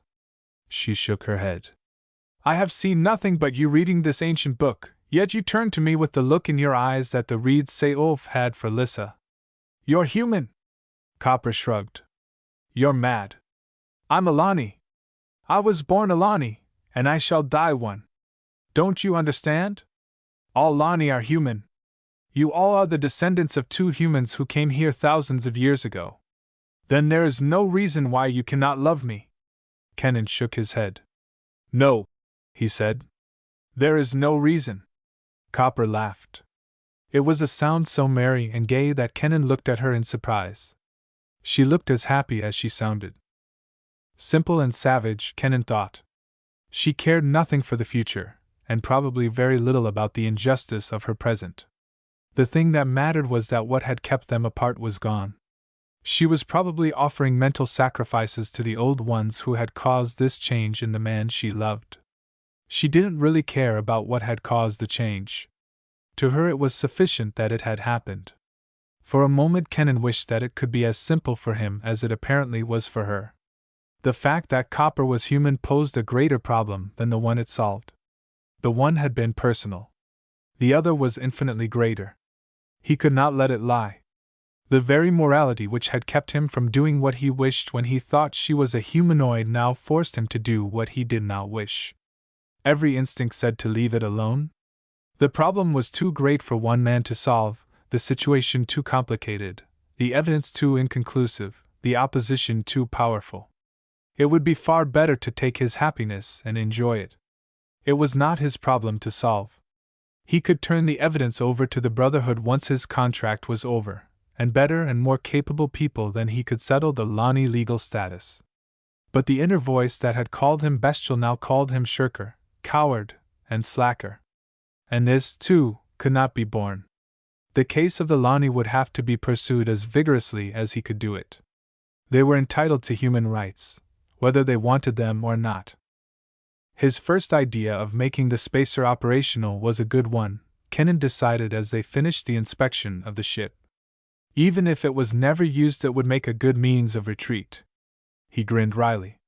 In a guerrilla operation such as the one he was considering, it would be wise to have a way out if things got too hot. The heavy parts, the engines and the controls, were in workable condition and would merely require cleaning and oiling. Some of the optical equipment would have to be replaced and fuel slugs would have to be obtained for the drive, but none of these would be too hard to accomplish. The slugs from any of the power reactors on the island would serve nicely. All that would have to be done would be to modify the fuel ports on the ship's engine. The spindizzy would have to be disassembled and checked, and the main leads, embedded in time-resistant plastic, would have to be examined. The most serious problem, however, wouldn't involve these things. The control board wiring and circuitry was where the trouble would lie. Normal insulation and printed circuitry wasn't designed to last for thousands of years. Each wired circuit would have to be removed, duplicated, and replaced. Every printed panel would have to be cleaned and receive a new coat of insulating varnish. Working full-time, a four-man electronics team could do the job in a week. Working part-time, the two of them might get it done in 3 months. And the other jobs would take at least another. Add a month for errors in judgment, lack of materials, and mistakes, and another for unavoidable delays. It would be at least 6 months before the egg would be space-worthy. 6 months. Not too long if everything went well, but far too long if there were any mistakes. He would have to be careful, yet he must not give the impression of being careful. He shook his head. Being a subversive was going to require a greater amount of acting ability than he had ever been called upon to display. And what of Copper? How would she behave under the double strain of knowledge that she was human and knowledge of the spaceship? Women weren't noted for their tight-lipped reticence. Would she tell the other Lani? Would she crack under the pressure? Did she have the qualities of a good conspirator? As it turned out, he didn't need to worry. As a partner in crime, Copper was all that could be wished. Everything was normal. She was still obedient, helpful, and gay as ever. To watch her, no one would ever think that her bright head was full of knowledge that could rock Flora to its foundations. Never by look or word did she betray the slightest trace of strain or guilt. And in her other moments she was ecstatic in her love and helpful with the repair work on the egg whenever Kenan could get time to visit the old spaceship. "You amaze me," Kenan said as they eased the cover of the spin-dizzy in place and spun the bolts on the lugs that held it to the outer shielding. He picked up a heavy wrench and began methodically to seat the bolts as Copper wiped the white extrusion of the cover sealant from the shining case. "How? The way you hide your knowledge of this ship from the others. I know you better than anyone else on this island, and yet you would fool me. We Lani are used to hiding things. You men have been our masters for centuries, yet you do not know our reeds. Nor do you know what we think. We obey you, but there are parts of us you do not own. It is easy to hide a little thing like this." Kenan nodded. It figured. He seated another bolt. 3 more and the drive room would be restored and they could start on the control circuits. "I wish you were as clever about adopting human customs as you are about hiding guilty knowledge," he said. Copper laughed. "You mean those silly things you have been teaching me? Why should I learn them? I'm happy as I am. I love you, you love me, and that is all that matters." "It's not all that matters. Can't you get it through your head that civilized customs are necessary in a civilized society?" He gave the next to last bolt an extra vicious wrench. "You'll have to know them if you expect to get along on Beta. But I will never see Beta. I am going there when my duty here is over. And you're going with me. When will that be?" 3 years. "So long? Well, we can think of it then, but I don't think Man Alexander will let you take me." "Then I shall take you without his consent." She smiled. "It would be easier to stay here. In another 15 years I will be old, and you will not want me. I'll never do that. I'll always want you. You swear too easily," she said gently. "You men live forever. We Lani are a short-lived race. But you needn't be. It's obviously. It's been tried, my love, and those who were treated died. Man Alexander tried many years ago to make us long-lived like you. But he failed. You see, he loved one of us too. But let us think no more of it. Let us enjoy what we have and be grateful to the gods for the love we enjoy. Or do you have any gods? 1. 2 are better. More anyway. And besides, Ulf and Lissa and the god Egg are responsible for our joy." "They are indeed," Kenan said. "Then why should you think of leaving the place where they rule? You should stay here. There will be other Lani when I am gone. You will be happy always." "Not without you," Kenan said. "Don't you understand that I love you? And I you? But I am a Lani. You are a man. You're as human as I am," Kenan said abruptly. "That is what you say," Copper replied. "I am not so sure. I need more proof than this." She waved her hand at the ship. What proof do you need? The same as the proof you men require. If I should have your child, then I would believe that I was human. I've told you 1,000 times that the radiation on this ship must have affected Ulf and Lys's germ plasm. Can't you understand that? I can understand it all right, but it does not change things. Ulf and Lysa may have been human before they came here, but they were not when they landed. They were Lani, and their children were Lani. But they were of human stock. The law that lets men become our masters does not agree with you. Then the law is wrong. It should be changed. Copper shrugged. Two people cannot change a law. They can try, particularly if the law is unjust. Copper sighed. Is it not enough for us to love? Must you try to run through a wall? When the wall stands in the way of right and justice, I must. Copper looked at him with pity in her green eyes. This I do not understand. I know nothing of right and justice. What are these things? Just words. Yet you will endanger our happiness for them. If it is my happiness you wish, then leave this foolishness alone. I have 15 years I can live with you before I am old, and you tire of me. With those years I can be content. But I can't, Kenan said. Call me selfish if you wish, but I want you with me as long as I live. I don't want to live my life without you. You want too much, Copper said softly. But if it makes you happy to try to get it, I shall help. And if we do not succeed, you will at least be happier for trying. And if you are happy, she shrugged, then the rest makes little difference. That was the crux of the matter, Kenan reflected bitterly. He was convinced she was human. She was not. And until her mind could be changed on that point, she would help him, but her heart wouldn't be in it. And the only thing that would convince her that she was human would be a child of his begetting. He could perhaps trick her with an artificial insemination of Lani sperm.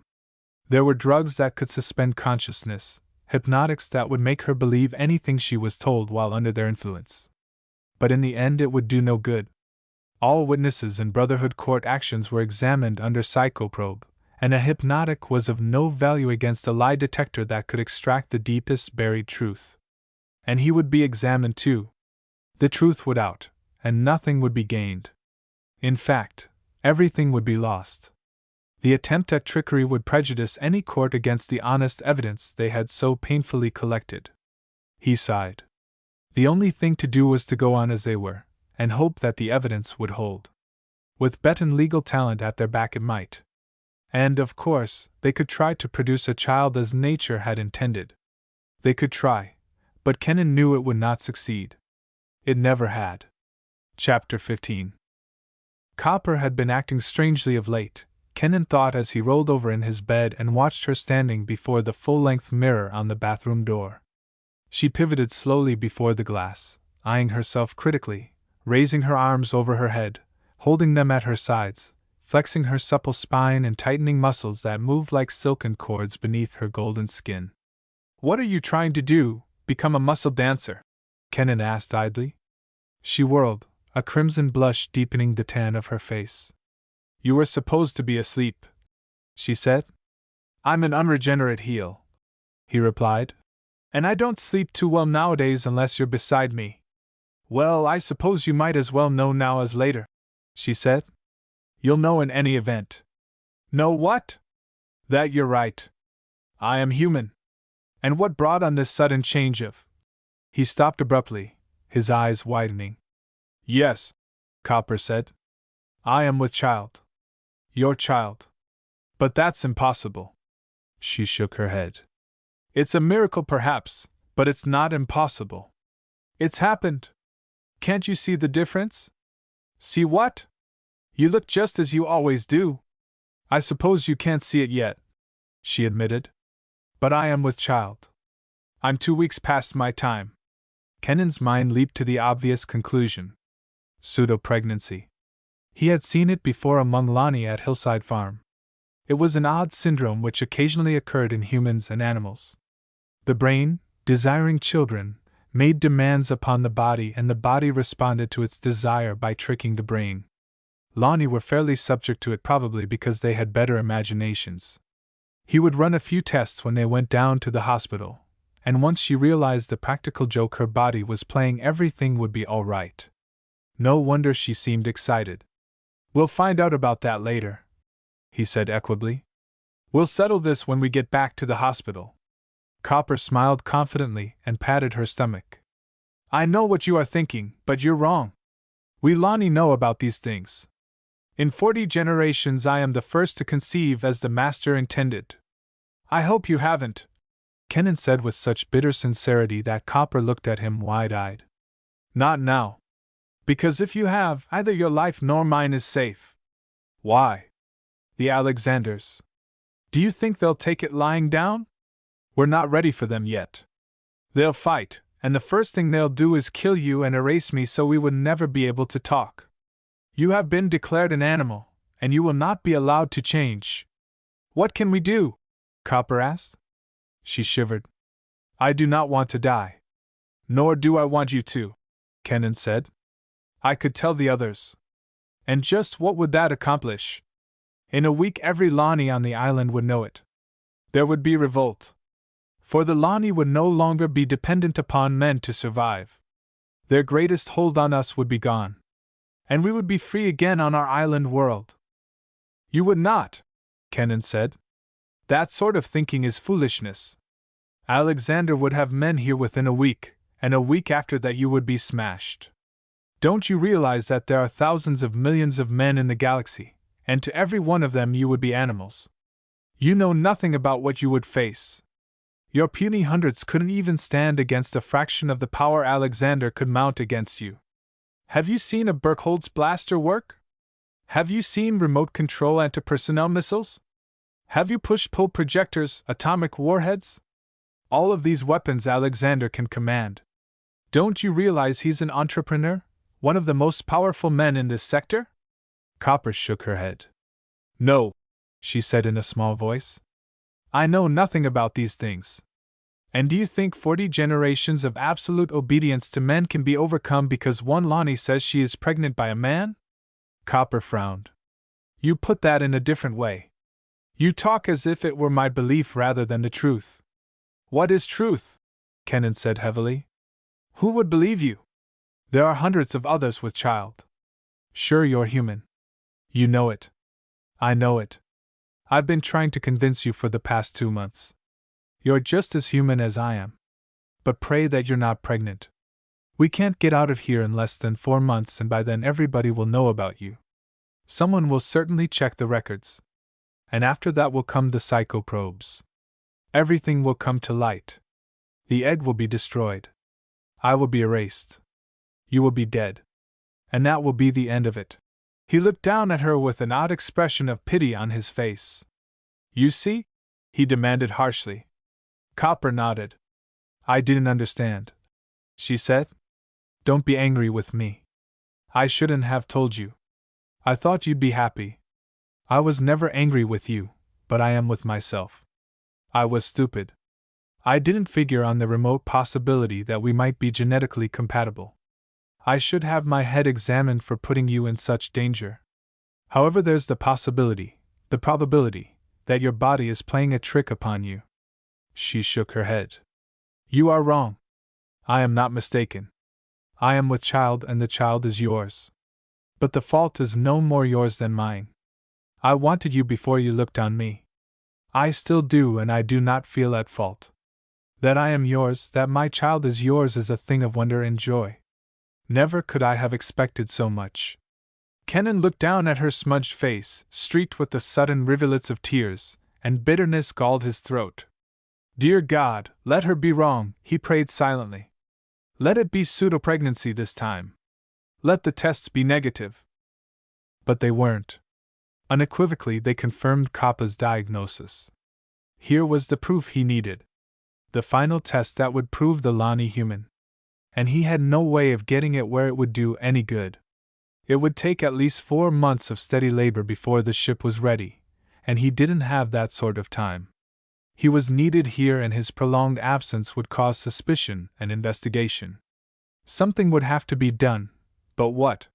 He couldn't take Copper off the island in an airboat. They were checked with microscopic care by Oppen 1's IFF. A jeep didn't have enough range to take them to the mainland. And even if they got there, they couldn't get off the planet. Alexander knew everything that happened on Cardin's 2 spaceports.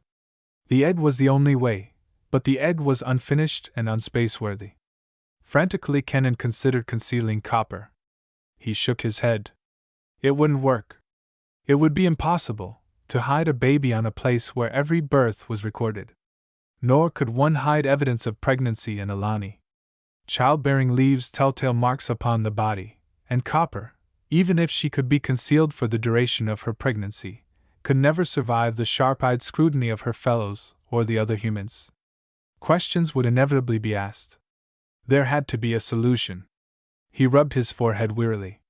It was strange how so little a thing as the union of a spermatozoon and an ovum could produce so much trouble. He looked across the office at Copper placidly filing case cards. She wasn't worrying. With sublime faith, she was sure that he would find the answer, the one that would solve everything. He shuddered. The only logical solution was abortion, and that was unthinkable. He would not murder his child, nor would Copper permit it if he was capable of doing so. It was almost a relief when his phone rang and Blalak's voice came cheerfully across the wire.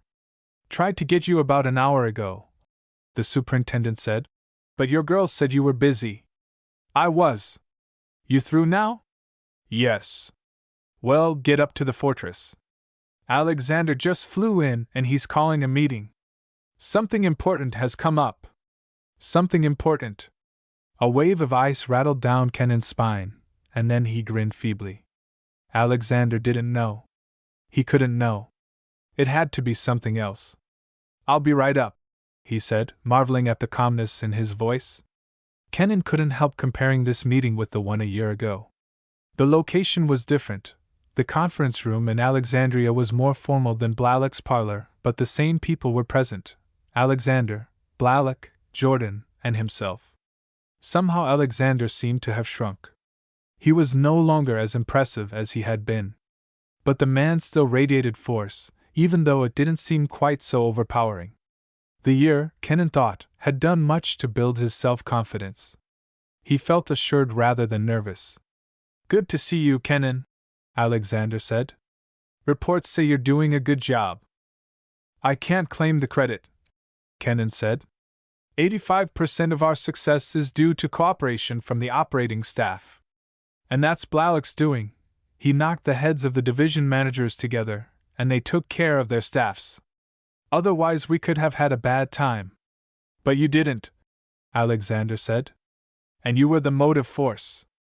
I've darn near motivated myself out of a job, Kenan said. They cooperate all too well nowadays. Which goes to prove that my theories on preventive medicine are right, Alexander said, turning to Blalak. It looks that way, Blalak admitted. But that could be because you picked a good man. He's good in more ways than one, Alexander said. Or did he tell you he saved Douglas's life out on Oppen 1? He's never said a word. Alexander smiled. Another point in his favor. He knows how to keep his mouth shut. Not when he's telling someone what to do about disease, Jordan interjected. Or telling someone off when they haven't followed directions, Blalak added. Better and better. I was sure that he was the one we needed when we first met. Kenan felt his ears turn flaming red. But that's not the reason I brought you here. This isn't a Jack Kenan Admiration Society. I called you because I want to expand the Lani breeding program. Why? Jordan asked. Blalak stiffened. You know my feeling about that, sir. I've never liked the idea of selling them. If that's what's in your mind. Alexander shook his head. Simmer down, he said, as he seated himself at the head of the table. There's going to be no selling. The Lani are too valuable for that. We'll need them more than the money they bring on the market. You see, I've acquired a planet out on the periphery. A place called Phoebe. One of our ships found it, and I staked a discovery claim on the major land mass, and the crew made lesser claims that covered all the available land. Last month the Brotherhood allowed the claims. Last week the crewmen sold me their land. Phoebe's a lovely place, quite a bit like Flora, and the ecological tests show it's capable of supporting mammalian life. Just before I came here, I sent 3 shiploads of exterminators to clean it up and make it ready for us. It should be ready in 2 years. What sort of an ecology are you exterminating? Jordan asked. Not that it makes any difference, Alexander said, but it's mainly reptilian. Nothing over Group I. We'll restock with Floran animals. Jordan sighed. Since that's the way it is, it doesn't make any difference, he said. But it could have. The Lani are sensitive to things like that. If they thought that they were walking in over a pile of bodies, they'd do badly. It'd be like Olympus all over again. And we couldn't keep them from knowing. We talk and we forget, but they tell each other, and they'd remember. I know, Alexander said. Somehow they've never forgotten that grandfather trapped the last of the Lani males on Olympus. Jordan nodded. They can't stand the place. That's why we had to abandon the station. Does this new world have a moon? Kenan asked abruptly. Yes, in fact it has 2. Habitable? No, they're too small to hold air. But men could live there in domes. But why do you? Oh, I see. I hadn't considered that point. Alexander's hand darted to the phone beside him. Get me Albertsville, he snapped. Yes, my offices. I want Mr. Oliver in purchasing and contracting. Hello, Ward? Alexander here. Yes, everything's fine. I have a job for you. Use your scrambler pattern too. Alexander dialed the scrambler code on the second dial at the base of the phone, effectively preventing eavesdropping by beam tappers. Yes, he went on. It's Project Phoebe. Have you secured title to the moons? You haven't? Well, you'd better do it before some of our competitors get bright ideas. Sure, they know about the project. Do you think they're stupid? Warren over at Consolidated practically told me that he was onto our scheme. So get title to those moons. Since they're uninhabitable and within the planet's primary field, they come under the Spatial Debris Act, and you should be able to get Cardonian title without any great amount of trouble. Naturally, we want them. For defense. What else? We'll have most of our eggs in that basket. No, I don't know how we overlooked that point. But if it wasn't for a bright young man out here, we'd have left ourselves wide open. Now get cracking. Get that leak plugged. Alexander dropped the phone back in its cradle and sighed. Well, that's buttoned up, he said. Thanks, Kenan. Kenan looked at Alexander's grinning face, his own impassive, but a shattering certainty exploded in his mind. Alexander was a telepath. That was his difference. That was the thing that made him feared and respected by his business associates. It wouldn't have been enough on the Central Worlds, where men knew of sensitives and took precautions against them. But out here on the periphery it was a deadly advantage. So I gave it away, Alexander said. I suppose I was careless, but your thoughts about the moons shocked me. You practically told me once before when you hired me, Kenan said, but I never realized it. You were too excited then. I wouldn't know, Kenan said. At any rate, I didn't add the facts correctly. From somewhere deep in his memory an old quip came floating to the surface. An executive is a man who picks brains, others' brains. By that definition, Alexander was an executive of the first class. Alexander chuckled. Suddenly Kenan wanted to run. Panic flooded him. What had he been thinking about? Had he thought of 2 times 2 are 4, 4 times 4 are 16, 16 times 16 are, let's see, 6 times 16 is 96, 1 times 16 is 6, 5, carry 1, 2, 256. 256 times. What's eating you?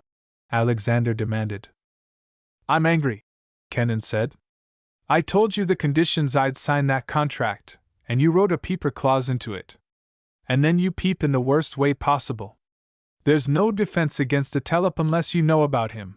You've had my whole mind bare. You've violated my personal privacy like no man has done before. Sure, I'm mad. I expected honesty from you, and you peep.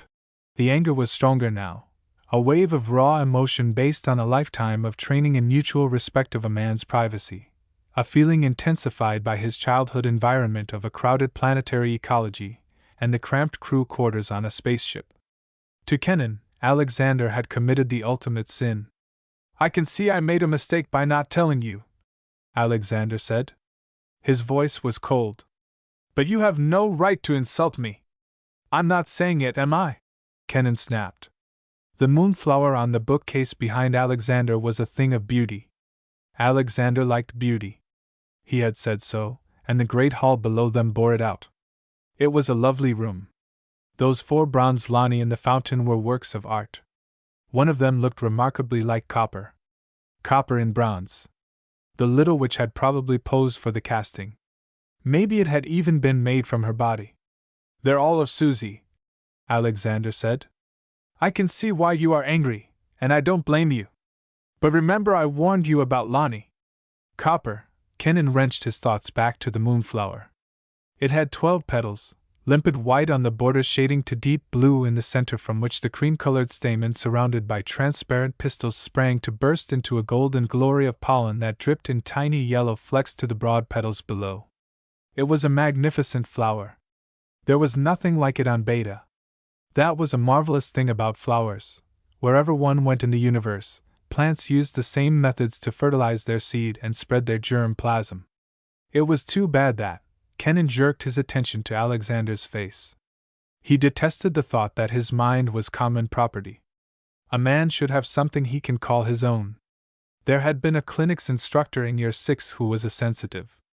The classes had protected themselves against his prying with a circlet, a thought screen. He had done it too. Maybe he had brought the circlet with him. If he did, no one was going to catch him without it. It was a dirty business, this reading of others' thought. Now where had he put that circlet?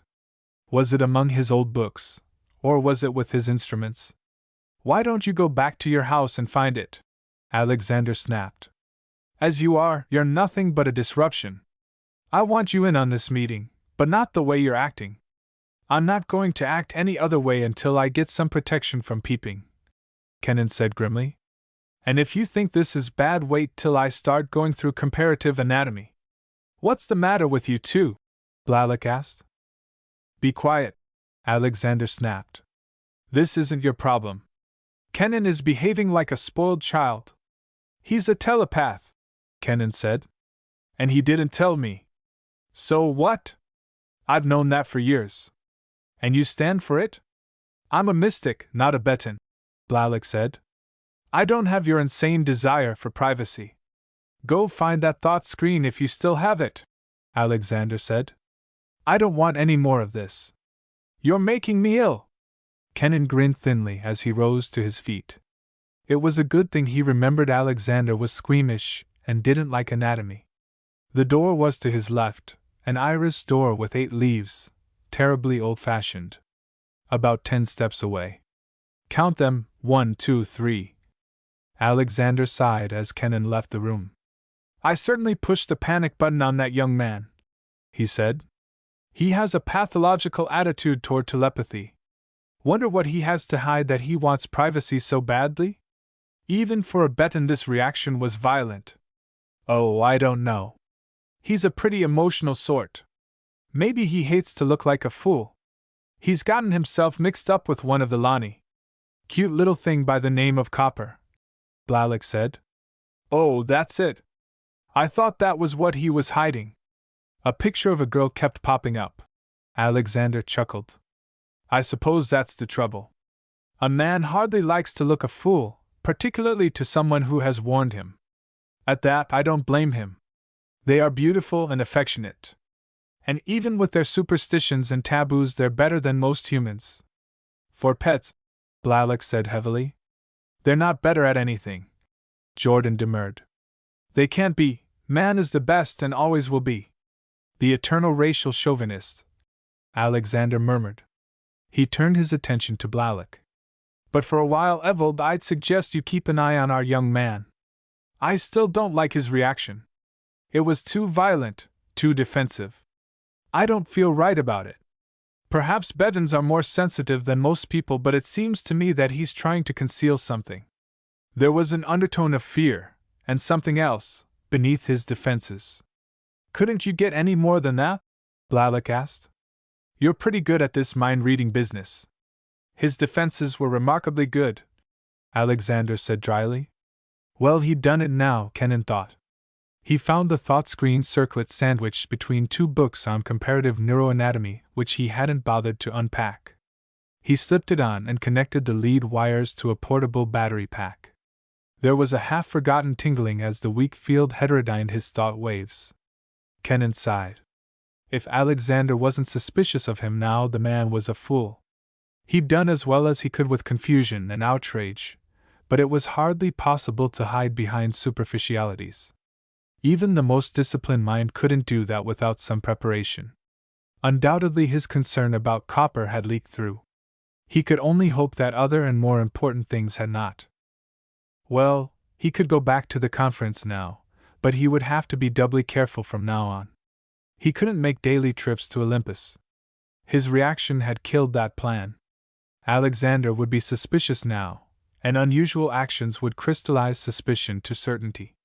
Now he needed a reason to be in that area. And then he grinned. He had a reason, a good one that would fit in with Alexander's plans and his own. The only problem would be to make Alexander buy it, and that might be difficult. He'd have to work carefully, but with normal luck he could put the idea across. He crossed his fingers as he trudged back up the path to Alexandria. The conference dragged on. Unlike most meetings, this one accomplished things, which was a tribute to Alexander's ability to keep the subject in hand. Details of the expansion program presented by Alexander were rapidly reduced to workable plans. They involved some rearrangement of existing facilities and the construction of others.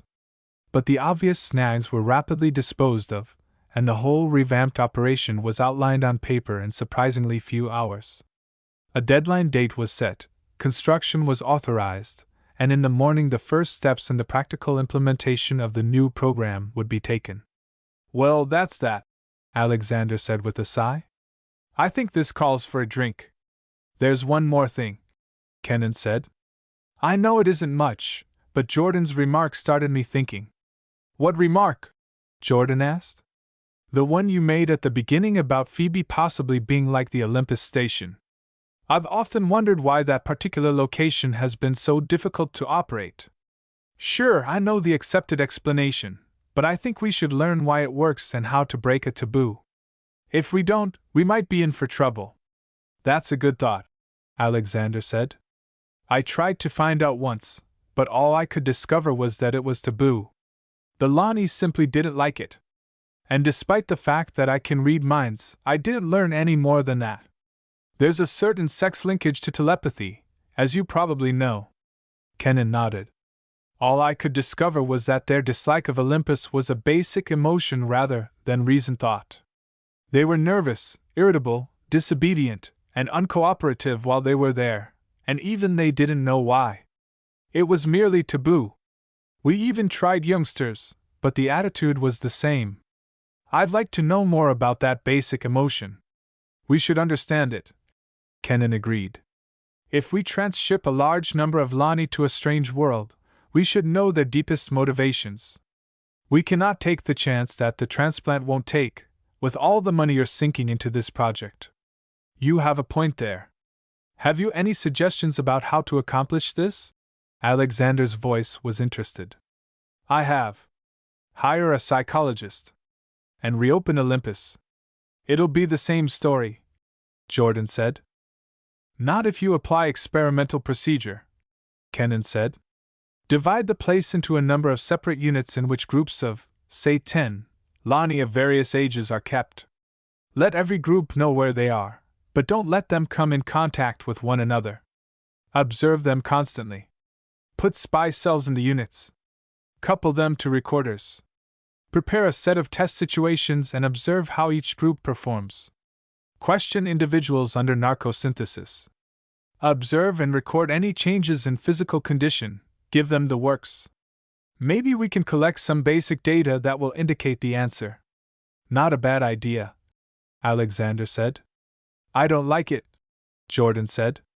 It sounds cumbersome. It is, Kennan agreed. but it may save a great deal of trouble later. I think you're right, Kenan, Blalock said. We should know everything we can. What would you do first if you were heading this program? Alexander asked. He eyed Kenan critically. Nothing, Kenan said promptly. I'm not qualified to run an investigation like this. You need a specialist. I am a practitioner. But you know experimental procedure. Naturally, but I do not have the training to prepare a program or evaluate its results. The only thing I could do would be to check the physical condition of the experimental groups. Could you set up the physical facilities? Alexander asked. Possibly. I'd need a set of plans of the station, and I couldn't guarantee that the specialist wouldn't want to make changes. But the physical arrangements should be simple enough to construct. How long would it take you to prepare a plan? I could have it by tomorrow, or perhaps a day later. If you can do it by then, I'll stay over. I'd like to examine this proposal more closely. It has merit. That's the second constructive suggestion you've made tonight. Despite your peculiar desire for privacy, I'm glad you came back. Alexander smiled. Kenan smiled back. Apparently the entrepreneur had taken the bait. But it was too early to tell whether he had swallowed it without reservation. It all depended upon how much had been given away before he had discovered that Alexander was a telepath. Perhaps Alexander was merely leading him on. There were too many intangibles, and there was no way of predicting how it would turn out. But he felt mildly optimistic. Alexander closed the meeting, and Kenan left promptly. He had a good excuse. There was plenty of work to do if he was going to prepare an adequate plan for utilizing Olympus Station. Jordan went with him, but Blalock stayed behind. It was natural enough. Blalock was the administrator, but Kenan felt uneasy. Nor would he have felt any better if he could have heard what went on after he left. Alexander looked quizzically at Blalock after the door closed behind the two men. Well, Evald, what do you think? Does it strike you that Kenan's sincere, or does it sound as though he has something up his sleeve? If he does, Blalock said, I don't know what it could be. I wouldn't take a job on Olympus if you gave it to me. If he doesn't know about the place, Alexander said thoughtfully, it's probable that his suggestion was honest. I think it is, but I'm not sure. He worries me now that I can't read him. I think I'll send Douglas back here to watch him. Why? In my book, that'd be a poor choice. After all, you said Kenan saved his life. He should be grateful. You don't know Douglas, Alexander said. He hates Kenan's guts for what he did. What did he do? He made Douglas feel inferior. And there's no sure way to gain my cousin's undying enmity. Alexander laughed. I know, he said. He'd like to kill me, too. Blalock shrugged. But in the meantime, I want you to keep an eye on Kenan. If his outline is all right, I'm going to authorize him to set up this experiment. I want to give him every possible chance. I like him, and he's done good work. I wouldn't want him to feel that I distrust him. Which you do, of course, Blalock said dryly. Alexander smiled. Actually, he said with equal dryness, I distrust everyone. Chapter 16. If you think this job is easy, you have another thing coming, Kenan said bitterly. I hired out as a veterinarian, not as a nursemaid for a bunch of psychoneurotic humans and superstitious Lani. The place is jinxed, they tell me. Ha! Jinxed. Sure, it's jinxed. What job wouldn't be with a bunch of goofballs like these I've got working on it? I can't keep Lani here for 2 weeks without having her throw a cat fit, and the superstitious idiots are affecting the men, who ought to know better. I wish I'd never have opened my big mouth to Alexander. As far as I'm concerned, he can take this job and… Hey, take it easy, man, Blalock said. You're heading straight for a nervous breakdown. And why shouldn't I? Kenan asked. Nothing goes right. There's always trouble. I order materials, they don't arrive. There's worker trouble, equipment trouble, installation trouble. Everybody's cutting corners, trying to get done faster and away sooner, and all they do is mess up work that should have been done right the first time. We should have been finished last week, but we have another week to go, at least unless some bumble-fingered bean brain gets another bright idea that sets us back again. I'm sick to death of it. I know, Blalek said soothingly. And I'm sorry. Sorry? What good is that? You and Jordan come up here in relays. Just what do you think you'll find? Or has Alexander dragged you into keeping an eye on me because I don't like someone snooping inside my skull? It's not that, Blalek said. It's just… Oh, don't make excuses. You know and I know the boss man is suspicious. Kenan shrugged. Normally I wouldn't blame him, but it's a damned nuisance with things the way they are. All we have is one more bay and a haul to finish, but if… Now wait a minute, Blalek said. Get the kink out of your neck and simmer down. Sure, the boss man told us to keep an eye on you, but that's not why I'm here this time. Well? Douglas came back this morning. What for? I don't know. Blalek's face wore the noncommittal look it always wore when he was taking liberties with the truth. You're probably the worst liar in the galaxy. Kenan chuckled. He's here to breathe down my neck, isn't he? Blalek nodded. Keep him off my back for another week and he can breathe all he wants to.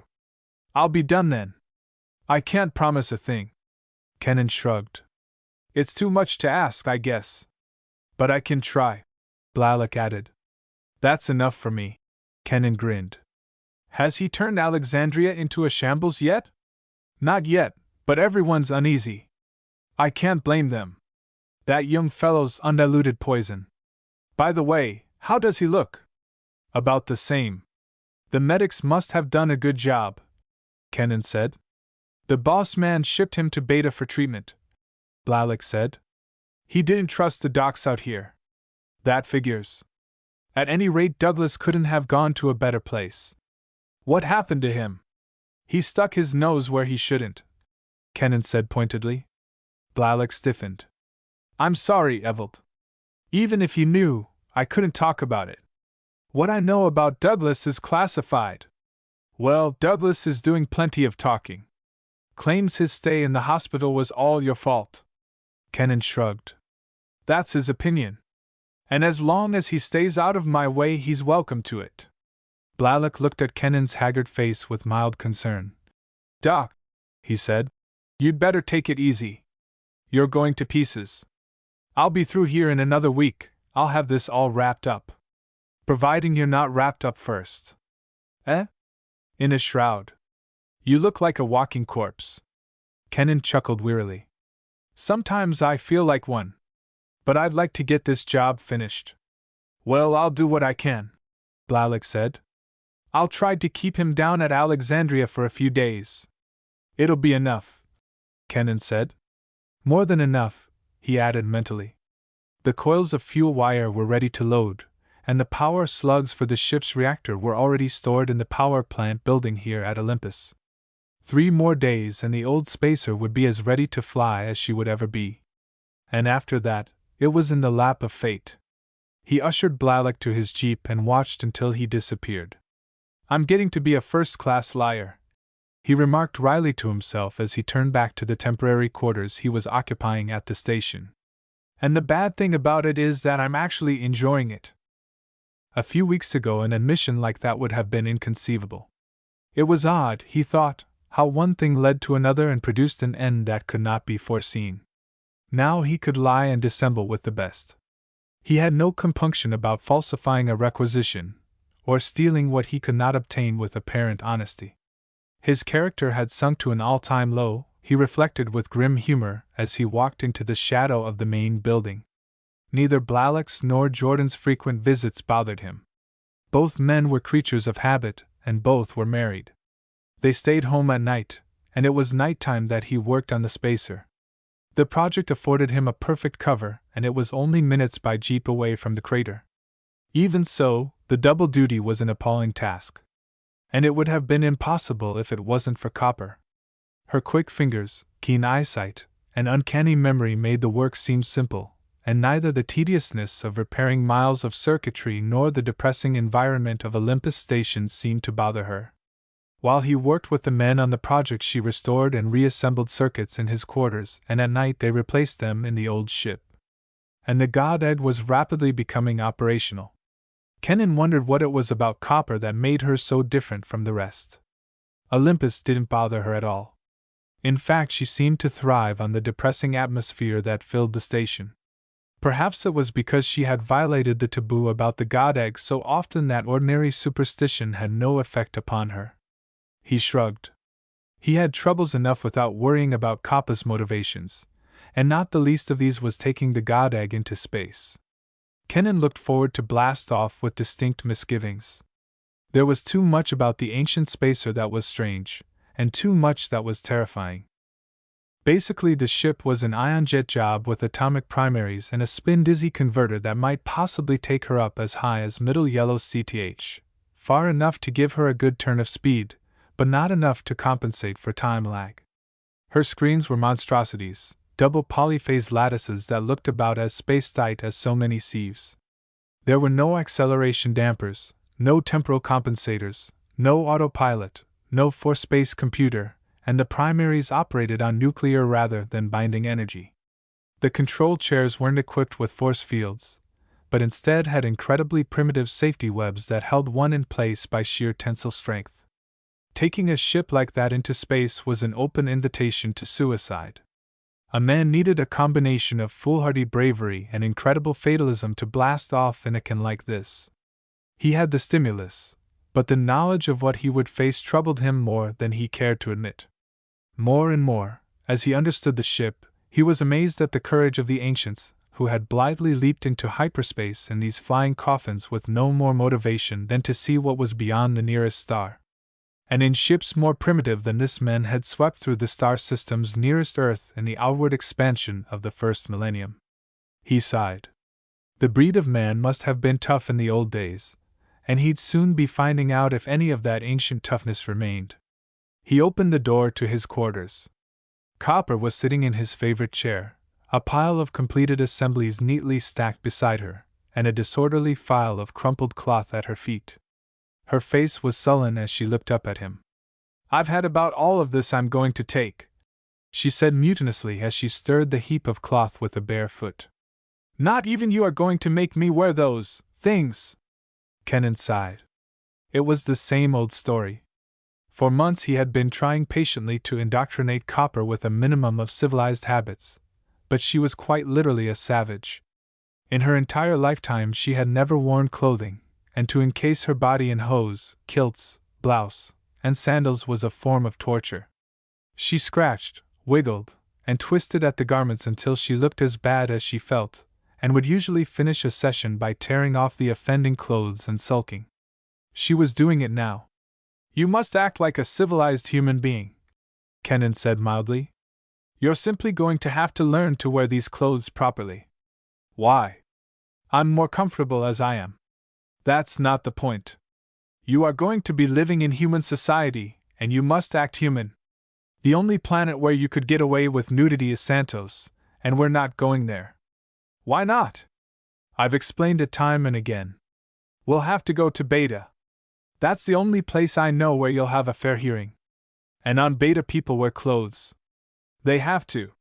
It's cold, even in summer, and in the wintertime there's snow." "What's snow?" "Ice crystals that fall like rain, but I've told you this before. And I still don't believe it. Believe it or not, you're going to wear those things. Now put them on." She looked at him with mutiny on her face. "All right, slave driver," she muttered as she picked up the clothing. "But I hope you'll itch someday and be unable to scratch. And try to wear those garments more gracefully. You make them look like a sack. They feel like one. I keep thinking that all I need is a tag around my neck." "You haven't much time to get used to them," Kenan said. "We're leaving this week." "So soon?" "Yes, and you'll wear those things to the ship, into the ship, and all the time we're on the ship. You'll keep wearing clothing until it looks right." "Slave driver!" Copper hissed. "Slave," Kenan answered equably. Copper giggled. The sound was utterly unexpected, and completely incongruous. That was the wonder of her, Kenan reflected. Her mercurial temperament made life something that was continually exciting. She was a never-ending delight. Chapter 17. It was the last trip. Kennan loaded the Jeep with the last-minute items he would need. The 4 reactor cores in their lead cases went aboard last and were packed inside a pile of lead block shielding. He helped Copper in and looked back without regret as the bulk of Olympus Station vanished below him in the dusk. The last of the work crew had left that afternoon. The station was ready for occupancy. His assignment had been completed. He felt an odd pleasure at having finished the job.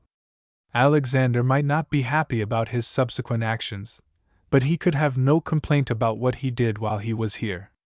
"Well, say goodbye to Flora," he said to Copper. "I don't want to," she said. "I don't want to leave." "You can't stay. You know that." She nodded. "But that doesn't make me any less regretful."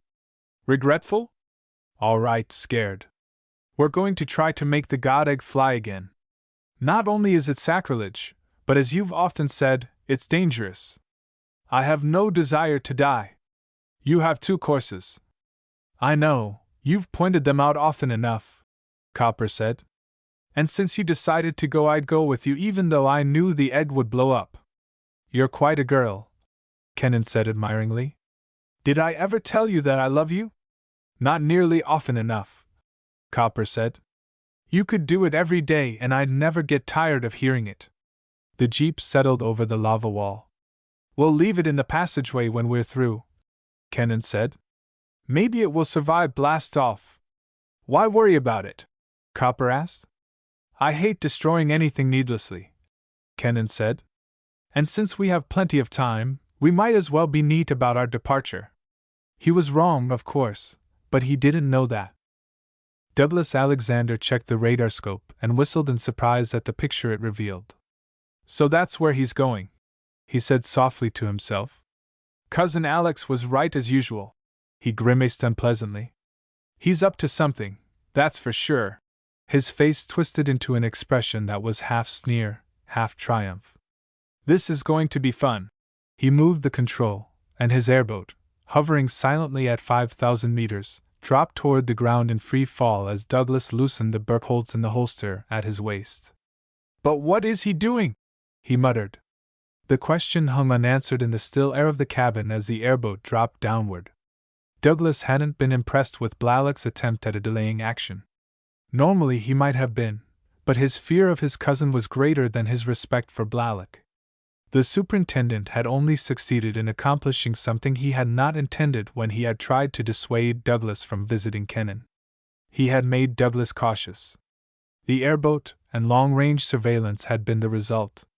For the past 2 nights Douglas had hung over Olympus Station, checking the place, to leave at dawn when the new day's work began. For 2 nights Kennan had been lucky. He had departed for the egg shortly before Douglas took up his station, and had returned after the watcher had called it a night and had returned home. But this last night, Kennan left late, and his departure was noted. "Wonder who's the girl with him?" Douglas said as the boat plunged down. "Well, I'll be finding out in a minute." Kennan's head jerked upward at the sound of air whistling past the airboat's hull, and a wave of icy coldness swept through his chest. There was no question that he was discovered. His shoulders sagged. "Well, it was a good try," he said bitterly as Copper looked at him with sudden terror on her face. "I don't want to die," she wailed. "You won't, not if I can help it," Kennan said. "Move away from me, quickly!" "But do as I say!" Kennan's voice was sharp. "And keep that hood over your face." The airboat settled softly on the ash in front of him, the door snapped open and Douglas dropped to the ground, Burkholz jutting from his pudgy fist. My, Douglas said. "What have we here? Dr. Kennan and a woman! I thought better of you than that, Doctor. And all dressed up in anti-radiation suits. This is interesting. Just what are you doing up here on the mountain so late at night, prospecting?" "You might call it that," Kennan said. His body sagged with relief. Douglas, thank Oxner, it was Douglas. He was running true to form, talking when he should have been shooting. Douglas jerked his head toward Copper, standing a few feet to his left. "Who is she?" "None of your business," Kennan snapped, hoping that his outburst covered Copper's gasp of surprise and fear, and knowing that it didn't. I'm making it my business. There's something funny going on around here. Kennan blinked. Could it be that Douglas didn't know? Had he been watching them on radar? Beryllium was radar transparent. It absorbed and dissipated electromagnetic waves rather than reflecting them. For a second he felt a tiny surge of hope. Stand where you are, Douglas said as he stepped over to the half-paralyzed copper and jerked the hood back from her face. For a moment he looked puzzled. Just who are you? He demanded. I don't recall seeing you before. And then recognition dawned. Old Doc's Lani, he gasped. She works for me now, Kennan said. Douglas laughed. It wasn't a nice sound. All dressed up? He asked. Nice work. That's my fault, Kennan said. You know the rules, Douglas said. I could blast you both. Go ahead, Kennan said. But if you do, you'll never find out what we're doing up here. Douglas hesitated. Kennan's voice was flat and filled with utter conviction. There's a reason why Cop is wearing that suit, Kennan continued. And you won't know that either. The Burkholz swiveled around to point at Kennan's belly. I've had about enough of this. Let's have it. Tell me what you're doing here. I'll do better than that, Kennan said promptly. I'll show you. You'll be surprised at what we've uncovered. He made his muscles relax and forced himself to speak naturally. Copper, he noted, was still rigid with terror.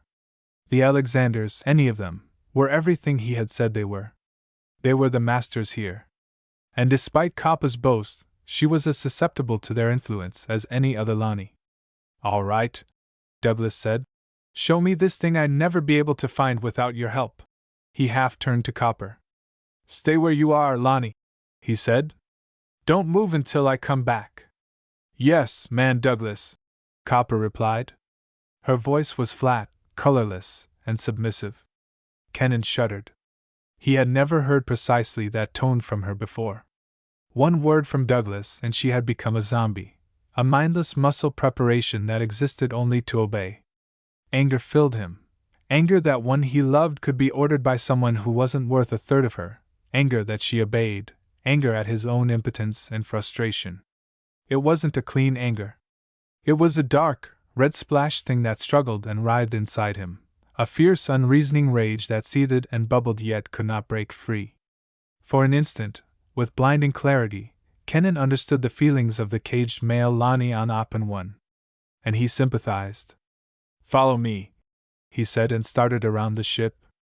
Stay, no, go ahead, Douglas said.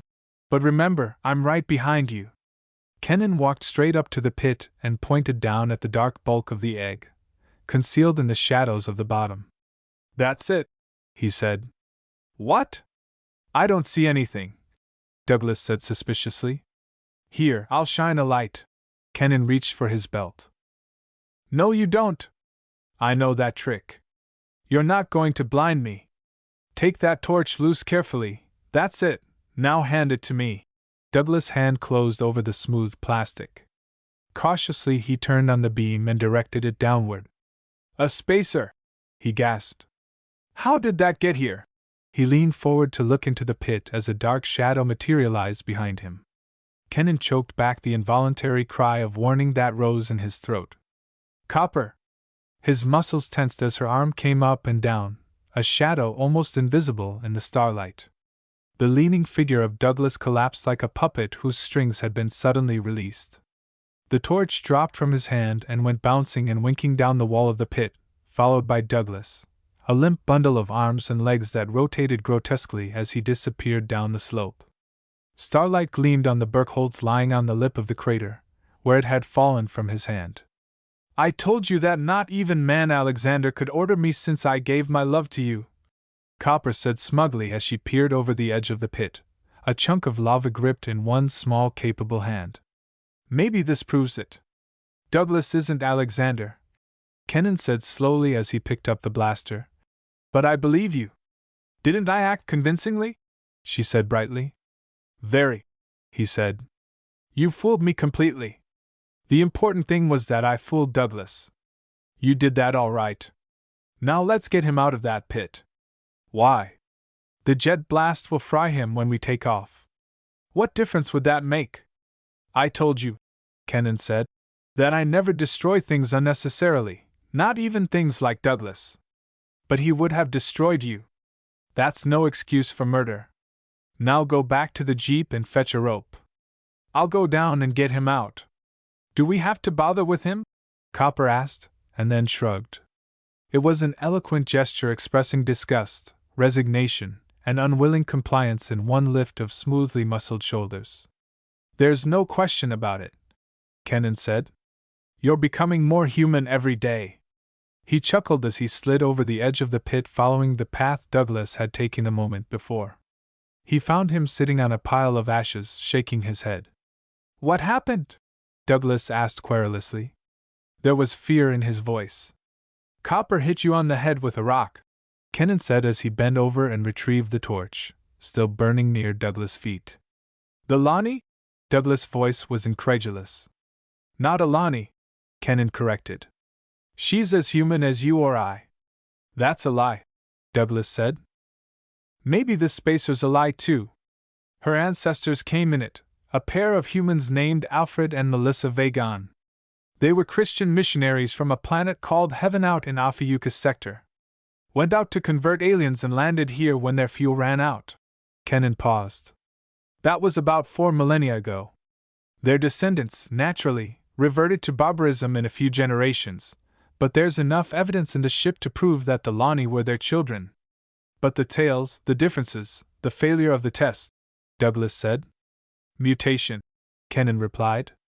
Those old spin-dizzy converters weren't too choosy about how they scattered radiation. And they had come a long way. He paused, looking down at Douglas, feeling a twinge of pity for the man. His world was crumbling. And there was no other human blood available to filter out their peculiarities. It might have been done during the first couple of generations, but constant inbreeding fixed the genetic pattern. How did you discover this? Douglas asked. Accident, Kennan said briefly. You'll never be able to prove they're human, Douglas said. The ship's log will do that. Not without a humanity test, they can't pass that. Sorry to disappoint you. Your grandfather used the wrong sort of sperm. Now if there had been a Beton in the crew. You mean she's pregnant? Kennan nodded. There's been mutation on Beta, he said. And it's apparently a similar one to hers. Beton Lani matings are fertile.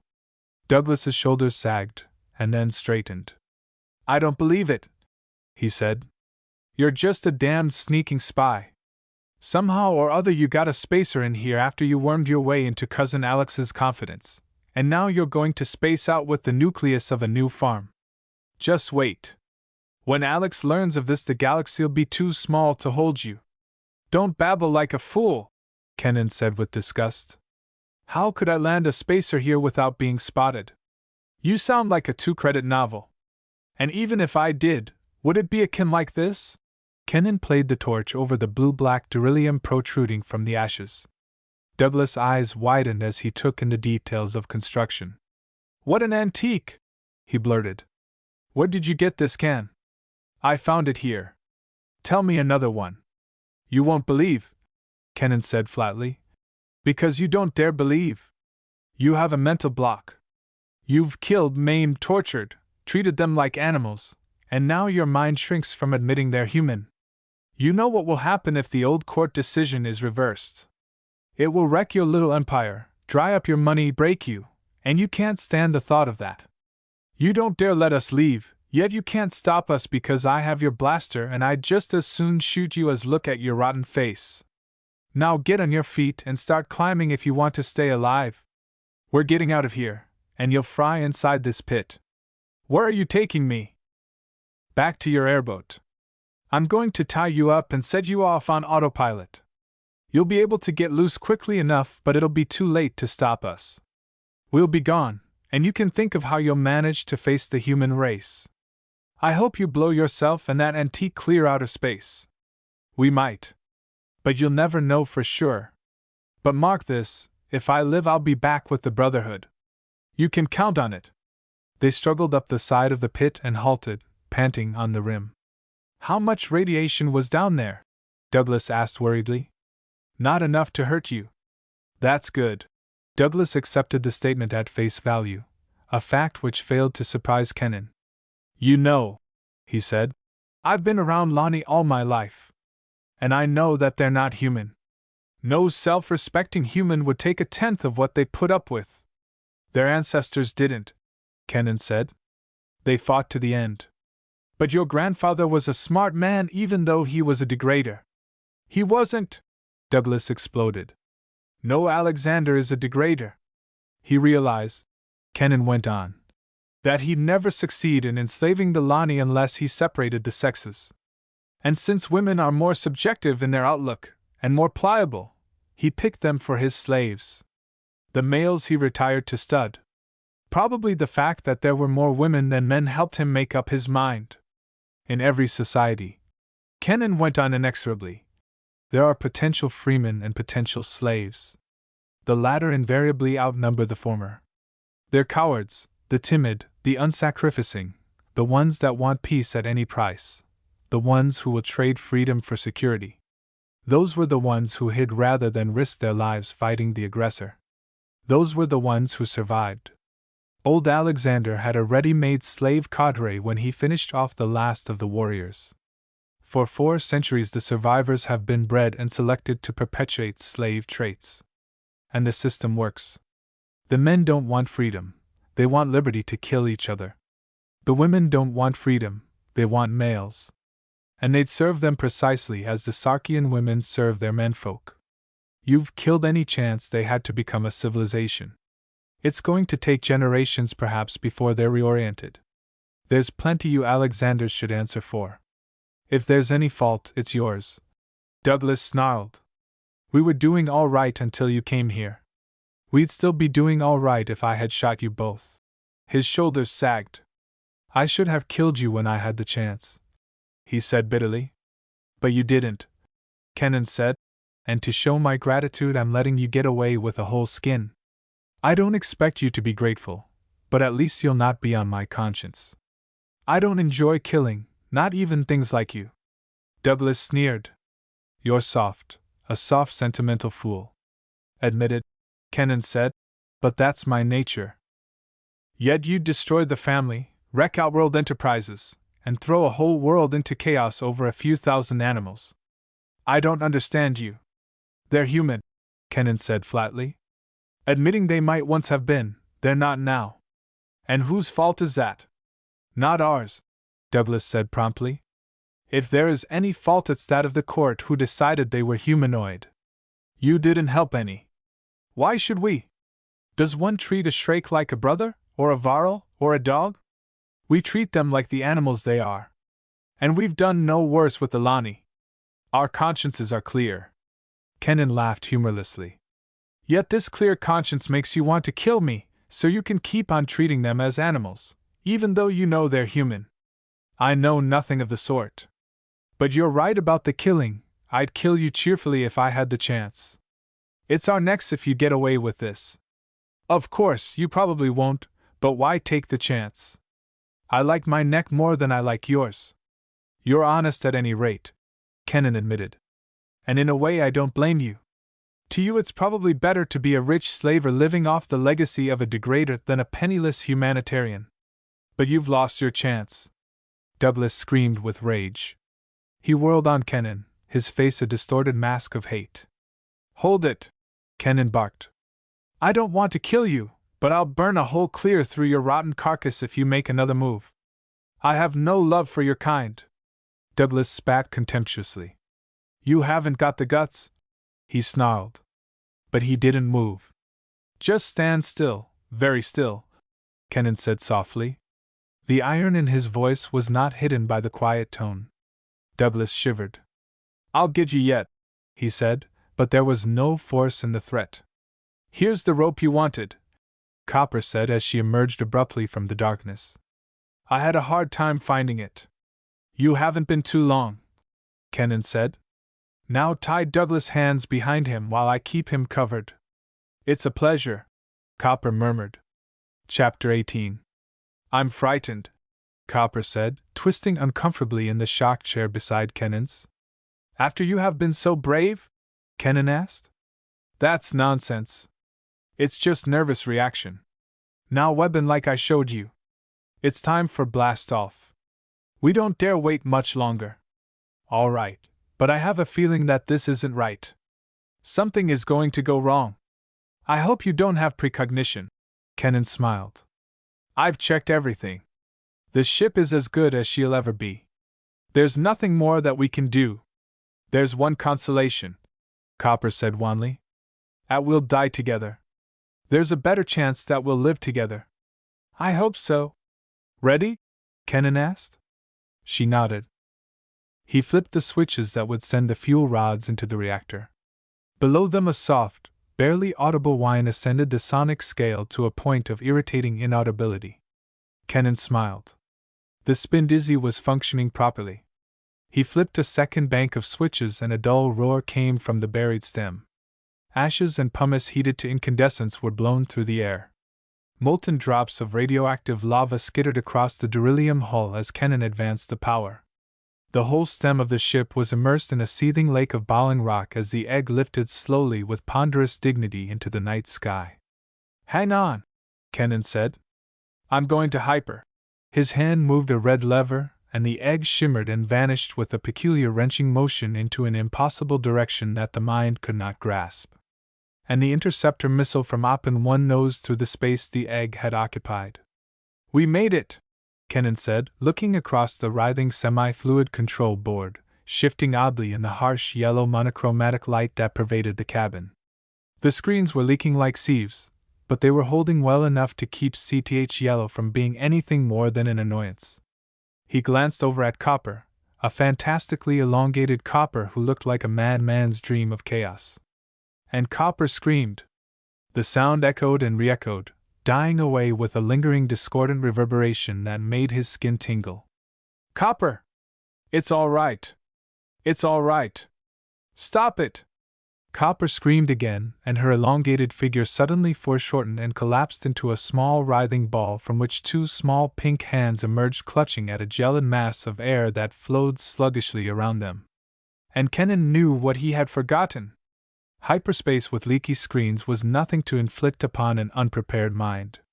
It is one thing to endure partial exposure after months of training, with experienced medics standing by to help you through the shock phase, but quite another to be thrust from a safe and sheltered existence into the mind-shattering distortions of the CTH continuum. The egg was old. Her screens, never good at best, were hardly more than filters. Through the hull, through the drive lattice, the viciously distorted CTH environment seeped into the ship, turning prosaic shapes of controls and instruments into writhing masses of obscene horror that sent extensions wiggling off into nothingness at eye-aching angles. A spaceman could take this, knowing it wasn't real, but a tyro could not. Copper collapsed. Her mind, assaulted by sensations no untrained person should experience, went into shock. But she wasn't granted the mercy of unconsciousness.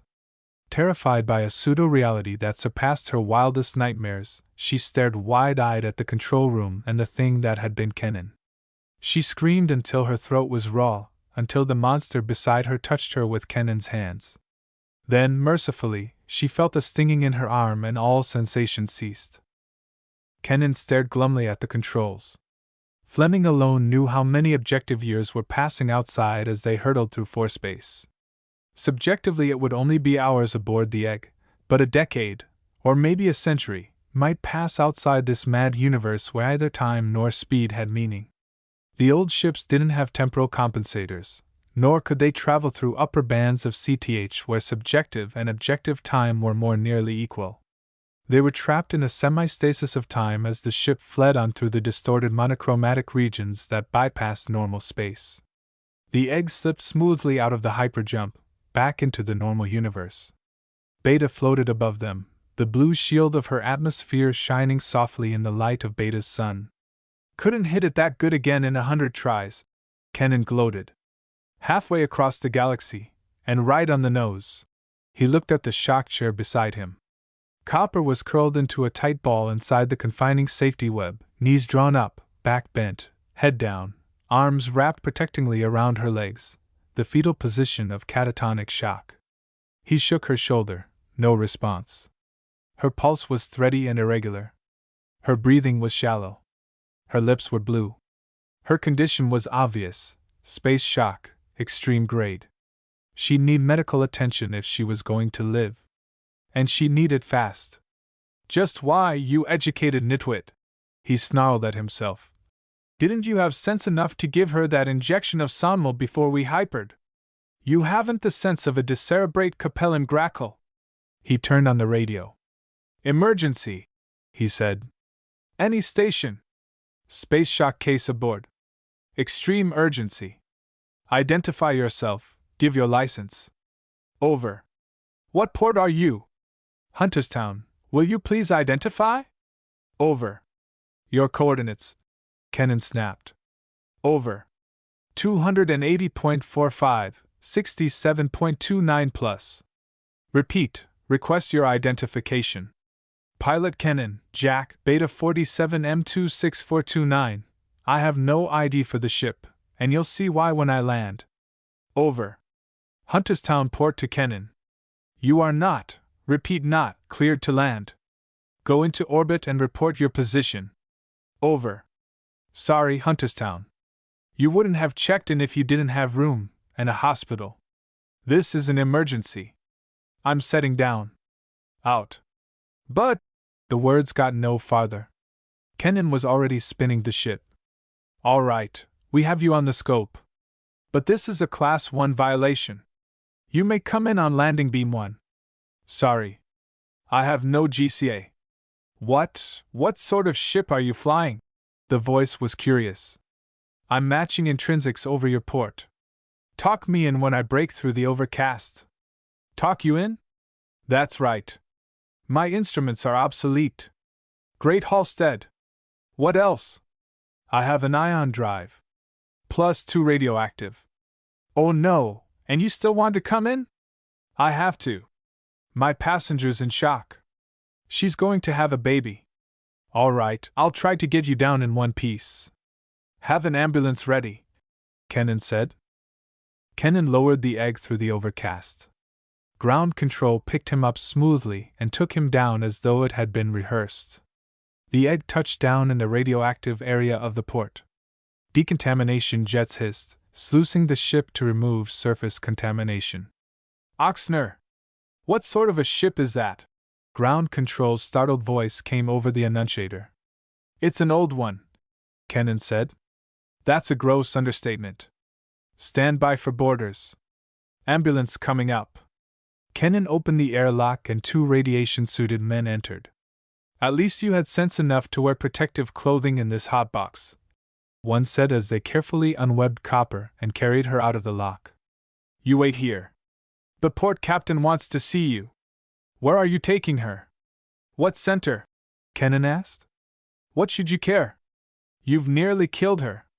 The idea of taking a pregnant woman up in this death trap. What in Fleming's name's the matter with your brain? I had to, Kennan said. I had to. It was a matter of life and death. For once, he thought wryly, the cliché was true. The Betton's face behind the transparent helmet was disgusted and unbelieving. I hear that sort of thing every day, he said. Am I supposed to believe it? You'd believe it if you'd have been where I was, Kennan muttered. Now, W. Cheery, are you taking her? He demanded. The man arched blond eyebrows. To the local medical center. Where else? There's only one in this area. Thanks, Kennan said. He watched the ambulance flit off as he waited for the spaceport patrol. There was no further need for the protection suit, so he peeled it off and hung it in the control room locker. Copper was right, he mused. It did itch. The port captain's men were late as usual, moving gingerly through the radiation area. A non-com gestured for him to enter their carryall. Port captain wants to see you, he said. I know, Kennan replied. You should have waited upstairs. I couldn't. It was a matter of medicine, Kennan said. The non-com's face sobered. Why didn't you say so? All you said was that it was an emergency. I've been away. I forgot. You shouldn't have done that. You're a Benton, aren't you? Kennan nodded.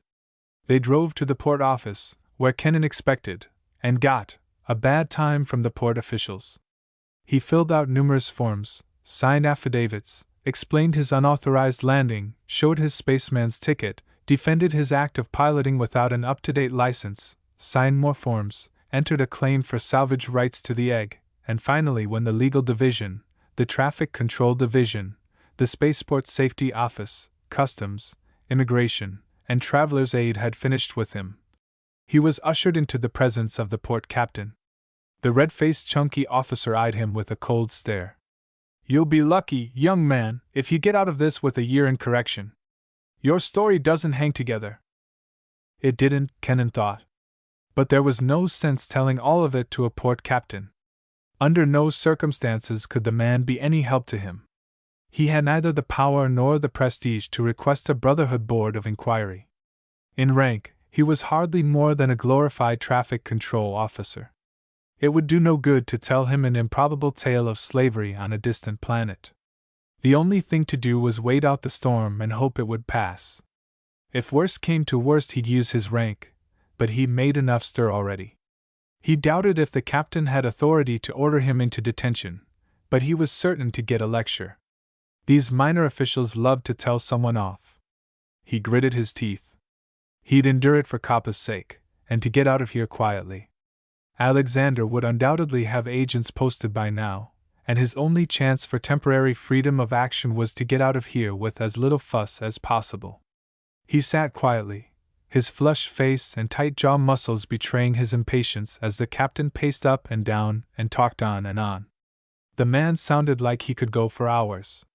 With increasing impatience, Kennan listened to the cadenced flow of complaint and condemnation, occasionally inserting a "Yes, sir," or "Sorry, sir," or "No, sir," as the words flowed around him.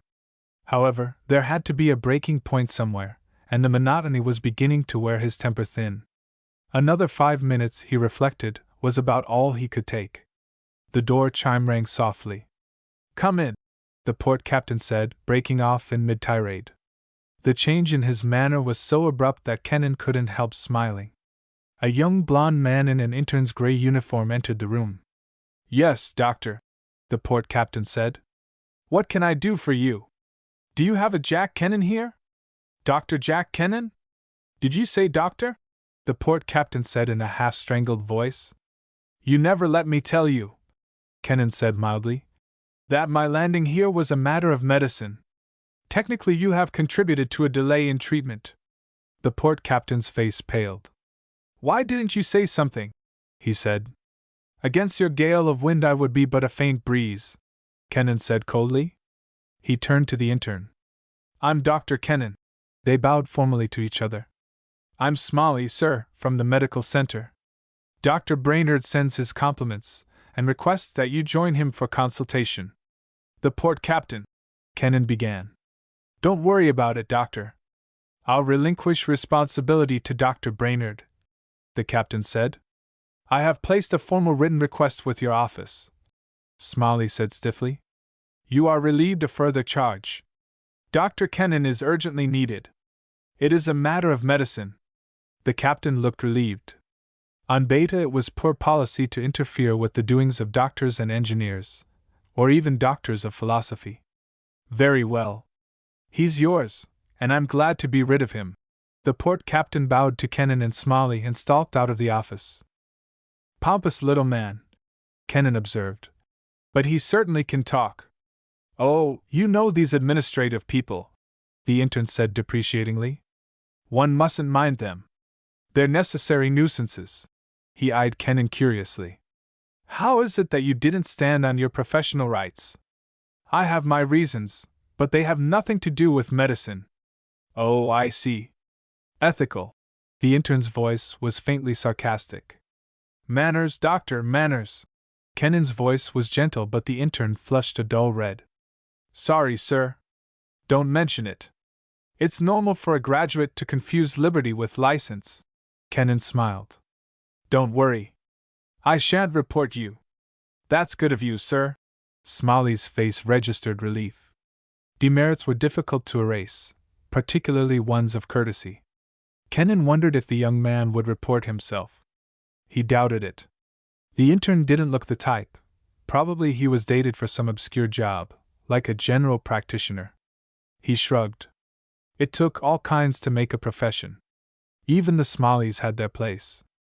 "That girl you brought in," Smalley said as they entered a white car emblazoned with the 3 crosses, red, blue, and green, that represented the 3 fields of medicine.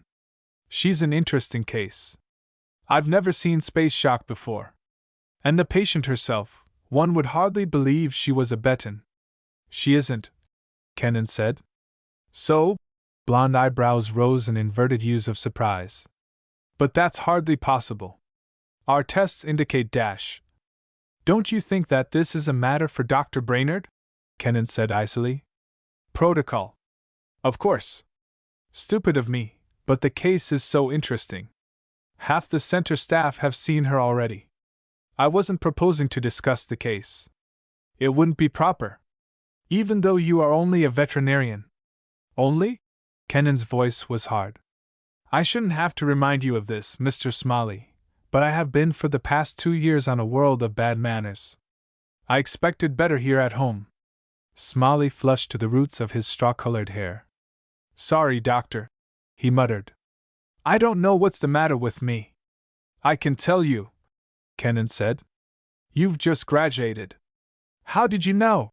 Smalley said. "I was a graduate once, myself, not too long ago." "How long, sir?" "Class of '87. That's 12 years ago," Smalley said. Kennan nodded. 10 years lost. Not bad at all. But Alexander could have done a lot in 10 years. "I meant no disrespect," Smalley said worriedly. "I know it. But if you intend to practice on Beta, you'd better polish your professional manner. Now where I was, it didn't make much difference. Laymen often called me Doc." Smalley was properly shocked. "I hope you didn't encourage them, sir."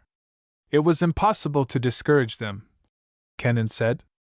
"After all, when the man who hires you—" "Oh, entrepreneurs," Smalley said in a tone that explained everything. The car stopped in front of the medical center's staff entrance. "This way, sir," Smalley said. He led the way down a green-tiled corridor to an elevator, then down another corridor past a pair of soft-footed nurses who eyed them curiously, looking at Kennan's tunic and sandals with mild disapproval in their eyes. Smalley stopped and knocked softly on a closed door. "Enter," said a pleasant baritone voice from the annunciator. "Dr. Brainerd, Dr. Kennan," Smalley said. Kennan liked the man instantly. A plump, pink-cheeked man of middle age, with prematurely white hair, Dr. Will Brainerd combined a fatherly appearance with an impression of quick intelligence. The fat that sheathed his stocky body had obviously not touched his mind. Brainerd rose from the deep chair near the window where he had been sitting, knocked the ashes from his pipe, and bowed stiffly. His eyes, sharp points of blue in the smooth pinkness of his face, surveyed Kennan curiously. "So you're the young man who takes untrained pregnant women for rides in old-fashioned spacers," he said. "Didn't you know what would happen?" "I was in a hurry, doctor," Kennan said. "Obviously. Now tell me about it." Brainerd looked at the eager-faced intern standing behind Kennan. "That will be all, Smalley," he said. Kennan waited until the door closed. "Ordinarily," he said, "I'd never have done a thing like that, but there were some very pressing reasons. However, I should have given her an injection of Somnol before we started. I'm criminally liable. If anything happens to her—" His voice was tight with worry. "You'd give her an injection?" Brainerd said. "I hope you didn't mean that." "But I did, sir. I've given thousands of Lani injections." "What's a Lani?" "She is, sir. The impression has been that her race isn't human." "Nonsense, it's obvious she is. A Brotherhood court of inquiry didn't think so." Is that so?" "Yes, sir. But before I go on, tell me, how is she?" "Oh, she'll be fine. A little mental therapy and plenty of rest are all she needs. She's a remarkably healthy young woman. But this is beside the point. There are a number of unusual features about this case that need investigation. Brainerd took a standard hospital form from his desk. Mind if I ask you some questions, doctor? Not at all, but you are due for some unpleasant shocks as you go through that form. I believe I can survive them, Brainerd said dryly. This is professional confidence, Kennan began. Of course, Brainerd said impatiently. Now let's get on with it. This is the most amazing tale I've ever heard, Brainerd said slowly. Are you certain you are telling the truth? Kennan grinned. I don't blame you for not believing me, but the evidence is conclusive, and there is enough documentary evidence in the spaceship, and in the fact of the ship itself to prove what I am saying. Laboratory tests here will establish the fact that Kappa's child is also mine. And as for Flora, a Brotherhood investigation team can prove that part. That will be attended to, Brainerd said grimly. But how did you deduce she wasn't from a Betan colony? Kennan asked. Brainerd smiled. That wasn't hard.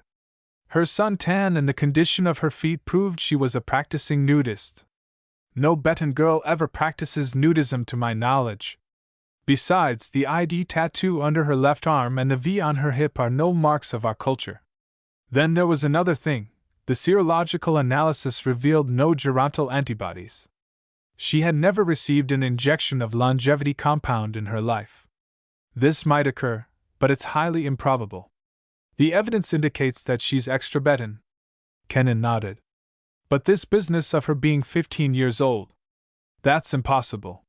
She has the development of a woman of 25. Remember the Alpha V colony?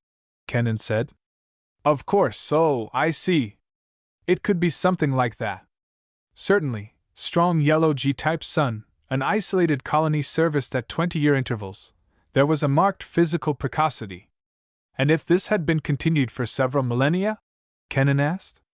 I see. Yes, it's possible. On Alpha V, the colonists grew from infancy to maturity in 15 years. And wasn't Heaven one of our early colonies? Yes. It was established after the Great Schism near the end of the first millennium, when science and religion split irrevocably on this world. We packed the whole lot of them off to a world of their own where they could develop as they pleased. They called it Heaven, odd name for a fog world, but there's no accounting for tastes. Brainerd chuckled. I thought that was the case, but I couldn't remember. My ancient history is pretty weak. You should read more, Brainerd said. But as I see it, this girl is of Betan ancestry, providing your theory and the facts coincide. Which could also explain why an outworld species of Agerone would be toxic. They tried to prolong Lani life and met with failure. Our plants are mutant forms. Just as we are a mutant race, Brainerd said. Or partly mutant. He sighed. You have brought us a great deal of trouble, Kennan. You are bringing matters to a head. If our investigations prove your statements, we are morally bound to open the Lani question. And if those people are of Betan origin, that fellow Alexander will have plenty to answer for. I don't believe it is really his fault, Kennan said slowly. I don't think he has ever known the truth. Why didn't you tell him? The answer to that should be obvious. Even though I trusted him completely, I could never be sure. He has a free trader background, and those people can't be trusted where money's concerned. The whole Cardonian culture is an outgrowth of free traderism, small business, independent corporation, linear trusts, and all the cutthroat competition such a culture would naturally have. It's a regular jungle of free enterprise. I couldn't predict how he would react. He could either act in a moral manner and make restitution, or he could quietly cut our throats and go on with his business. I see. The temptation to cut a throat might be overwhelming. They fight commercial wars, Kennan said. Disgusting, utterly uncivilized. Under the circumstances, you had no other course. Still, they have no moral right to enslave human beings. There is always the element of doubt. Maybe they didn't know. After all, an impartial court declared the Lani alien, and the Betan mutation isn't known throughout the Brotherhood. One doesn't go around broadcasting data on the variations of one's germ plasm, Brainerd said. That's a private affair, a matter of personal privacy. And public safety? Brainerd nodded. We're no more courageous than any other civilization. We have no desire to borrow trouble. We are content to leave things alone. That's the trouble, Kennan said. We're all content to leave things alone. If I hadn't found the spaceship, I'd not have been able to lay aside my moral conditioning. And if I had not, Copper would not have become pregnant and forced me into these drastic actions.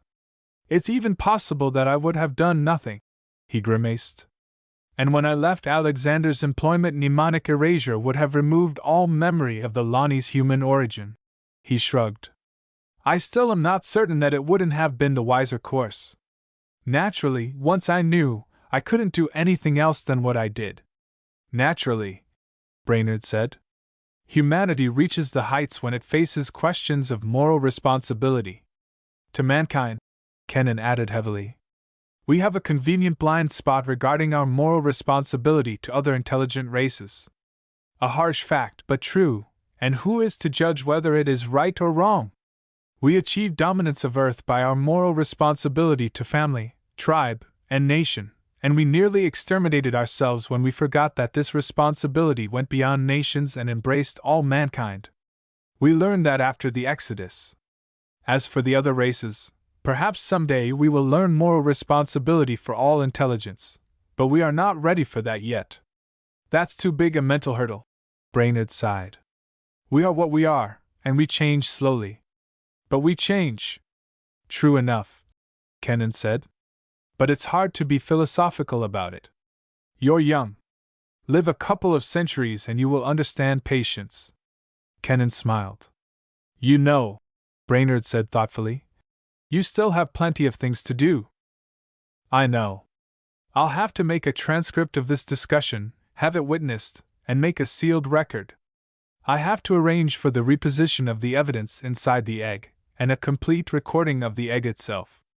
And to be safe, you'll need several facsimiles, properly attested.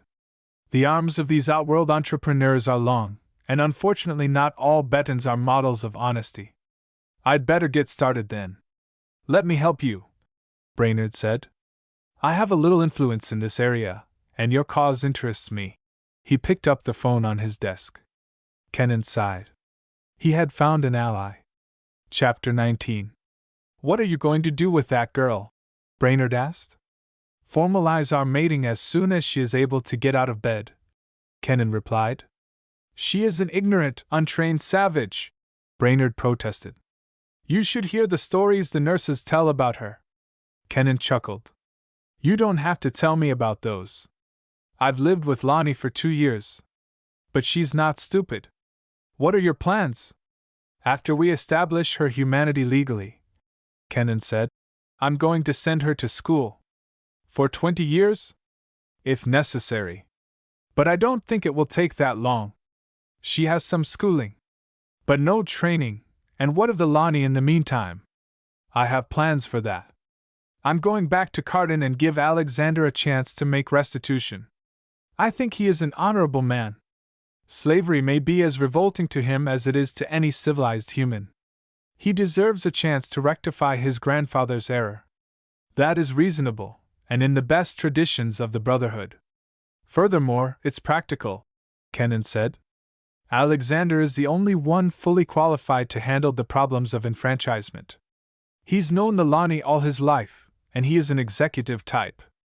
A Brotherhood committee would probably botch the whole affair. What with colonial jurisdiction, territorial rights, and all the legal quibbling that committees love, the Lani would get a poor deal. And there's no reason to wreck the lives of a couple of 100 million Cardonians because the rightful owners of Cardin were illegally enslaved. That happened too long ago to have any practical meaning. There are other and better solutions. What? How should I know? Kennan asked. But I'm sure Alexander will. That's his field. All you have to worry about is whether he'll cooperate, Brainerd said. He'll cooperate once he knows the score, Kennan said confidently. And he'll have to make some form of restitution. But it shouldn't involve Cardin. Actually, the Lani were never in a position to develop that world. They'd probably have remained on Flora indefinitely. The old court records showed no tendency for their culture to expand. They were an inbred group, a static, balanced society in harmony with their environment. In nearly 3,500 years, their numbers increased only to a few thousand. Actually, there is a good possibility that the race would ultimately have died out if old Alexander hadn't enslaved them and instituted a controlled breeding program. There are more Lani alive today than there were at the height of their power. So in a way, old Alexander did them a favor. He kept their race alive. All we can expect is a fair and just settlement. But if Alexander doesn't cooperate, that's where you come in. You'll be a watchdog. If you don't receive annual progress reports from me, and see or talk to me personally every second year, you are released from our bond and can do what you wish with the evidence I've accumulated. We'd better get this into private record, Brainerd said. We can transcribe an agreement and place it in the public repository. A good idea, and we'd better waste no time. Alexander might still be looking for me, and if he is, it's merely a question of time before he catches up. 10 years have passed. It's doubtful. But we could keep you here at the center. Kennan shook his head. Too dangerous. And besides, it would compromise you. No, we'll get everything possible done to make the Lani's case airtight, and then I'll return to Cardin. It will put our case in a better light if it ever comes to trial, if I go back voluntarily. Anyway, I'm morally bound to return. Now let's make this record. It's your decision, Brainerd said. And it's your neck, but I must admit that I agree with you. I'll feel safer when we get the legal details clarified, Kennan said. And what of the girl? Can you take care of her if I have to leave quickly? Of course. I'll give her personal attention, and after she has her child I'll see that she is sent to you. That's decent of you, Doctor. It's my moral responsibility, Brainerd said as he slipped a new tape into the recorder. Copper responded quickly to rest and therapy. The space shock cleared up quickly. The gerontological treatments put her to bed again, but within a month she was completely normal, and her lifespan was now that of a normal human. She could look forward to some 400 years with Kennan, and the prospect was not unpleasant. The center fascinated her. Never before had she seen a hospital devoted to the care and treatment of humans. It was a far cry, in its polished steel and stone magnificence, from the tiny primitive structure over which Kennan had presided. Yet both places served the same purpose. Perhaps Kennan was right, that there was no difference between man and Lani. The idea was not nearly as unbelievable as it was at first. I never realized what it meant to be human, Copper said as she held Kennan's hand. It is nice to feel important and to know that our child is a member of the race that rules the galaxy. So you're convinced? Kennan chuckled. The serological identity, she began. You've been getting some education, I see. Well, Copper smiled.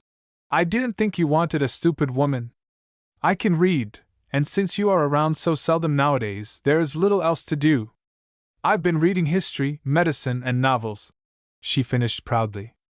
A fine Catholic selection, Kennan said. Now if you add mathematics, sociology, and philosophy you'll have a well-rounded basic education. Dr. Brainerd has been trying something he calls hypno. He says it will help me learn faster. But I can't see that it's done much good. You won't until you need the information, Kennan said. That technique is only good for implanting basic knowledge, and much of that will merely supplement or complete that which you already have. You won't be conscious of it. Oh, I think I see what you mean. Of course, you'll have to continue your formal education. There's a great deal for you to learn. It should keep you busy while I'm away. Away? Where are you going? Back to Cardin. But you can't. Alexander will destroy you. I think not. After all, 10 years have elapsed since we left there, and he's had plenty of time to think. Douglas must have told him about us. I wouldn't be surprised if he has already done something about your people. She shivered. He might, but the question is, what would he do? He could have killed them all. Kennan shook his head. I don't think so. He never struck me as a mass murderer. She shook her head. You don't know the Alexanders like I do. I was raised by them. They're capable of anything. But what is this business of 10 years? That's silly. I haven't had my child yet, and it doesn't take 10 years of pregnancy to produce a baby. It's the difference between subjective and objective time, Kenan said. We traveled here through hyperspace, low CTH, in an uncompensated ship, and there is little temporal flow in the levels below the blue. Oh, of course. Kenan chuckled. That would have been Greek to you a couple of weeks ago. See where that basic data fits? But I've always known that. You just think you have. Search your memory and see if I'm not right. Copper shook her head. It's very strange, she said. But that's not important. This idea of going back to Carden, though, that's a different thing. That is important. I have to do it. Not only because it's a personal moral obligation, but also because of the Lani. They must have their freedom. Providing there are any still alive. Stop being a calamity howler. Whatever Alexander may be, he's not a butcher. He even loved a Lani once. You told me so yourself. And he couldn't kill where he loved. She nodded. I suppose you're right, but I've never lost my fear of the man Alexander. He held the power of life and death over me. But if you must go, then I should go too. My obligation is greater than yours. Later, Kenan said. You're not ready to return. It will be time enough after you have learned some civilized habits. Kappa's face lengthened. You mean like wrapping myself in cloth like these people do? That's part of it. Why can't they be sensible, or are they so ashamed of what the gods gave them that they must hide themselves? No, it's not that. At least not exactly. It's custom. And you must learn to conform to customs, outwardly at least, no matter what you may really think. Isn't that a form of lying? Copper asked. I suppose so. Isn't that strange?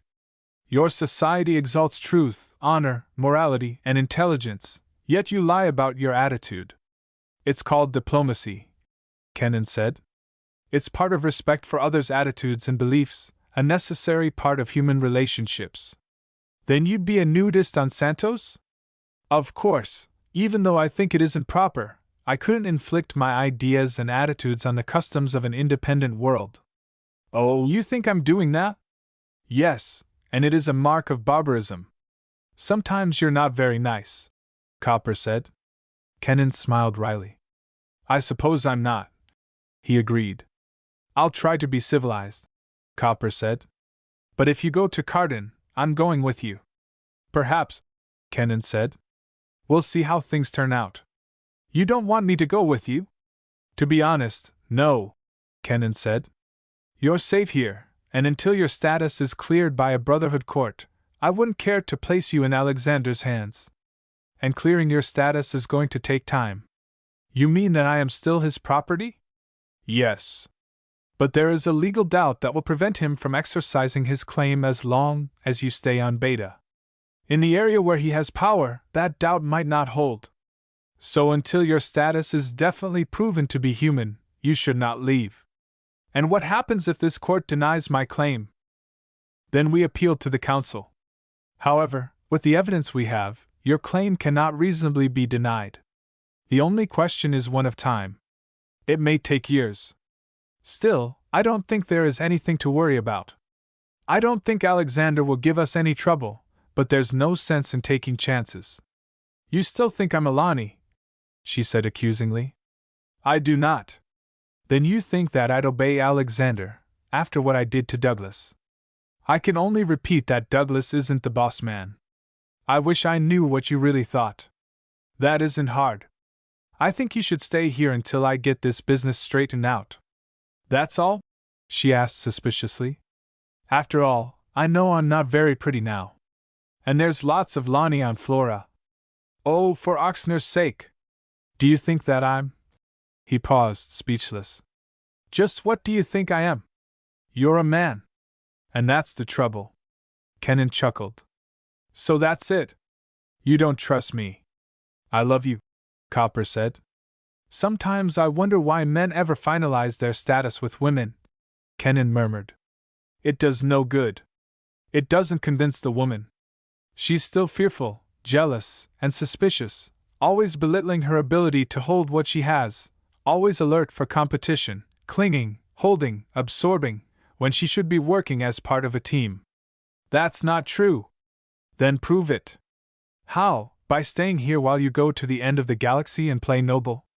I'm only doing what I have to do. And so am I, and if you go, I'm going with you. Kenan shrugged. There was no sense arguing. The only thing to do was make his plans and leave quietly. If she was faced with an established fact, she might be more reasonable. He doubted it, but alone, she could do nothing, and Brainerd would see that she was comfortable. The salvage money from the egg would keep her from being a public charge. And he had more banked in Albertsville which he could send her once he got there. He'd start making plans to leave as soon as possible.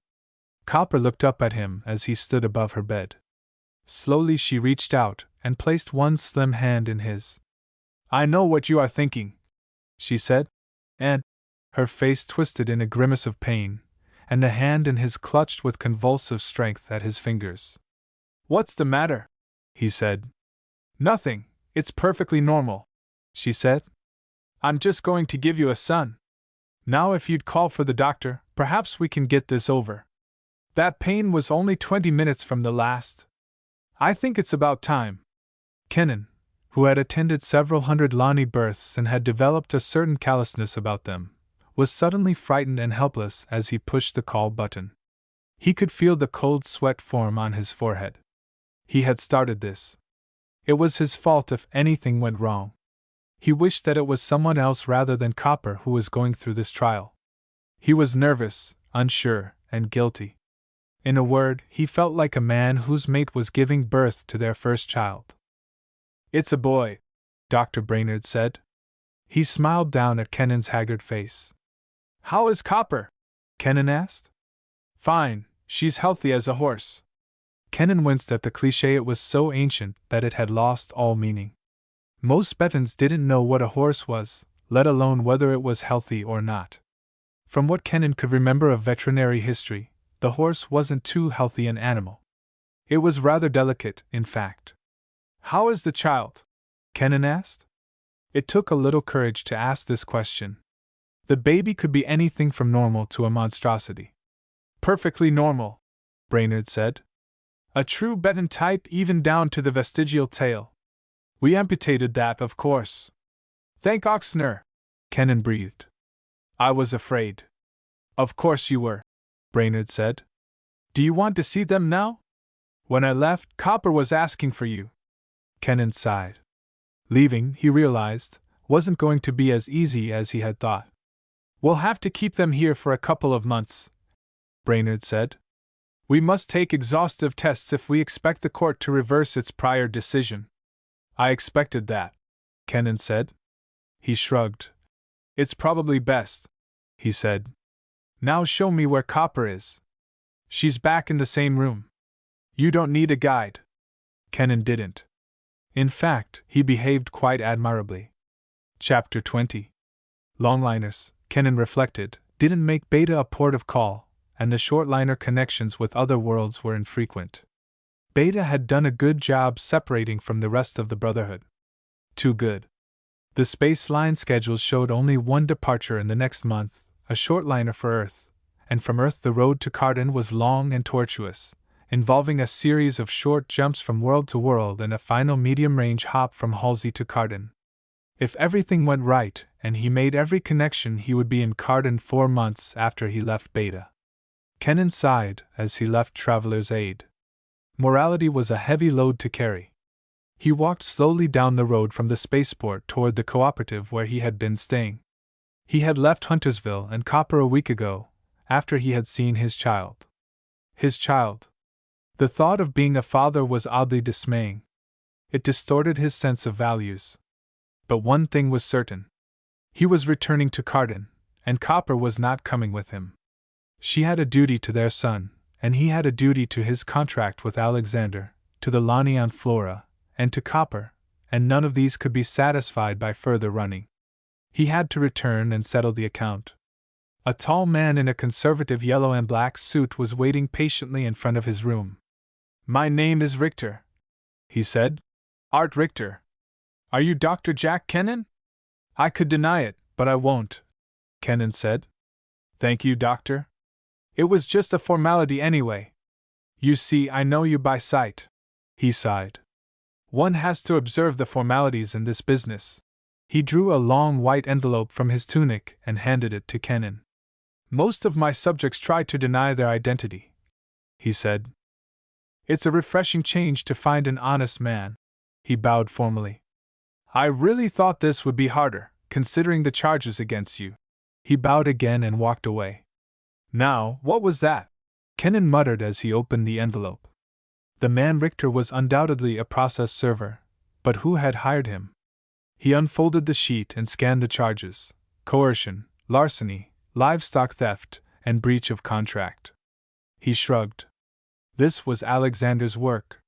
What was the man thinking of? It was insanity to bring the Lani matter into open court. Hadn't Douglas told him what had happened? Couldn't Alexander guess that he had fled with copper for a good reason, one that would stand up in court? Didn't he know about the spacer? Or had Douglas turned on his cousin? The pup had so many hates that it was possible. He was a natural troublemaker. Maybe Alexander didn't know. Maybe he was working in the dark. Kennan scanned the sheet quickly. Ah! Here it was. Complaint, Mr. Alexander X. M. Alexander, Skyline Tower 1024, Beta City. Alexander. Here on Beta. Kennan opened the door of his room, went straight to the phone beside the bed. He lifted the handset from its cradle and dialed the operator. Get me Huntersville Thursday 2 to 1408. I want to speak to Dr. Brainerd, Dr. Will Brainerd. This is a priority call. My name is Kennan. Dr. Jack Kennan DVM. I'm in the registry, 47M 26429. Yes, of course, and thank you. He waited a moment. Hello, Dr. Brainerd, Kennan here. I've just had some news. Alexander's on Beta. Yes, he served me with a summons. Can you get a restraining order to prevent him from leaving? You can? Good. Here's his address. Kennan rattled off the location. Yes, I'm taking the next airboat to Beta City. This should simplify things considerably. Of course it should. He was a fool to have come here. Yes, I suppose you should tell Copper. Oh. She is? I'm sorry to hear that, but there's no reason for her to be angry. She should realize that I did this for her, not to make her miserable. She has? You think she should come with me? Yes, I realize she can be a problem when she wants to be.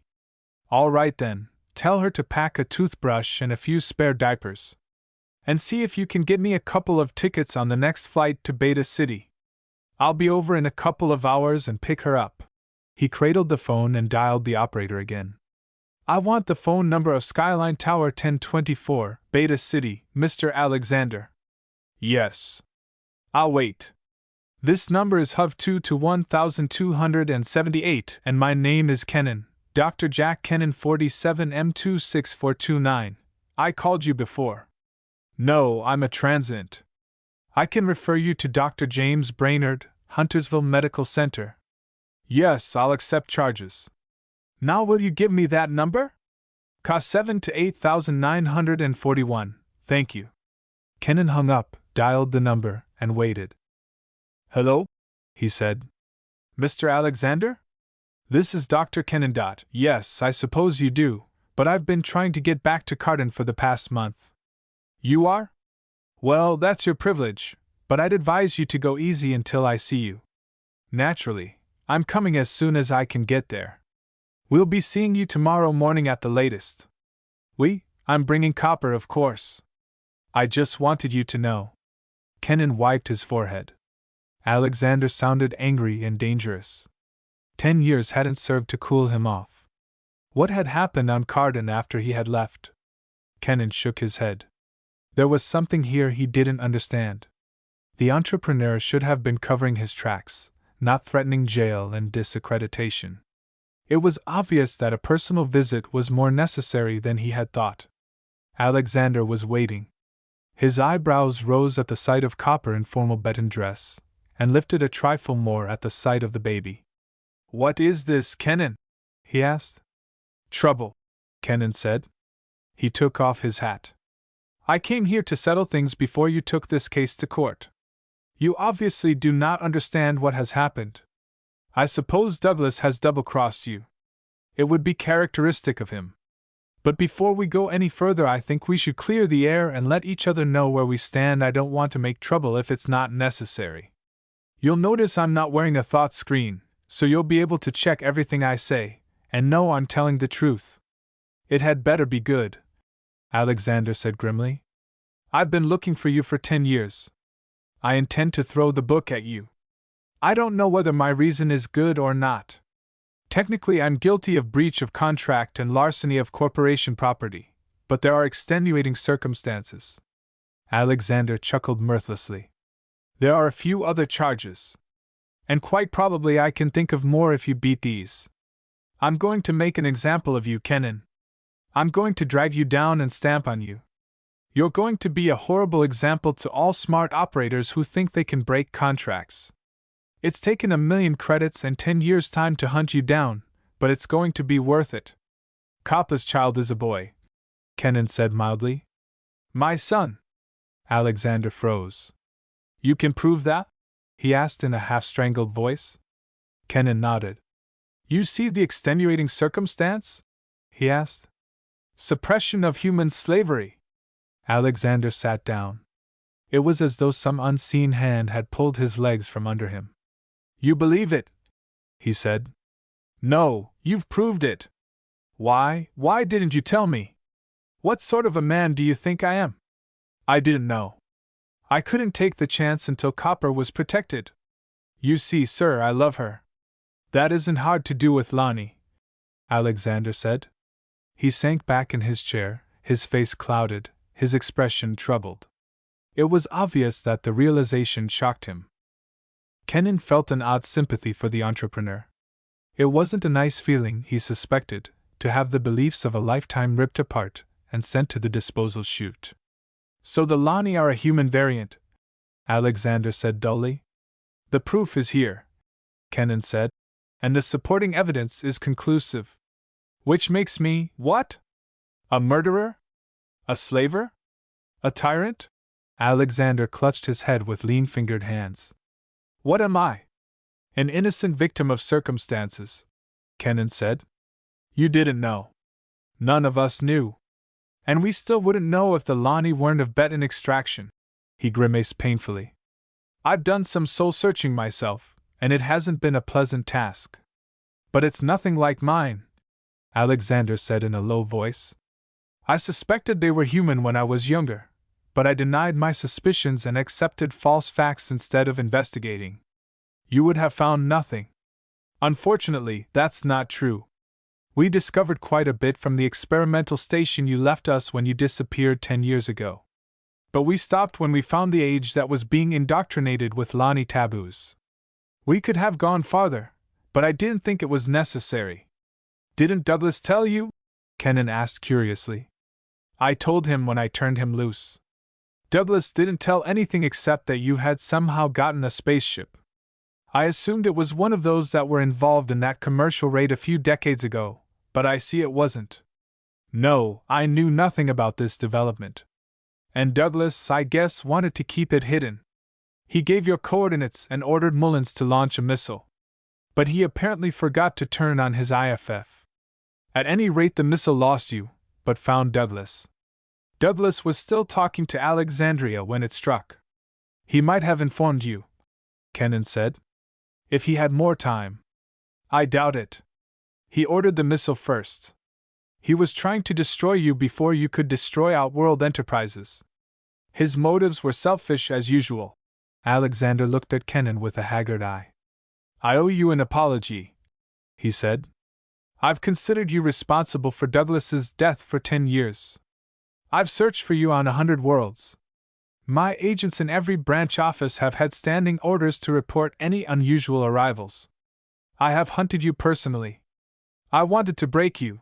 I wanted to kill you. I couldn't help the delay, Kenan said. The ship was old. I know. You've told me more than you think. I'm a telepath, you know. I've never forgotten it, Kenan said. That was one of the principal reasons I came here. I wanted to see how you'd react when you learned the whole truth. And I suppose you gloat. No, you're not doing that. But you are right. I could have checked it further. But I didn't. Off-world enterprises is far bigger than Flora, and I was busy. Galactic trade is a snake pit. And after all, there was Douglas's death, and the family with their never-ending clamor for money and their threats when it didn't come promptly. I like being an entrepreneur, but until I made Outworld independent of family control, I couldn't do anything except run the business to their wishes. Actually, the island was only a small part of the corporation. I tried to run it as humanely as possible under the circumstances. He shuddered. I don't think I was ever needlessly cruel. No, Kenan said. You were indifferent. Which is just as bad, Alexander said. Well, what are you going to do about it? Copper interjected. You can beat yourself until you're blue, but that won't accomplish anything. What are you going to do? Alexander countered. You have the upper hand. Me? Copper asked. I have nothing. This is between you men. She lapsed into silence. Alexander turned back to Kenan. You have undoubtedly made some arrangements. You wouldn't come here. Oh, I see. Congratulations. Handling the evidence that way was a wise course. You have my admiration. But then I should have known that I was not dealing with a fool. He smiled wryly. Subconsciously, I think I did know, but that's one consolation. Kenan grinned. To be thought a rascal is bad enough, but to be considered a fool is intolerable. But your decision not to use the evidence unless you were forced to, that's poor business. But good morals, Kenan said. Neither the Brotherhood nor I could settle this affair. It is a matter only you can handle. There is no sense in killing Outworld or throwing Cardin into centuries of litigation. The Lani never were numerous enough to lay claim to an entire world. I'll admit the club is there, but I'll never use it unless it's necessary. Why not? It's sound business practice. I'm a professional, not a businessman. And besides, I haven't the moral right to return evil for good. You have not been a bad boss.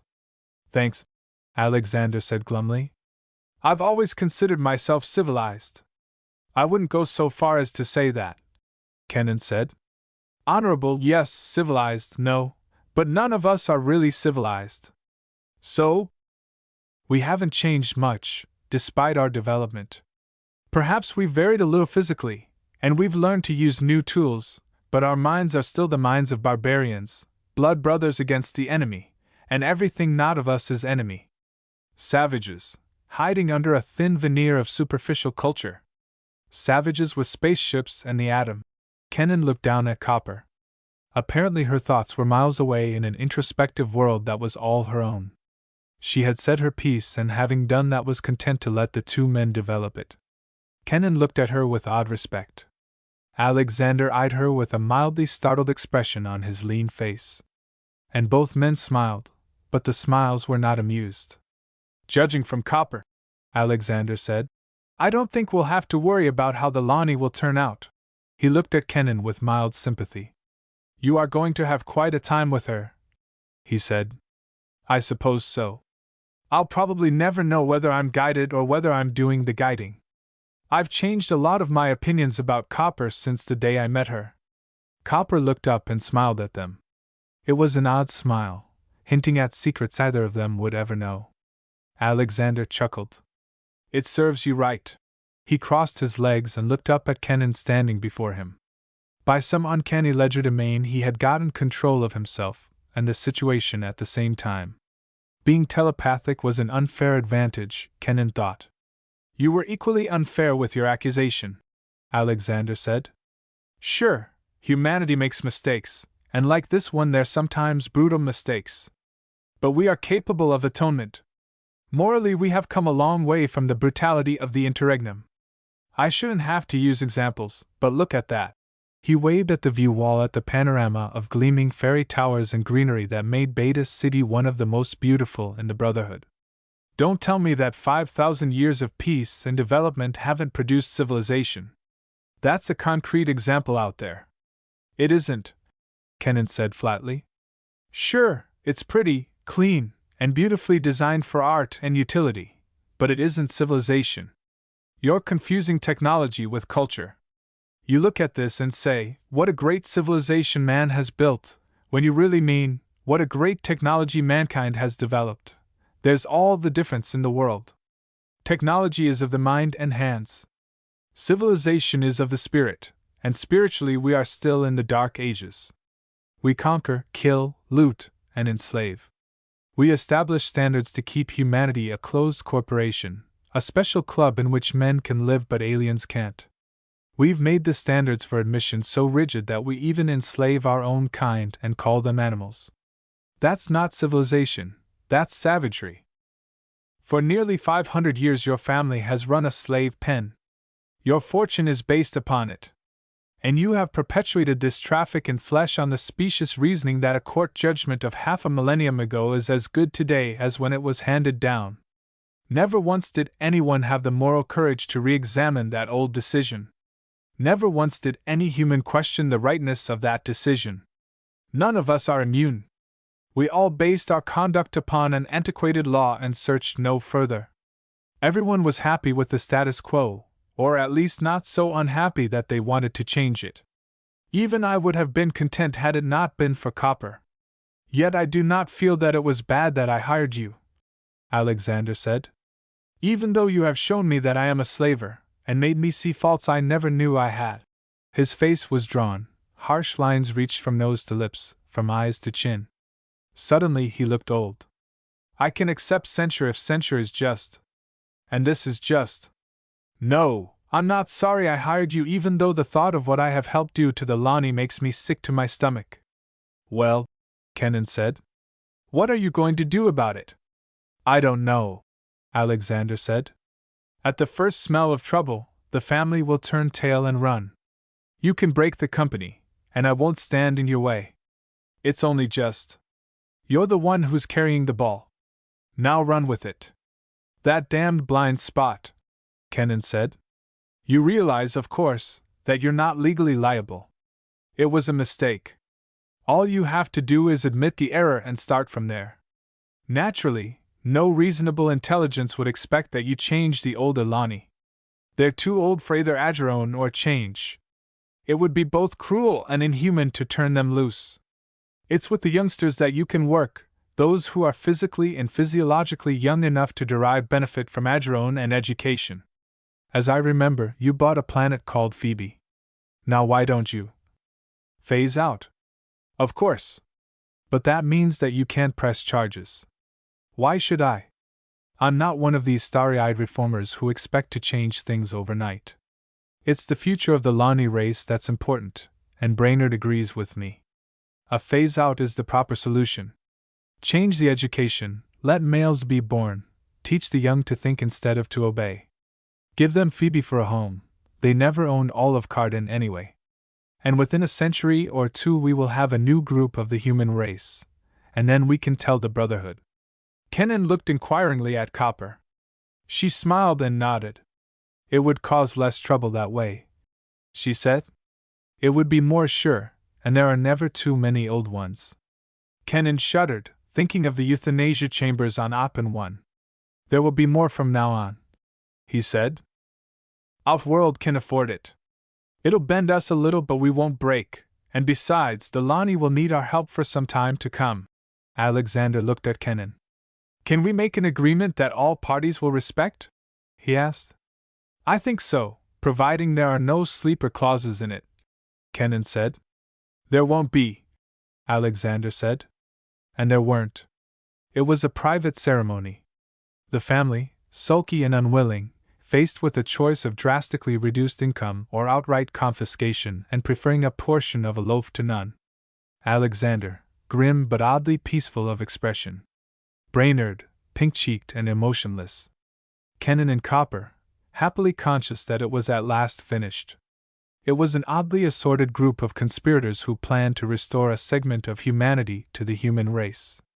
Kennan signed last, and as he did, Alexander looked at him with a sly grin distorting the smooth pallor of his face. You forgot something, he said. What? Kennan said, aware suddenly that something was wrong. What do you plan to do now that this is over? Join the medical center here and practice veterinary medicine. You wouldn't care to work for me, to help rebuild the wreckage you've helped create? I'll need a manager on Cardin to phase out the island while we phase in Phoebe. No, thank you. I've had enough of that. You just think you have, Alexander said gleefully. That's what you have forgotten. You've gotten your agreement, now you will satisfy me. As I see it, you have breached your contract by leaving Flora without authorization. That is right, Kennan said. A small lump of lead began to grow rapidly larger in his stomach. Brainerd was grinning and Kappa's eyes were shining. You've been jobbed, his mind told him. He sighed. He knew what was coming next. The punitive clause for breach of contract, Alexander went on inexorably, is very broad. Discretion is vested in the entrepreneur. I can obtain judgment against you in any court on any planet. I know, Kennan said glumly. But I am going to be civilized, Alexander said. I am going to be merciful. I am going to extend your contract until phase-out has been completed. You are going to have control of the entire Cardin phase of the operation. It's poetic justice. You made the mess, now you can clean it up. That's inhuman. Humanity has nothing to do with it. It's justice, Alexander said. He smiled at Kappa's radiant face. The thought of going home was good to her. Good luck on your new job, Dr. Kennan, he said. And welcome to the Brotherhood of the Ulcer.